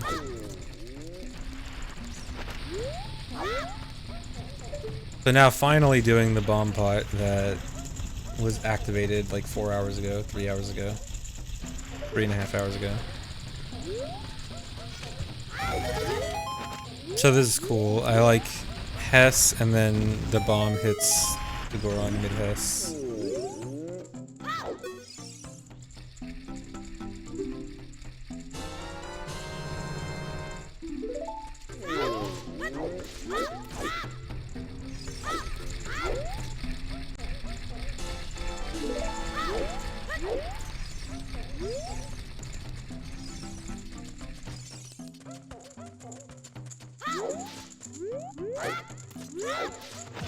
Oh yeah, split.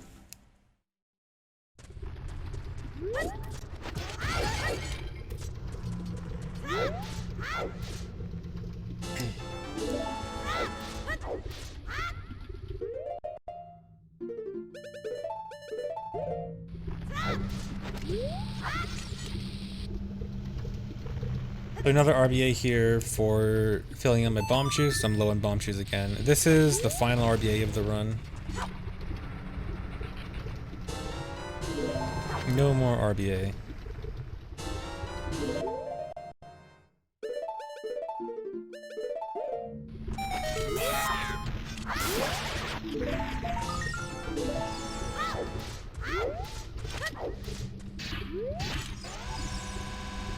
So getting a fire temple as child is pretty simple. You can just hover around these rocks. Then go into fire temple.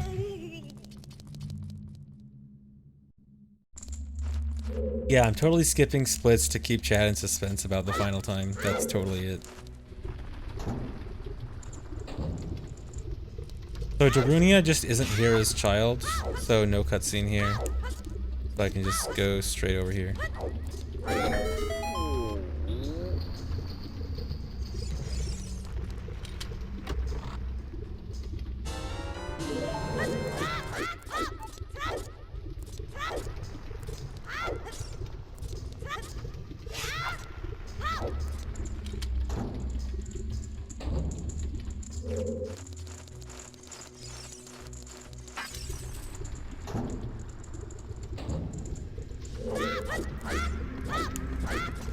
So this room's pretty cool. So to get up to this higher room, normally you need to like climb a Song of Time block for it with Song of Time. What I'm instead gonna do is go to this platform and mega flip from this platform, and this gets me to this upper room with the Skulltula.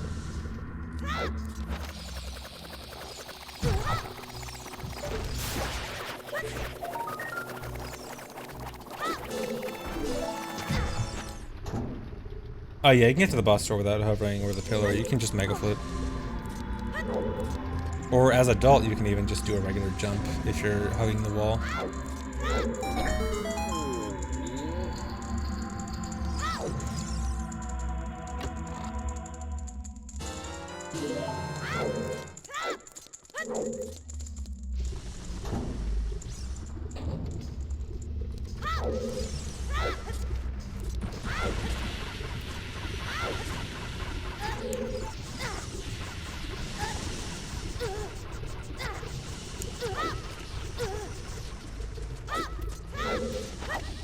So here I have to ground jump up this wall.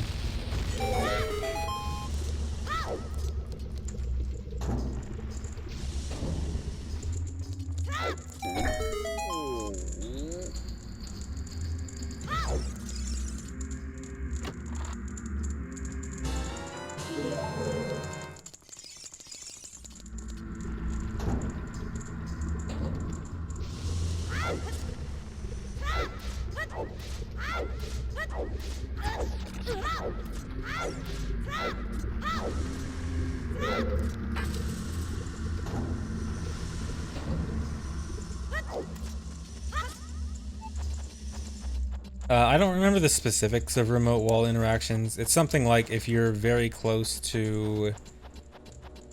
Like, if you have a wall very close to you on the side, then, like, it also...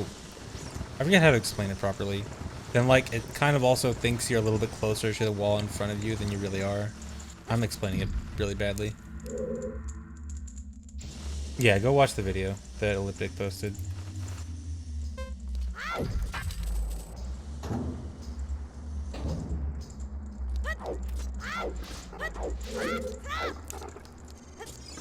Okay, so for this room, so I need to hover up to a ledge up here. And when I hover up here, I'm right above the shortcut in this room that you're supposed to come down from the boulder room. But Child can just vine clip through this gate, and then fall right down here at the switch and get to the shortcut early.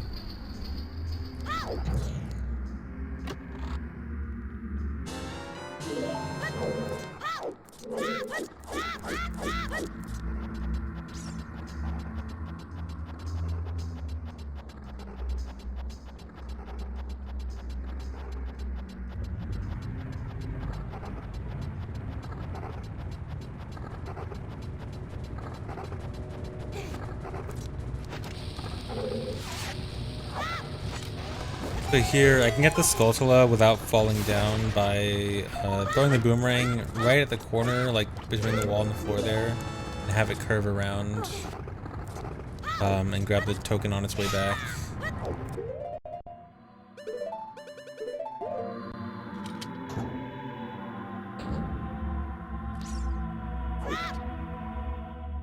Heading for his wing here for a warp after the next section. None of that was swag, that was all intentional and optimal. If you're talking about like how I walked around in a circle kind of thing, that was actually to avoid the torch slug, because the torch slug was being super annoying. So here I have to hover up to the elevator, Just doing regular slingshot hovers to hover up. The slingshots, again, is to shorten my backflip so that I don't go too far from the explosion. If I don't do that, then the explosion won't hit me. Unless I do like an angled hover or a side flip hover, which I was avoiding doing for this.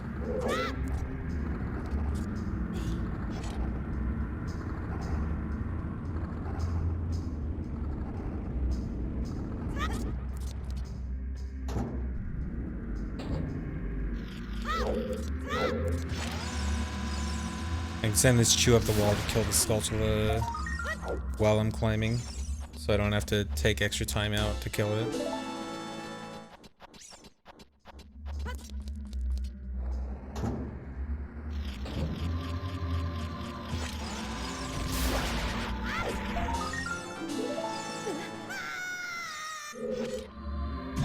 Then fall down here, hit the eye switch so I can look at the map.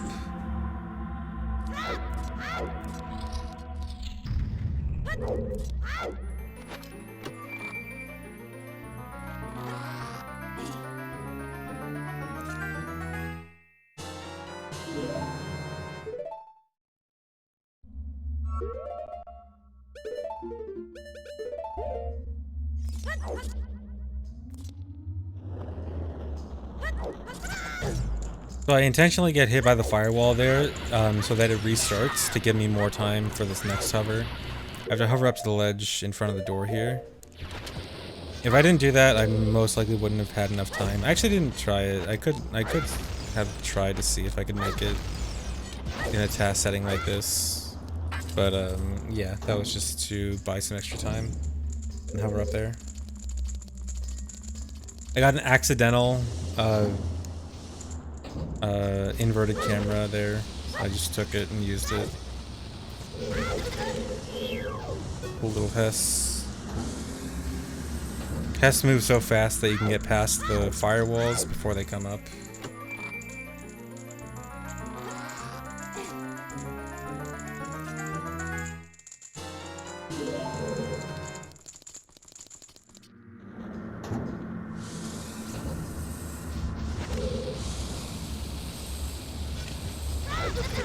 So another Hess here, and then this bomb is gonna give me damage invincibility to clip through that big firewall. Then my last chew blows up that wall.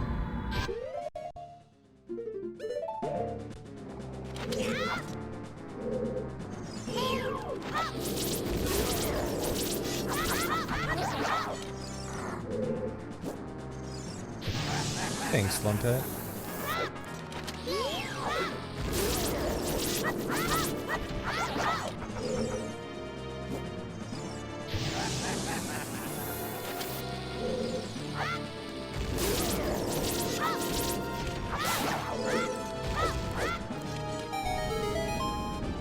And then getting on this platform makes it start moving before. Makes it start moving during the cutscene.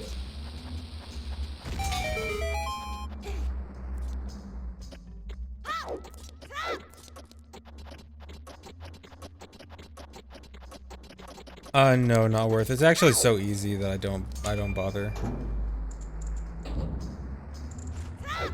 Boss is happy. Thanks, Tafo. Thanks for 19 months.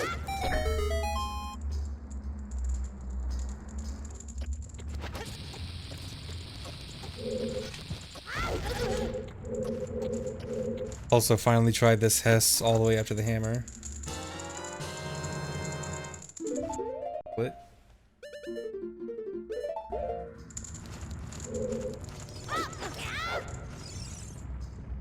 Now that's swag. Yeah, that was definitely, well, I mean, obviously it is still faster, but that's something that I literally only did that because it was cool. Like, a lot of the time, if there is like some kind of insanely hard option, I might not do it just because I want it to be like sort of human realistic-ish. But then for that, I was just like, okay, this looks really cool. I just want to do it.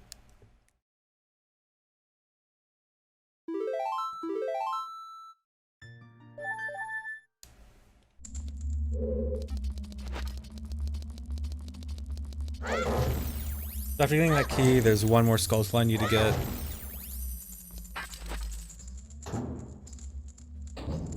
in the rooms down here. For these guys, I can lure them all to one place and then just quick spin a bunch.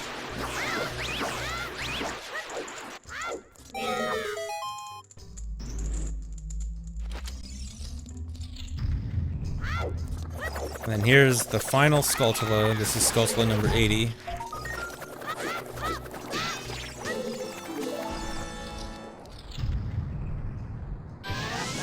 So that is all the Skulltulas that child can get without becoming adult.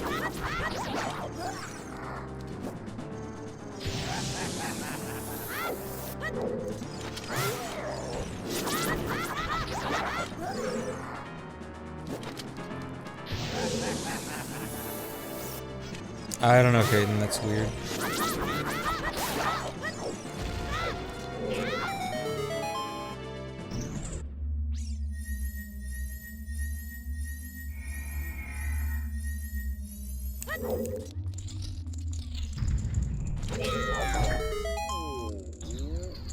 And then here's the boss key. A long time ago, before Equip Swap was found, there actually was still a way to get this boss key, but it was way harder. After the run, I'm actually going to show you guys the old way to get the boss key without Equip Swap. Oh yeah, split. Whatever. I'm gonna skip it.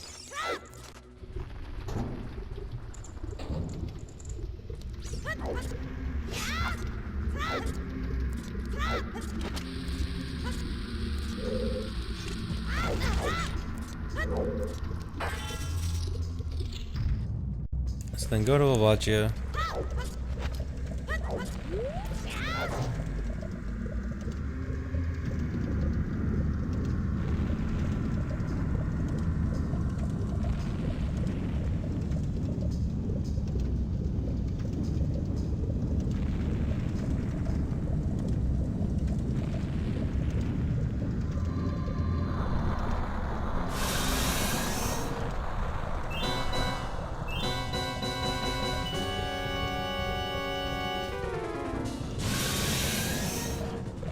Do I have enough bomb chews? Yes, I do.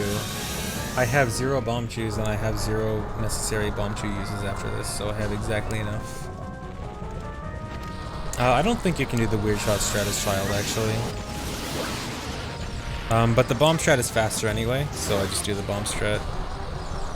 The chew and nut strat would be fastest, but I have 0 chews, so not worth RBing more chews for.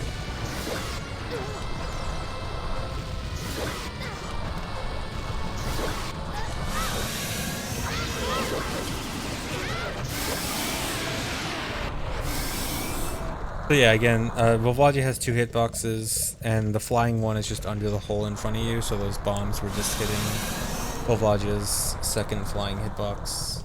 Do a lot of damage really quick.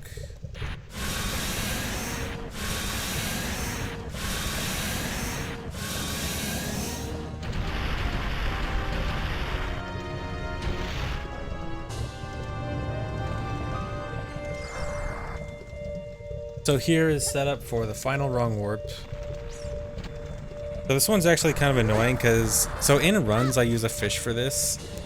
To save time I wanted to use bugs, but it was really annoying to actually catch the bugs back properly. But I was able to do it there. So now, you've probably seen this wrong warp in like Hundo and stuff. And Child also has to do it in this category. It's a little bit different. It's actually maybe even easier. It used to be harder, but it's actually possibly even easier in this category than as adult. But yeah, you clip out of bounds here, use the floaty property from the blue warp to jump all the way up to the door here, then do a slash and target at the same time to hit the loading zone. Wrong warp into Ganon's castle. And now in Ganon's castle, I'm gonna go die. And also, Zelda moves a little bit every time I get hit.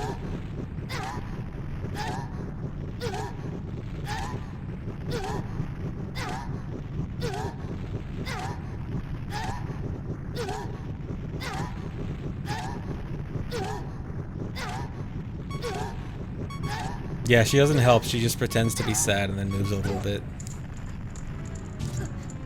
Okay, so the reason for this death is this actually gives me Master Sword. So whenever you, if you ever die in either the Ganon fight or the Castle Escape, the game automatically re-equips Master Sword. It's like a, it's kind of like a failsafe. Like if you die to Ganon during the swordless part, during the part where like you don't have sword, the game automatically gives you Master Sword back, even if you didn't have Master Sword before. So now I have Master Sword.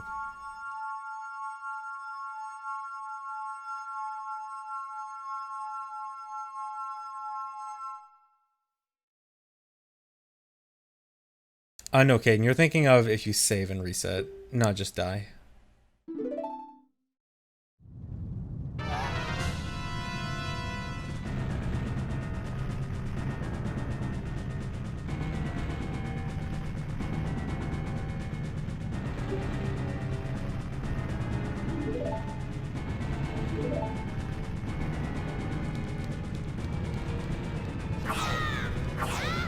So I actually have to wait until the magic bar fills up there to pause. That's what the quick spins were for. That was kind of annoying.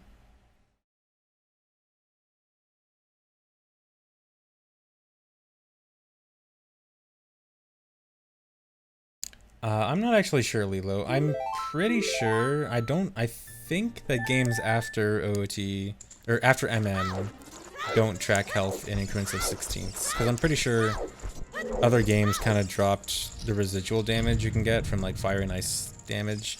Don't quote me on that. I'm not 100% sure, but I think that in later games it's only tracked to a 4th.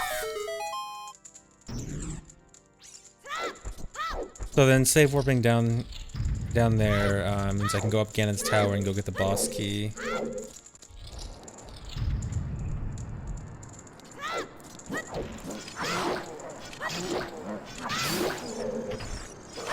I got a pretty fast fight here.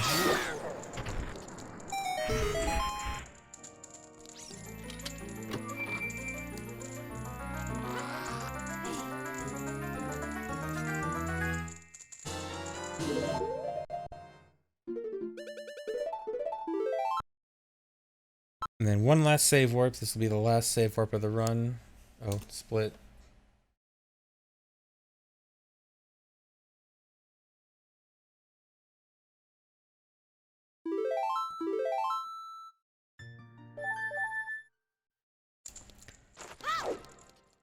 Alright, so one last item to get, which is gold gauntlets. So first I'm gonna get quick put away here. So this gives me that glitch damage that has a bunch of different weapon properties. And one of them is fire, like Din's fire. And that allows me to light torches. But then when I go in that room, I also do action swap. So there, in between the hits of the Beamos laser, I try to take out Deku Stick, and it got interrupted from being taken out. And when I do take it out and I get it lit by a torch, then this happens where the Deku Stick turns upside down, it's inverted, and it's continuing to grow, and it gets really, really long.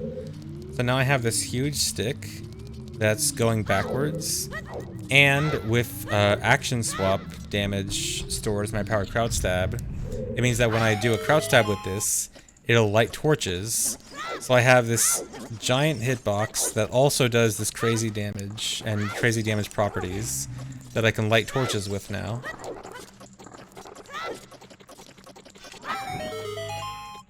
And so I use this to go over here, hit the switch,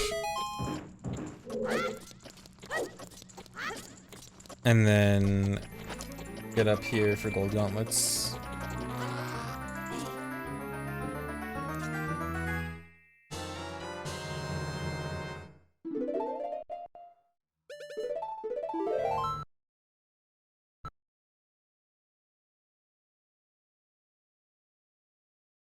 As far as I'm aware, I don't think the stick ever crashes if it gets too long, but I've also never waited like a super long time. I should actually try that someday. I should see what happens if I just leave it. Oh, good split. Okay, I won't forget the last split, I promise.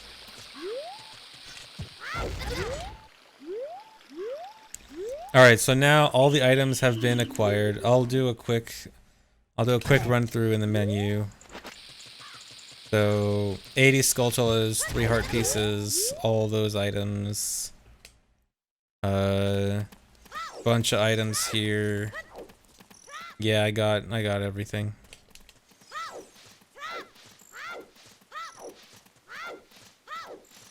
Or everything that I can get. There are a handful of things that are not possible.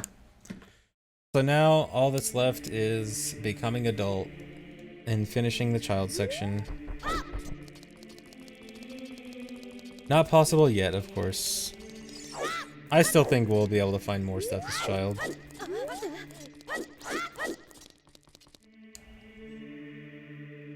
Yep, this is gonna be a whole almost hour and 20 minutes faster than my PB. No, more. Why do swordless? Swordless dot skip is technically slightly faster, so I just did swordless. Alright. And considering like the short amount of time it takes to like switch the macros, this might actually be under 423. I don't know, I'll have to retime how much time switching macros took, but yeah, 423. So an hour and 20 minutes faster than my PB. So if you guys ever needed like a better way to understand how hard this category is and how easy it is to lose time in this category, this is it. Like in Hundo, remember in Hundo when I did the human theory tasks and it was like 13 minutes faster than my PB or something, and then this is an hour 20? That's just like, there's so much time, there's so many ways you can lose time in this because everything is so hard. And then also, not only that, but also like the fact that I didn't pause buffer anything and stuff. Like there's a bit more, there's a higher variance in this run compared to my PB versus like the other LOTADs I've done. Like I did do more stuff that's like unrealistic for a human, but still like most of this time save is just from not making any mistakes whatsoever. So yeah, that is how hard this category is. I hope that was cool to watch. Okay, I said I had a little bonus. So I said there was an old way to get Fire Temple boss key before equip swap. I wanted to show you guys this because it's a very interesting trick. Okay, so for getting this boss key without a hammer, first you have to do entrance point glitch with this door. So if you look in the background there, the chest is actually gone. So this despawns the chest. That's bad for trying to get the chest. So I can't just get out of bounds and then start hovering over and then like hover to where the boss key is, because the chest is gone. But I can still use entrance point glitch to help me get there. So entrance point glitch, if I move far away enough from the door, then the door below me will close, but it doesn't care about my height. So I can go as high as I want and the door won't close, but if I go just a little bit too far horizontally, then the door is going to automatically close. So I have to be really careful doing this hover so that I'm always basically right above the door. And so if I turn on collision view here, probably turn on free camera also. So you see, there's an invisible wall here that goes pretty high up. You'll need to go a bit higher. I'm almost there. I think this this chew is gonna get me over here. Okay, so I'm right above the door. So now I have to start hovering directly upwards, and I have to barely move away from the door, and I have to keep going back and forth so that I don't move too far away from the door. So I basically do like 3 hovers one direction, turn around, 3 hovers the other direction, sometimes a little bit more or a little bit less. And I have to go all the way up. I need all 50 chews for this. Maybe not all 50, but at least very close to it. I think you can probably do this with like, I don't know, 47 or something. But you need almost all your chews. So I need to just keep doing this hover all the way up. So what's going to happen at the end is that I'm going to have my entrance point set. I'm going to be really high up. And then I'm going to move forward and have my entrance point set. Then I'll be able to use the new entrance point to jump slash into the room with the boss key. Yeah, the last time I ran Max % Child in 2015, I had to do this trick. Also, one thing to note about this trick actually hurts my hands. Like, I never have any kind of hand pain when doing speedrunning or anything. This one trick actually hurts my hands because like, I have to constantly like, holding slingshot and then like doing these slingshot hovers like constantly back to back is actually not good.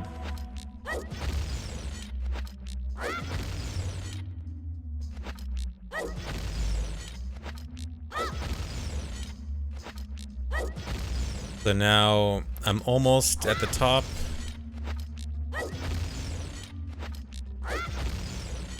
Alright, here I'm gonna do a forward side hop that resets my entrance point. I miss inbounds, that's good, because now I'm gonna void out. When I void out, I'll respawn with my higher entrance point, jump slash, and land right in front of the boss key.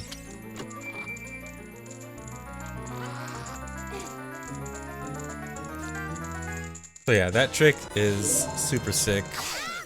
I actually kind of miss it in runs. I actually, it's kind of sad that Equip Swap gave us so many new things in Max % Child, but like, dude, this BK trick is so cool. I kind of wish this was still in the run.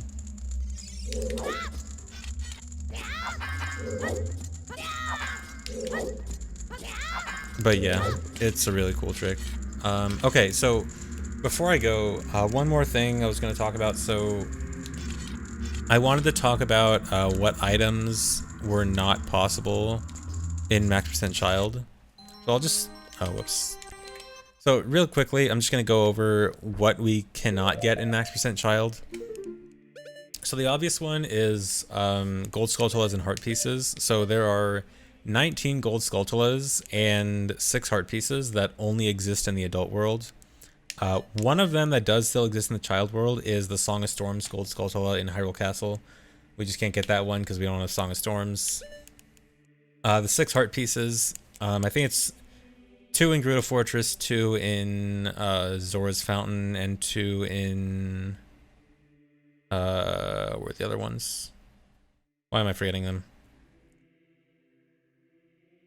2 in somewhere else as adult that I'm forgetting for some reason.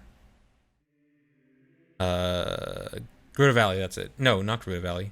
No, we can get the ones in Gerudo Valley. Frog Songs, that's it. Okay.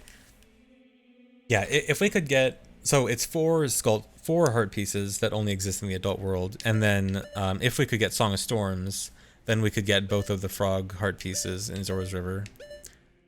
So Song of Storms would get us 1 Skulltula and 2 heart pieces. So the problem with getting Song of Storms is that it technically is RBA-able, but the only way to get the value that works to RBA Song of Storms is to already have Song of Storms. So we can't RBA Song of Storms. And as for getting it from source, it seems like the Song of Storms guy has an adult check. So it doesn't look like we're getting it from source anytime soon. So Minuet, Bolero, and Serenade, all of these are actually theoretically wrong warpable. We can wrong warp into each of these cutscenes using the Jabu blue warp. The only problem is it would require Furora's Wind on B, and there's no way to get Furora's Wind on B as child. Also, even if we could do it, we'd only be able to do 1 wrong warp from Jabu blue warp, and so we'd have to choose one of them, which would kind of suck. Also, speaking of Jabu blue warp, If we could do that, we also would gain access to the graveyard extra heart piece, the 38th heart piece in the graveyard. We could wrong warp to it. That, again, though, also has the same problem of only being able to do the one wrong warp. And there's also the heart piece in Beta Jabu, which theoretically we could get right now because it only requires a death wrong warp. But it has the same flag as the map chest. And so you have to choose between either the map or the heart piece. And we do count each thing as, like, we don't have weight to any items. Like, we don't weigh one item higher than another. But even if we did say, like, heart piece is more valuable than map, which you probably could argue, we would also have to give up the wrong warp to King Dodongo, which means giving up the wrong warp to Nocturne. So unfortunately, there's actually multiple items that we'd have to give up in order to get the Jabu heart piece, although it is, like, theoretically on the table, sort of. Light Medallion, obvious one. It's too high of a value to RBA, and you get it in the cutscene. I think in theory you can wrong warp to the Light Medallion cutscene and not become, or wait. No, I tested this once. If you wrong warping into the Light Medallion cutscene, it does make you adult. So even wrong warping into the Light Medallion cutscene doesn't work, because it will turn you into adult. So yeah, that's not happening. Oh, another thing with the Jabu wrong warp, you can also wrong warp to the Rainbow Bridge cutscene in Ganon's castle as child using Jabu blue warp. Again, this would need Furrow's Wind on B. And doing that, you could actually get to double defense. So double defense is also not that far away from being possible. So unfortunately, you can't get the Skulltula there too. There's a Skulltula in the same area, but the map you warp to isn't like the true Ganon's Castle map, and so the Skulltula isn't there. Let's see what else. Oh, quiver. So you don't see it right now, but I only have the 30 arrow quiver. 40 and 50 are both adult exclusive. You can technically get into Kakariko archery as child, but it acts as child archery. So he only gives you a slingshot bag. There's no way to get it. No way to get quiver from that. Biggest bomb bag, gold gauntlets, gold scale, big Goron sword. This is Giant's knife, not big Goron sword, but obviously big Goron sword. Big Goron doesn't exist as child. We're not getting flame check as child or anything, so that's not happening anytime soon, at least. Any item higher in the big Goron sword trade quest. Theoretically, if you could get eyeball frog, you can get eye drops, but eye drops expire, I guess. What else? Is that all? I think I went over everything, actually. I got everything else here. Yeah, I think that's it. So yeah, basically, if we can get Song of Storms and the ability to use Furrow's Wind on B, or just use Furrow's Wind in Jabu's room, or Baronade's room, and we could wrong warp from Baronade's room multiple times, that alone would give us, let me see, 1, 2, 3, 4, 5, 6. Wait, Prelude 2? What cutscene number is Prelude, actually? Oh no, actually Prelude's a much higher number, I think. I'll check it in a second. But yeah, it would be 1, 2, 3 items from Song of Storms, or I guess you can count that as 4, because Song of Storms would be itself. So Song of Storms would be 4 plus 4 items. And then Furrow's Wind on B, plus being able to do more Jabu wrong warps, would get 1, 2, 3, 4 and 5 from 38th and 39th heart pieces, 6 from double defense. Was there another one that I forgot? I think that's it. And then, yeah, I think that's it. And then the quivers are pretty unlikely. Adult world, gold Skulltulas and heart pieces are unlikely. Yeah, the Serenade cutscene not starting as child is so sad, because, like, Serenade should be free, but just the fact that the cutscene has a specific check for adult when you're in the Iron Boots room. That alone just means that you can't get it.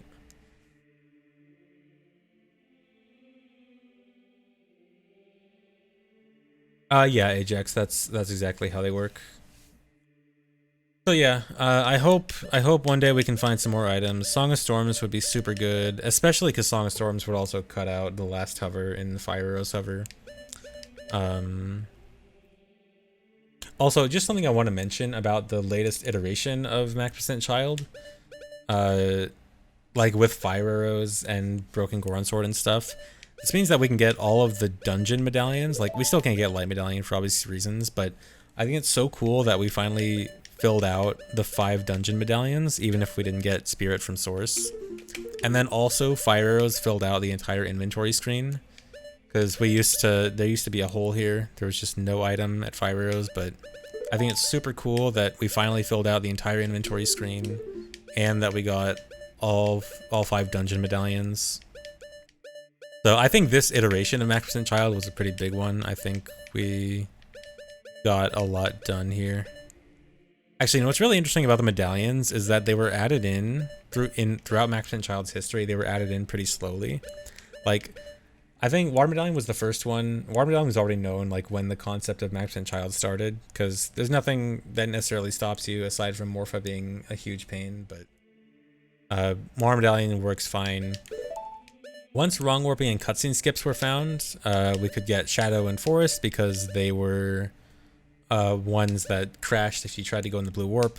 And so then once we found the cutscene skips, we could avoid the crash. Fire Medallion was added through Equip Swap, and then Spirit Medallion through RBA with Broken Goron Sword once we got it through the text glitch with Saria song. So yeah, I think that's about it for like what we can't get. Oh, I guess I never talked about Prelude. Prelude is, yeah, let me check. I mean, Prelude's obvious, it only starts as adult. I just want to check real quick what cutscene number Prelude is. I think it's like 3 or something. Oh, whoops.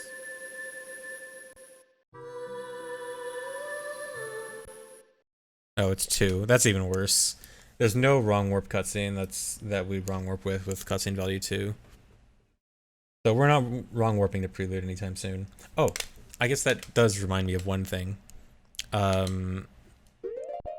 So we can get Broken Goron Sword here. The item before Broken Goron Sword in the trade quest is the Poacher's Saw. And Poacher's Saw would actually be super good because it would RBA Serenade and Prelude. So that would give us 2 more songs if we could get Poacher's Saw. What's really sad is that we can get Odd Potion and we can get Broken Goron Sword, but we can't get the one in between. We can't get Poacher's Saw. What's even sadder is that the NPC that you give the Odd Potion to does exist as child. She's the girl in Kokiri Forest on the bridge. She exists as child. And if you try to give the Poacher's Saw to the Carpenter in Kakariko as child, he does accept it, and he does give you the Broken Goron Sword. But the Kokiri girl does not accept Odd Potion unless you're adult. Which is really sad, because it's another like OOT inconsistency thing where the NPC that needs Odd Potion checks for adult. The NPC that wants Poacher's Saw doesn't. And so if they were consistent, if both of them accepted them, then we would get Poacher's Saw, and we would get 2 more items. We would get Prelude and Serenade.